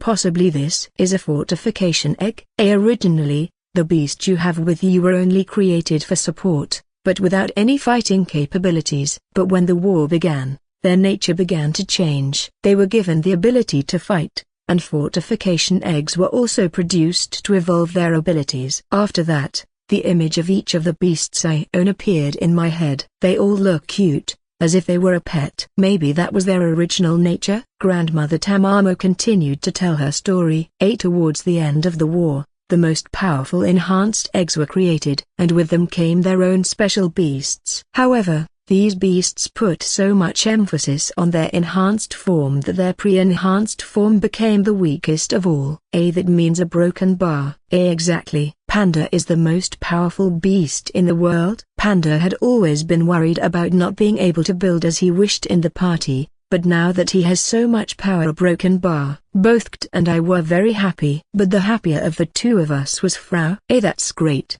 Panda. You're the strongest of the whole family. Caillou. That's right. Yuga broken bar. Caillou. Frau and Panda started crying. That won't be so easy, though, kid. The beast needs to spend a lot of time inside the egg, minimum 1 week, maximum 1 month. So I recommend you to start your journey and leave it here. Do you want me to go and leave Panda? Don't worry about that. He'll know where you are by your seal. As soon as he hatches, he'll come and join you. You go on with the journey. Panda flies to the egg with moist eyes. He felt a strong will to want to be strong, even if it meant he would be left behind. Remember to come back with us, Panda. Caillou. I can't wait to see you stronger, Panda. Caillou. I'll be waiting for you. Caillou. Panda proceeded to dive into the egg. The lid is gently closed and a bulge appears on the surface of the egg. Steam is expelled from the protuberance and the pulsation starts. It's a strange feeling to start a trip without Panda.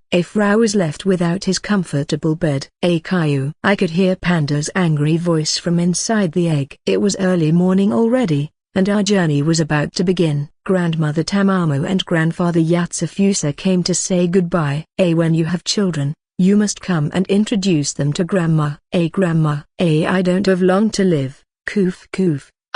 I'm very sick. Well, in that case, I'll give you an elixir to make you feel better. At Kid's response, Grandmother Tamamo puts on a disgusted expression. If she is really sick, why is she making an expression of displeasure? If I were, I would like to receive something like that. The good news is that I have already poured magic power into the transfer circle that connects to the island. That means we can easily return here at any time. Although I don't plan to return now at this time, I want to continue traveling. We will come back to visit you. Please take care of Panda. And you take good care of my granddaughter, and love her very much. Of course.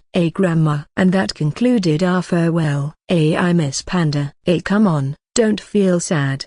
I'll give you some daifuku. And I tried to cheer Frau up because she misses Panda so much. When we were traveling, She was always in a fixed position. Clearly this is because she used to sit on Panda. But now she feels insecure, and she keeps moving around. Even when we gave her the Daifuku, she ate it with a sad expression. Although it has been a while since we left the White Fox village, we were still on the mountain trail. We are now walking on high ground, and the sea of clouds that was engulfing us was something spectacular. It is time to rest. Yes, we are in front of a nice view. It would be perfect to have something to eat. We sat in a fantastic spot with an amazing view, and proceeded to open the package Grandma Tamamo had given us. It turned out to be a pile of shiny boxes, with a variety of colorful dishes. I don't know what kind of dish this is, but it looks delicious. It's something you eat only on festive occasions, and Grandma makes chirashi sushi that is very delicious. What is sushi? It smells bad,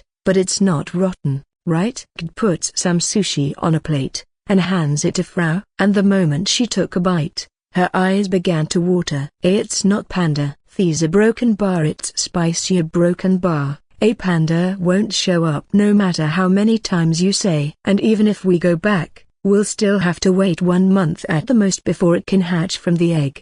But I don't feel comfortable. Since Frau showed up, she and Panda have become practically inseparable. How do I keep her sane while Panda comes back? I think it would be a good idea to look for a replacement. And just as if she had read my mind, Kid pulls a white bundle out of her backpack. This stuffed animal looks a lot like Panda. What do you think? It's fluffy. The stuffed animal was about the same size as Panda. When did you make this thing? There's a family member who specializes in making stuffed animals, and he taught me how to make them. It's a simple way and didn't take me too much time. Frau proceeded to dive into the stuffed animal. She was silent for a while, then woke up and smiled. I like this. It's a nice bed. It's much more comfortable to sleep on than Panda. I'm glad to hear that. There's no need for Panda to come back now. I thought he was my friend, but I see he betrayed Frau easily. It's not right for you to say that, Frau-san. You should think about the problems Panda had. Instead of getting angry with him, you should congratulate him. Why 1/2 Z? She didn't seem to be happy about that fact, and simply just hugged her stuffed animal. She then began to enjoy her meal. My lordy 1/2 Z. Don't look at it as a negative thing. We'll be a while without him, so I think you should focus on doing the things you couldn't when you were by his side. When you least expect it, you'll have a lot of things to tell him when he comes back. Frau's eyes widen and she immediately smiles. At last, she seems to have regained her usual cheerfulness. Frau, I'm going to make it the most fun trip ever. I'll make Panda regret it. Chirashi sushi. Here you go. I took the plate Kid gave me, and brought the sushi to my mouth. At first the sourness spread to my mouth, but the sweetness came later and it was better than I expected. The flavors were also quite good, with baked eggs and cooked shrimp. Wow. It looks like Frau's level has gone up. Yes, my level is now 60,000. Same as Kt. This was one of the benefits granted after the Battle of Ios. My level was 30,000, Kt 63,326, and Frau's 63,121. I was completely outclassed in a very short time. I will have to try my best not to be a nuisance until my experience save is broken. Well, even being level 30,000 is already too much. We descended the mountain and entered a busy road. Soon we entered the yellow lands of Supana, famous for its mines. They say the capital of Exiled lies beyond. What was that? A large four-legged object was approaching from the end of the road. It was about 5 meters tall and had a strange design, like a rectangular box with a man attached to the front and back. The box contained a pile of stones and was moving as slowly as a turtle, and watching very carefully. I could see a series of similar objects, moving in a line. It looks like a golem. It's the kind that transports minerals. So, it's a modern golem made by an alchemist. What a strange design it has. There are many strange things on this continent. Golems have a long history. In the past, alchemists were amazed by the original golem and tried to imitate it. But the more I learned, the more I realized that it was incomprehensible and, as it turned out, impossible to reproduce with modern technology. So, They changed direction and went on to go beyond the original golem by creating their own. I'm not sure if this alchemist followed the same path,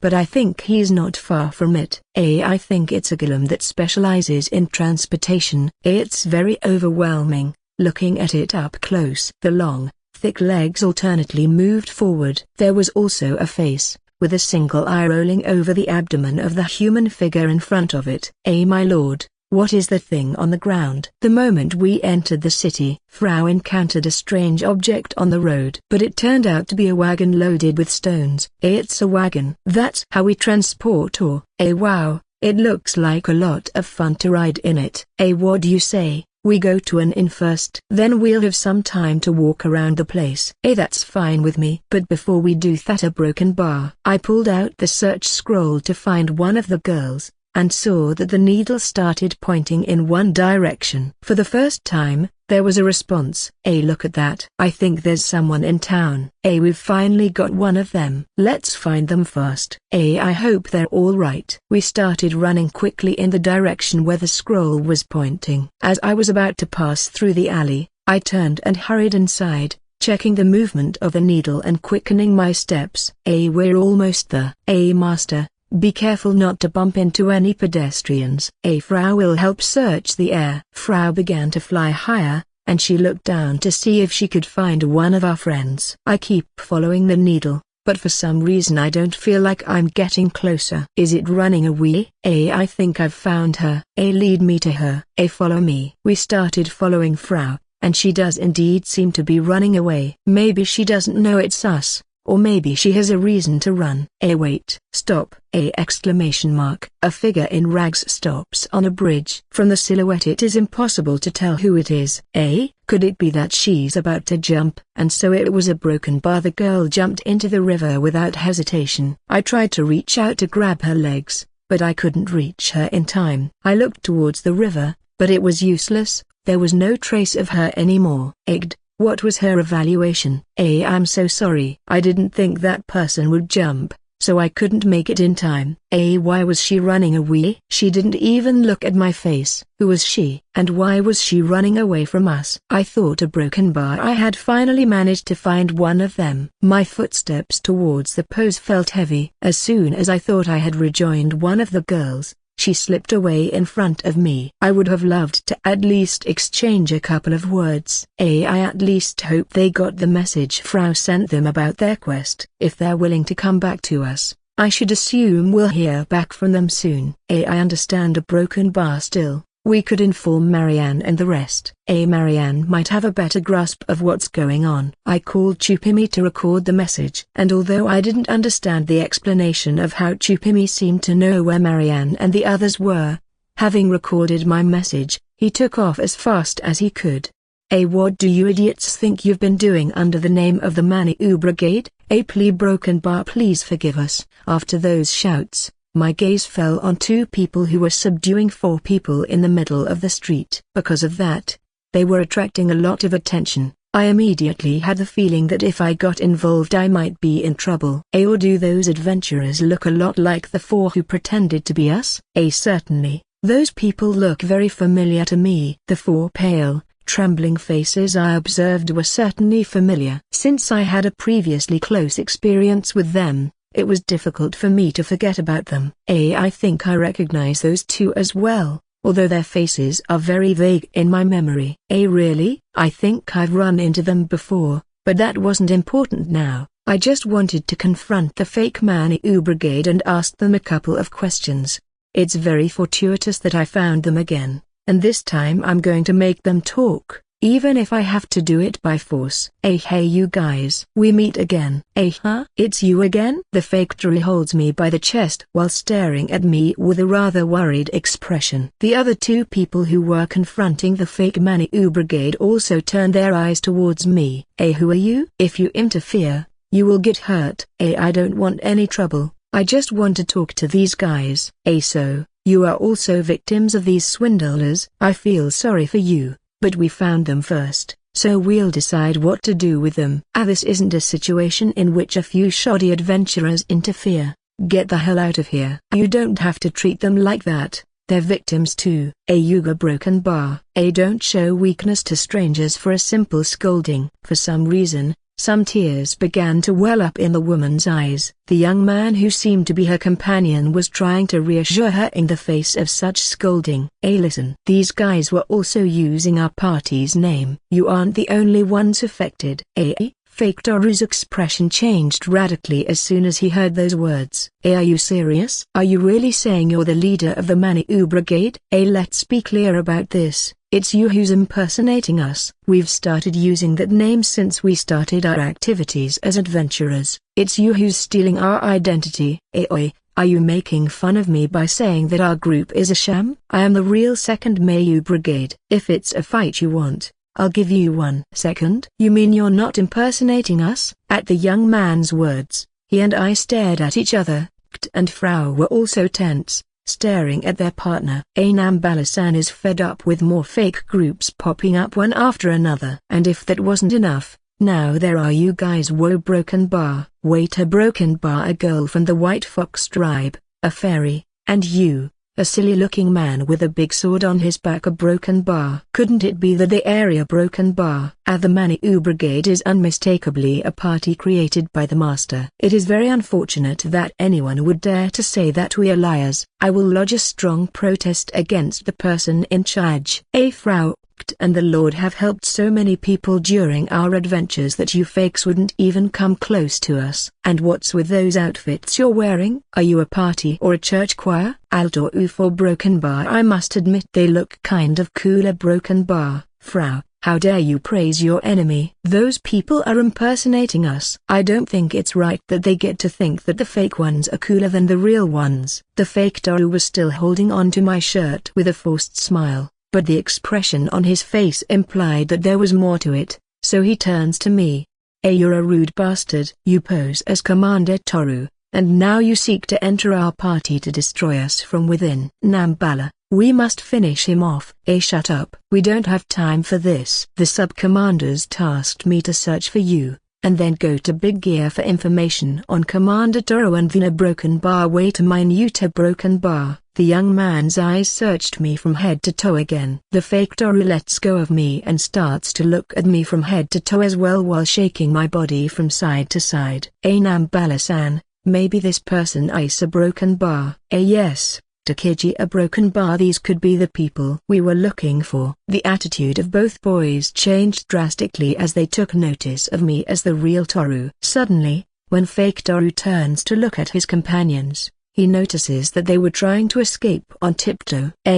Paralyze. Takagi idles the four men with just his gaze. That was amazing. A broken bar. Does it mean that this person also has a demonic eye? I guess you guys can understand that we can't let them get away. The deputy commander gave me explicit orders to capture them. The party is now in a state of shock and awe, and the people who have betrayed the group and committed fraud in the name of the Second Maniu Brigade will be punished accordingly. Takagi, tie them up while they're paralyzed. Why do I have to do it? Nambala-san should also do a chore or two from time to time. Do what your senpai says without complaining. Well, a broken bar. After those words, Takagi proceeded to tie up the fake Maniu Brigade. The fake Maniu Brigade was handed over to the guards by the two men. The charges were for impersonation and fraud. In addition, the foursome were also beaten to a pulp and were so swollen that their original faces were unrecognizable. I don't doubt that it's a bit of an exaggeration,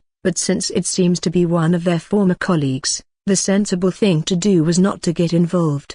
And since they wanted to apologize to us for the way they treated us, they both invited us to lunch. I'm so sorry. I can't believe you're the real Commander Toru. Please, I beg you to turn a blind eye to our behavior. It's okay, I'm not even angry. You are just as the sub-commander said, you look manly and wise. Plus your two companions are intelligent and adorable. As you know, I am Takagi, and this man is Nambala-san. May you not be overwhelmed by his majestic and virtuous aura. A broken bar. I see a broken bar. It's quite inevitable that your anger will dissipate when someone refers to you that way. There was also a feast on the table in front of us, and the desire to continue listening to his stories and filling my stomach with this delicious food was increasing.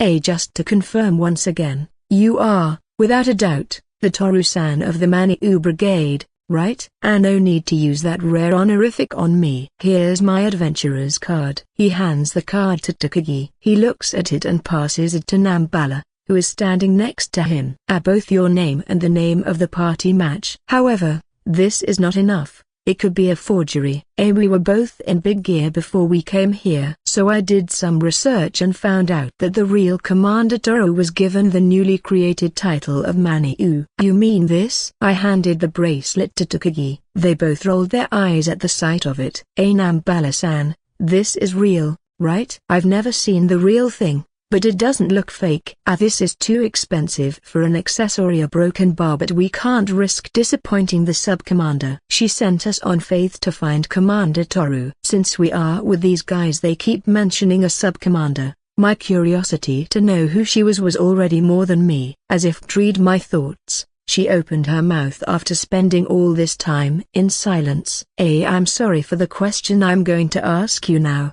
But who is this sub-commander you speak of? Ni-san. You are under Ni-san's orders? Master. Hearing Ni's name was a relief. I wasn't wrong in thinking that if I followed the fake Maniu Brigade I was going to end up finding out something. I'm glad to hear that two of our friends are safe. I knew Ni would find a way to take care of herself. After all, she is my childhood friend, and no one should know their childhood friend's a broken bar. It's definitely Commander Toru. We have succeeded. Now we just have to get them to the base to be with the deputy and vice commander. I really wasn't sure when we were going to be able to complete this mission, but we did it.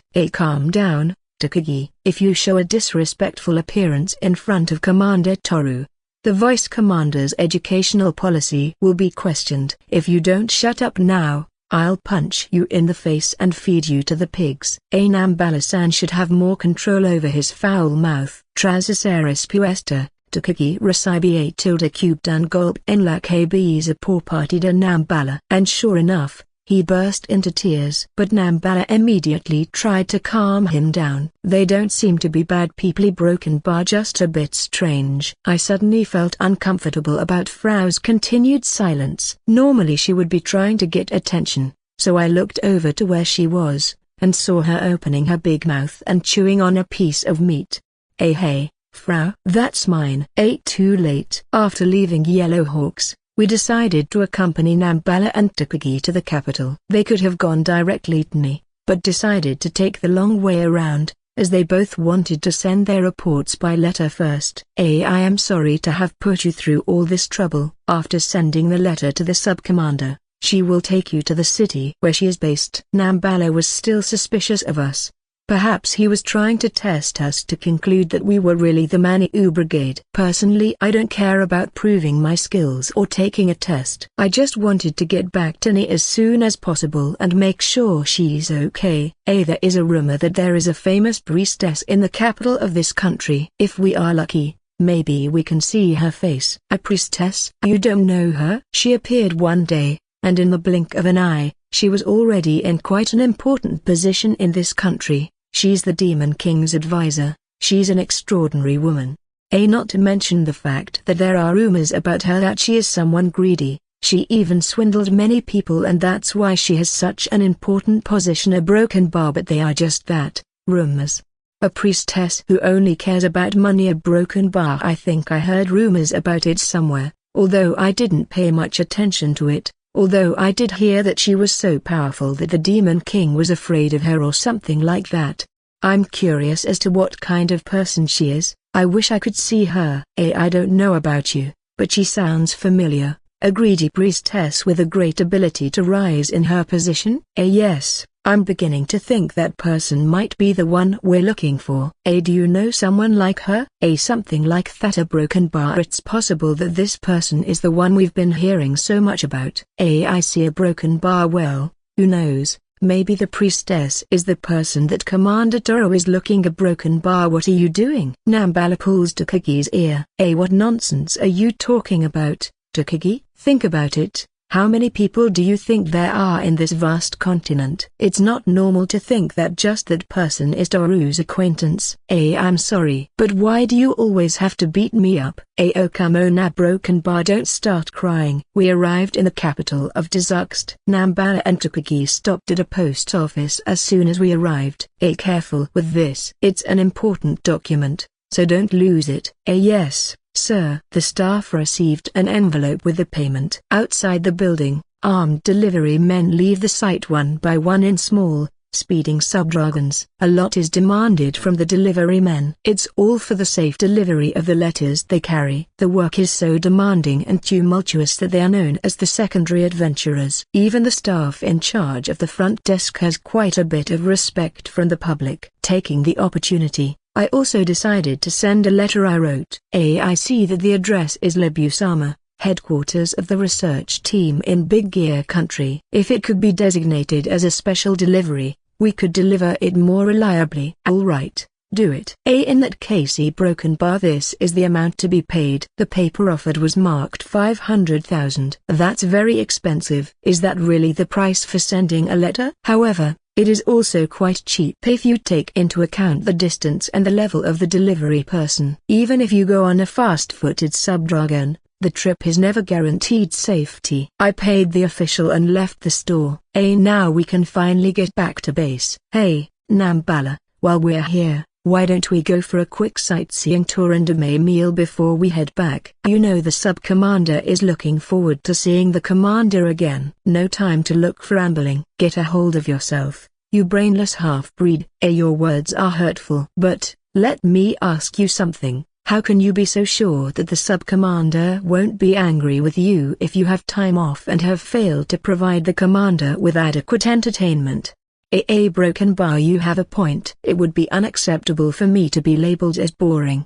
If your trip with us was boring, and more so if I am with Commander Toru, it would be a disappointment to the sub-commander as well. Broken Bar. Even though they were both whispering, we could hear them perfectly. Besides, I also felt like doing some sightseeing. The level of development in this city is astonishingly high. In fact, for a while now, Frau and I were looking forward to stopping at all the stores there. I saw a sword in a display case that looked fantastic. I was looking forward to taking a closer look. We have decided that we will stay here for a couple of days. Also, we would appreciate it if you would stay with us. If you want to go somewhere, let us know and we will accompany you. I thought you guys were just going to bring us to where Ni was, not that you would have to accompany us everywhere. One of our duties is to escort the commander and his companions. Don't worry, we will protect them if anything happens. We are as strong as you are, Commander. Takagi smiles confidently. Both Frau and I exchanged glances upon hearing that. I didn't dare to tell them my true level since I don't want to scare them unnecessarily. Broken Bar. And I wouldn't want to embarrass them in any way either. I don't think these guys are very protective of me either. And Broken Bar, where do we start? I've never been here.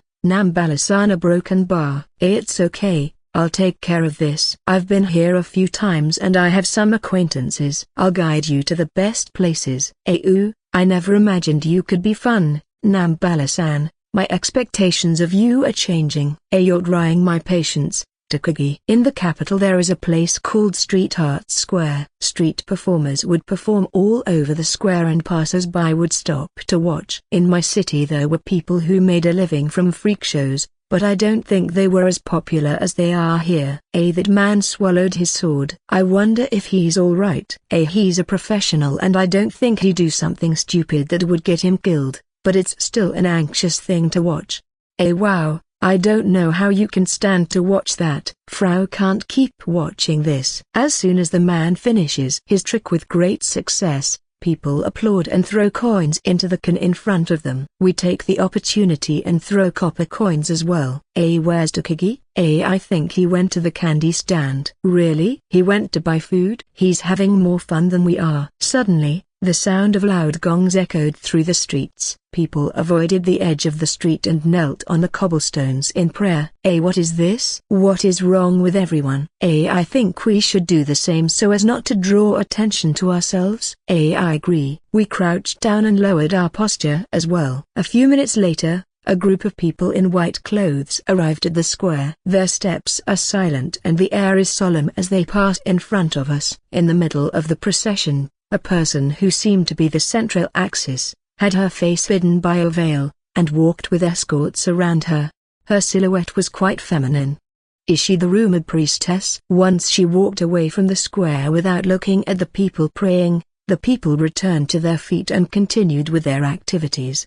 Residents were moved to tears and were throwing out rather complacent comments. It is said that this country is ruled by the demon king Bertina. Maybe he is not someone religious, but even demons have gods they believe in. So it's no wonder that this demon king is someone of faith. What you just saw is the worship of the priestess, who has become an important person in this place. So much so that the demon king had that great cathedral built, and she comes and goes from the palace to this place every day without rest. It was something magnificent. I saw her from afar and it gave me chills. Takagi came back and had a fruit drink in one hand, and an ice cream in the other. He was also wearing star-shaped sunglasses on his face. I think they enjoy sightseeing much more than we do. Where have you been? Relax. I brought this for the commander. Receiving the drink, I took a sip. It really is delicious. We came to a stone statue so large that we all raised our heads to see how far the limit of such a sculpture reached.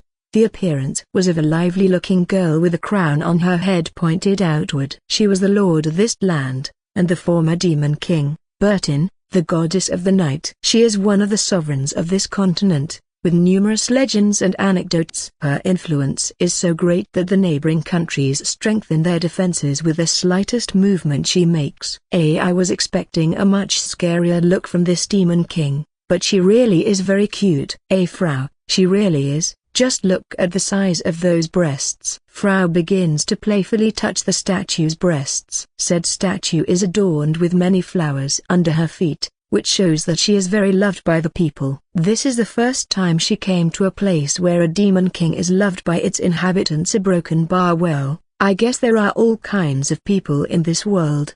She is the same type of person as His Majesty the King. She seems to be doing as she pleases while leaving the government to someone capable, Takagi explains while eating an ice cream. According to her, the country where they live is also ruled by a former demon king. I hear that Bertina is also sick. She has been locked up in her room for the past few years, without coming out even once. Nambala, with a bag of cakes in her hand, replied. From time to time, she reaches into the bag with the crunch and puts the baked dough into her mouth. They both seem to be really enjoying this little sightseeing around the city. For my part, I had a hot drink in one hand, and a toothpick with meat on it in the other. This city is the capital of dissipation. Everything you see intrigues you and makes you want to crave it. If you don't have great willpower, you could end up buying every single thing you see. We proceeded to sit on a bench and take a break. I like this city. Thank you for bringing me here. It's a relief for us to hear that. You're looking for other people besides the deputy commander,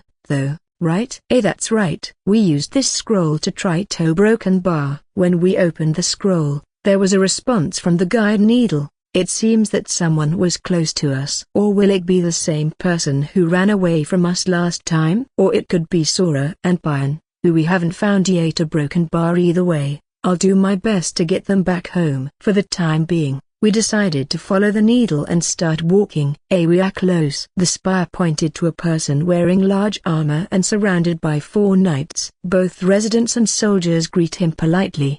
He must be a high-ranking military officer. His appearance also gives that impression. It's hard to imagine that is one of the girls. We are here. Kid shouted loudly. If you want to make a request, follow the formal procedure. The general is busy now. I'm from the Manu Brigade, and I've come for this person. Don't you dare speak to her without permission. Do you want us to arrest you for blasphemy? One of the knights stepped in front of Kt, blocking her advance towards the person in the center of the 4. However, the latter stopped and stared at us. I stop. I know them.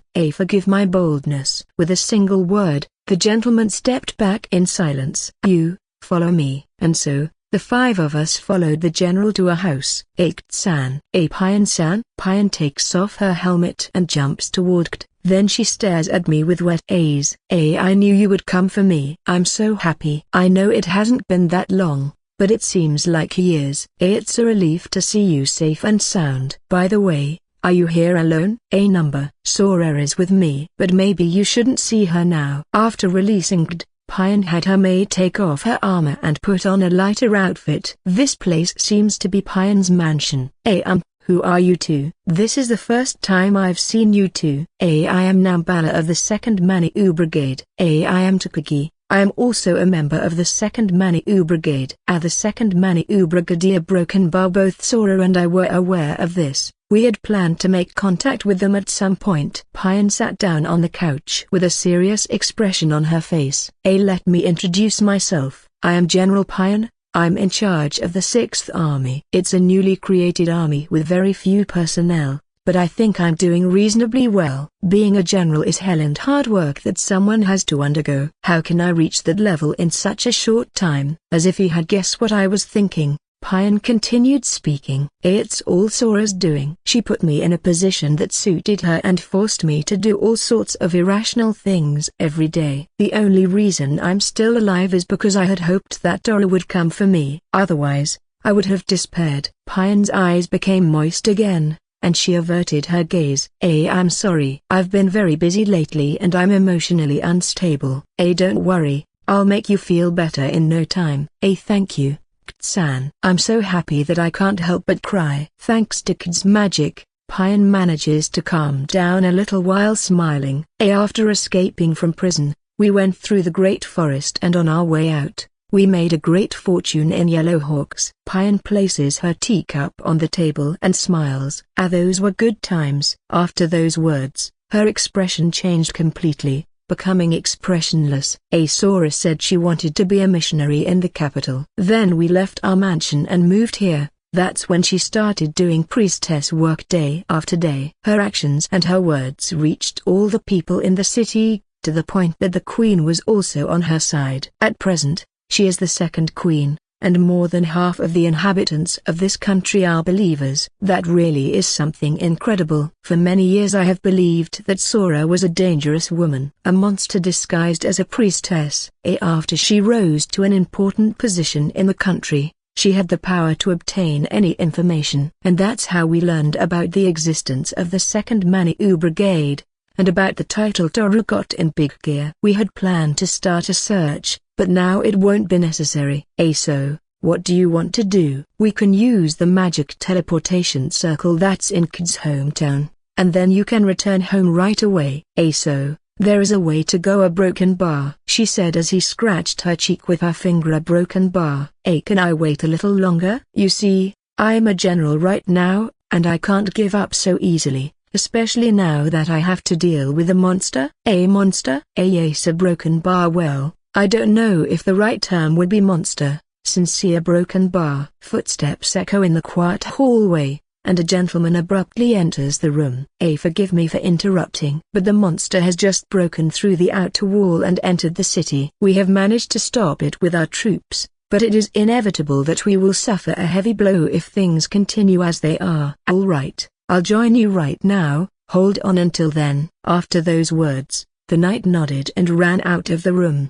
Toru, since you are here, you don't need to ask, we are ready to help. Thank you, a Broken Bar. I'm counting on you. Black smoke rose in the west of the city. Occasional explosions occurred and loud monstrous roars shook the air. It seemed that most of the inhabitants had already been evacuated, and soldiers with guns lined the deserted streets. Give me a report on the situation. It looks like the SS rank adventurers lured that thing here. This is no time to look for responsibility. We have to get rid of that monster, and we can't allow them to endanger Bettina-sama. General, all the adventurers have been defeated. The enemy is approaching at high speed. The thunderous roar enveloped the entire air, and the monster was approaching our area while destroying buildings in its path. Huge amounts of magic shot out from all directions, but the damage it inflicted was so minimal that it continued on its path without a care in the world. Remove all the soldiers, we'll take care of him. Okay,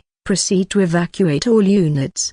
Frau and I readied our weapons while Takagi and Nimaba watched us from the roof of a nearby building. They were very curious to see what our skills were like. But they had also enlisted their weapons and were ready to help in case we needed it. The monster landed in front of us, and roared as loud as it could. What the hell is that thing? The monster was a jet black snake, and a man hung upside down on the edge of its mouth. That a broken bar? That's no ordinary monster. A broken bar. The snake shakes its face and swallows the man. No way. A broken bar. Master, that monster must be put down. This is unforgivable. Neither kid nor Frau can hide their amazement at the way people are gobbled up in front of them. Guaga broken bar. To broken bar. A broken bar. Wait, is that monster calling the Lord? To our amazement, we stopped and watched the snake act strangely. From its head began to grow half the upper part of a human body. Eyes form on its head and it stares at me. Guaga broken bar. The human was babbling things. It was as if he was having trouble speaking. But that was not the most shocking thing, but the person he was. A broken bar. Sane, my ex-best friend. Sane, a broken bar, is that you? The facial features were not very defined. It was not entirely clear if it was him, but even so, the resemblance is very frightening. The words he utters from a few minutes ago seem dreamlike and don't give the impression of being conscious. That guy again? What's he doing in a place like this? I doubt that could be a human. A broken bar. We were missing an opportunity to attack. Some were confused about how to accept the reality in front of them. Sane had just appeared in front of us looking very different from the last time we met. It was normal to be confused. To broken bar. To a broken bar. So, he is conscious. Sane's eyes stare at me. Please kill me. A broken bar. This thing. A broken bar. It's consuming me, and it's taking over my consciousness. Sane. Lisa, she was the cause of all this. A broken bar. What have you done to me, Lisa? What is this monster you have put in my body? My consciousness is fading away. A broken bar. I don't want to have to admit this, but, Toru, you have to kill me, please. Do a broken bar. Sane's body begins to crumble, and the shape of his face becomes more distorted. Numerous tentacles sprout from the snake's back and rush towards me. I quickly jumped up and dodged the attack. I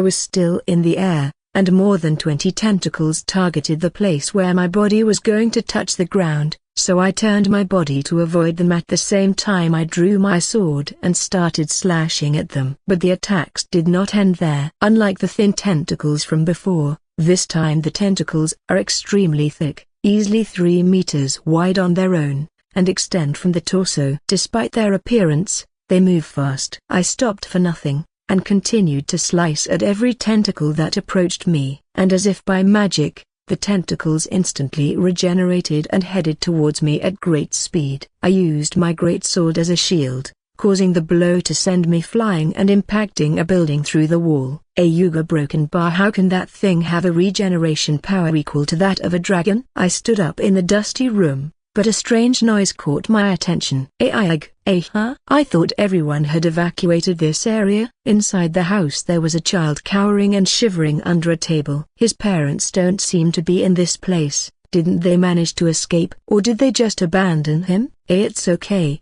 You have nothing to worry about. I'll take you to a safe place. A broken bar. The boy nodded his head while holding a doll of a knight in his hands. I took the boy in my arms and ran to Bayan, who was a few meters away from me. Sane freaks out the moment he loses sight of me. The nearby buildings were randomly destroyed with tentacles. Takagi and Nambala, who should have been on the sidelines, launched attacks while running across the roof. Take that. Takagi throws several glass tubes with an unknown liquid inside. As soon as the tubes hit the snake's body, they exploded on impact, causing the snake to become soaked in a purple liquid. The liquid then took effect on the snake's body and its skin began to fall apart. But it was a useless act, since in a fraction of seconds the snake's skin regenerated, making it return to normal. I see that you are quite resilient. Try some of my magic. Nimabla pulled out a piece of metal that instantly became a large axe. Its powerful blow shatters the snake's scales and pierces its flesh. However, The damage is still light. It seems that the body itself is also quite tough, as is its regenerative power. I deftly traverse a maze of alleys until I reach the main road, and I meet the soldiers who are leading the evacuation. Toru. I found this child who was abandoned in a house. I placed the boy in Pion's arms, and tried to return to the battlefield, but before I could do so, the boy grabbed me by the pants. Thank you, a broken bar. Anichan, a broken bar. Don't go away from your parents again. Yes. Pray for Anichan to receive many praises from God and the saints. Thank you. I patted the boy on the head, and started running to where everyone was. How about this, Flower Blizzard? The snake's whole body froze momentarily, and the thin ice came off and the snake sticks out its tongue to show that it was still alive. Break hammer. Frau threw with all her might her hammer, causing the snake to impact a building, and a shockwave generated by that force was felt throughout the capital. Be more careful what you do. Remember that we can't destroy the city. How do you expect us to deal with such a strong enemy? The snake, which had been crushed by the hammer, changed its slimy form while regenerating to its original form, and by mere carelessness, the snake's eyes landed on me again. From the snake's mouth comes a flash of light. Probably a breath attack. No doubt it was bad news. The army and the refugees are after us. But cunningly Kid leaps forward and uses her iron fans to counter the attack. A wall of ice. A thick wall of ice appeared at a slight angle, and as a result, this defense served to counter the attack. And it didn't end there. She used the wall to prepare a counterattack. Air bullet. Air bullets make holes in the enemy's flesh like cheese. But even so, his flesh regenerates instantly. It has the same or better regeneration ability as a dragon, plus a slippery, irregular shape like a slime. It's like a combination of all the most troublesome monsters in existence. The snake's head transforms into a conical shape and begins to spin at high speed, then vigorously digs into the earth and sinks deeper and deeper into the ground. You're not going to escape. Arrow slash. A wind blade cuts the snake's torso, and the open wound heals instantly. Kid's attacks were almost nullified, and the snake broken bar rather. Sane managed to escape. All that was left of the battlefield was a large hole in the ground. I can't believe he did something like this. Was that really Sane? How is it possible that a person could become a monster? I'm sorry, we let him get away. We couldn't do anything else. Hey, are you okay? You don't look so good. All this is so unexpected that I don't know how to take it. Sane begged me to kill him, even though he's supposed to hate me. Besides, I can't stop thinking about that strange shape he has as a body.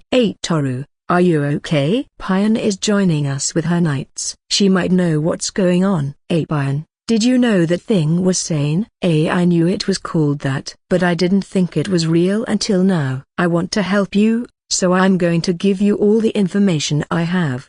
Please. Takagi and Nambala join us. They both approached me with enthusiasm. Commander, your skills on the battlefield are incredible. Really? I didn't do much. What level are you, Commander Toru? Your teammates also proved to be very strong, and I'm ashamed of myself for thinking I was protecting them. Apparently, my reputation has risen a lot in the fight I just had. Other than Kt and Frau, I didn't do much. At most, I smashed the tentacles. However, I don't feel bad about the accolades. There was still a lot to do in the city. The Kt, Frau, Nambala and Takagi joined Pion to help where we could in rescuing people and checking that everyone was safe. We worked until it got dark. A huge amount of papers are piled up on the table. I had not imagined that there was so much information gathered about Sane. Pion looks at me and smiles forcibly as if to say, now do you understand how hard I have worked? In every one of those papers there were reports of attacks that Sane has been involved in, and not only in cities in this country, but in other neighboring countries. Broken bar. It doesn't seem to describe the cause of what happened. When he appeared he was already a monster who had lost his mind. Its purpose is unknown at the moment, but from its appearance, I believe it is to fight Toru. Sane's words came into my head. I find it hard to believe that he asked me to kill him. That man who showed no sign of remorse even after his execution. At what point is he so trapped against that monster holding him hostage? Is it possible that we can defeat them? I hate to say this, but the way things are going it's going to be difficult. Many adventurers have set out to take him out, but most have not made it back alive. The army is even harder to mobilize because of this, so it was a good thing you guys came along. I couldn't help but laugh at the twinkle in Pine's eye. To her, I guess I'm some sort of savior who came to her rescue in a double sense. Excuse me, General. I received an order from the Holy Maiden demanding your presence as soon as possible in the royal palace. The knight who entered the room reported indifferently. Pine's face paled as she looked at him. Toru, run away now. No doubt she has already heard that you are here. What's all the fuss about? And how does she know me? You haven't noticed yet. The Holy Maiden is Sora. What? Sora is the Holy Maiden?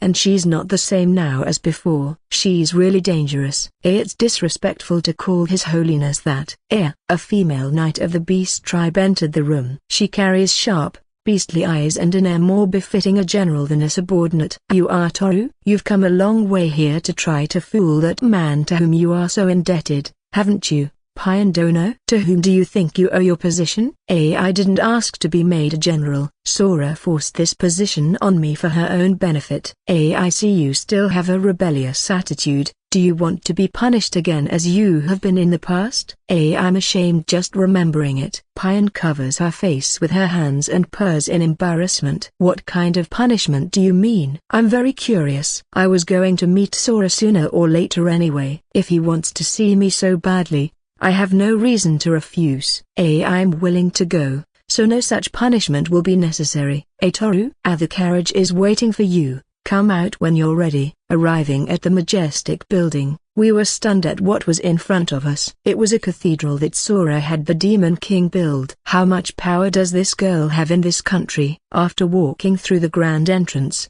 I made my way to the room where Sora would be. She was alone in this also ridiculously large room, praying. Sora-sama, he has arrived. Thank you, Isabella. You may go now. Yes, I'll be waiting outside. As soon as Isabella leaves the room, Sora runs up to me with a smile on her face, and presses her big breasts tightly against me. Toru, you don't know how glad I am to see you again. Marianne told me what happened. It must have been hard. Not that hard. Everything is a test imposed by God. And I have successfully passed this severe test of faith. The fact that you are here with me is my reward. Broken bar. I see you're still the same as ever. After all, Sora is still herself. The next thing she did was look over my shoulder and sulked and frown behind me. It's been a while, San. And Frau San too. It's a relief to see you safe and sound. Is it me, or is this priestess too flashy? I thought the servant of God should be more modest in her attire. Why do you have such flashy and jeweled clothes? When you're a priestess, you can't dress frumpy, can you? In case you like it, I had it designed to Toru's liking. Do you like it? Sora's style was highlighted by a fine robe. It certainly exuded an aura worthy of a priestess, though it was also very revealing in other ways. To be more precise, very pleasing to the eye. Surely if she asked me to join the religion, I wouldn't hesitate for a second. Master Sora-san is in danger right now. Exactly. That's why I told you to leave. Toru and Pine grab each of my arms and pull me away from Sora. A broken bar. What? Is she really dangerous? Now that I think about it, Panda-san isn't here. He's usually the first one who flies over for me to pet him. Panda-san is just now getting the level up he's been craving. I see. I'm sorry to hear that. Sora gasped and clapped his palms together, as if an idea had occurred to him. I would like to take this opportunity to introduce Toru to Her Majesty. Although she is a demon king, she is a wonderful person who understands the faith very well. I'm sure the two of you will get along very well. I become anxious and looked at Pine to get her opinion. She seems to be heartsick, so basically she is a quiet person. She just told me that she's just sick at heart and she's basically a quiet person. I guess she is fine.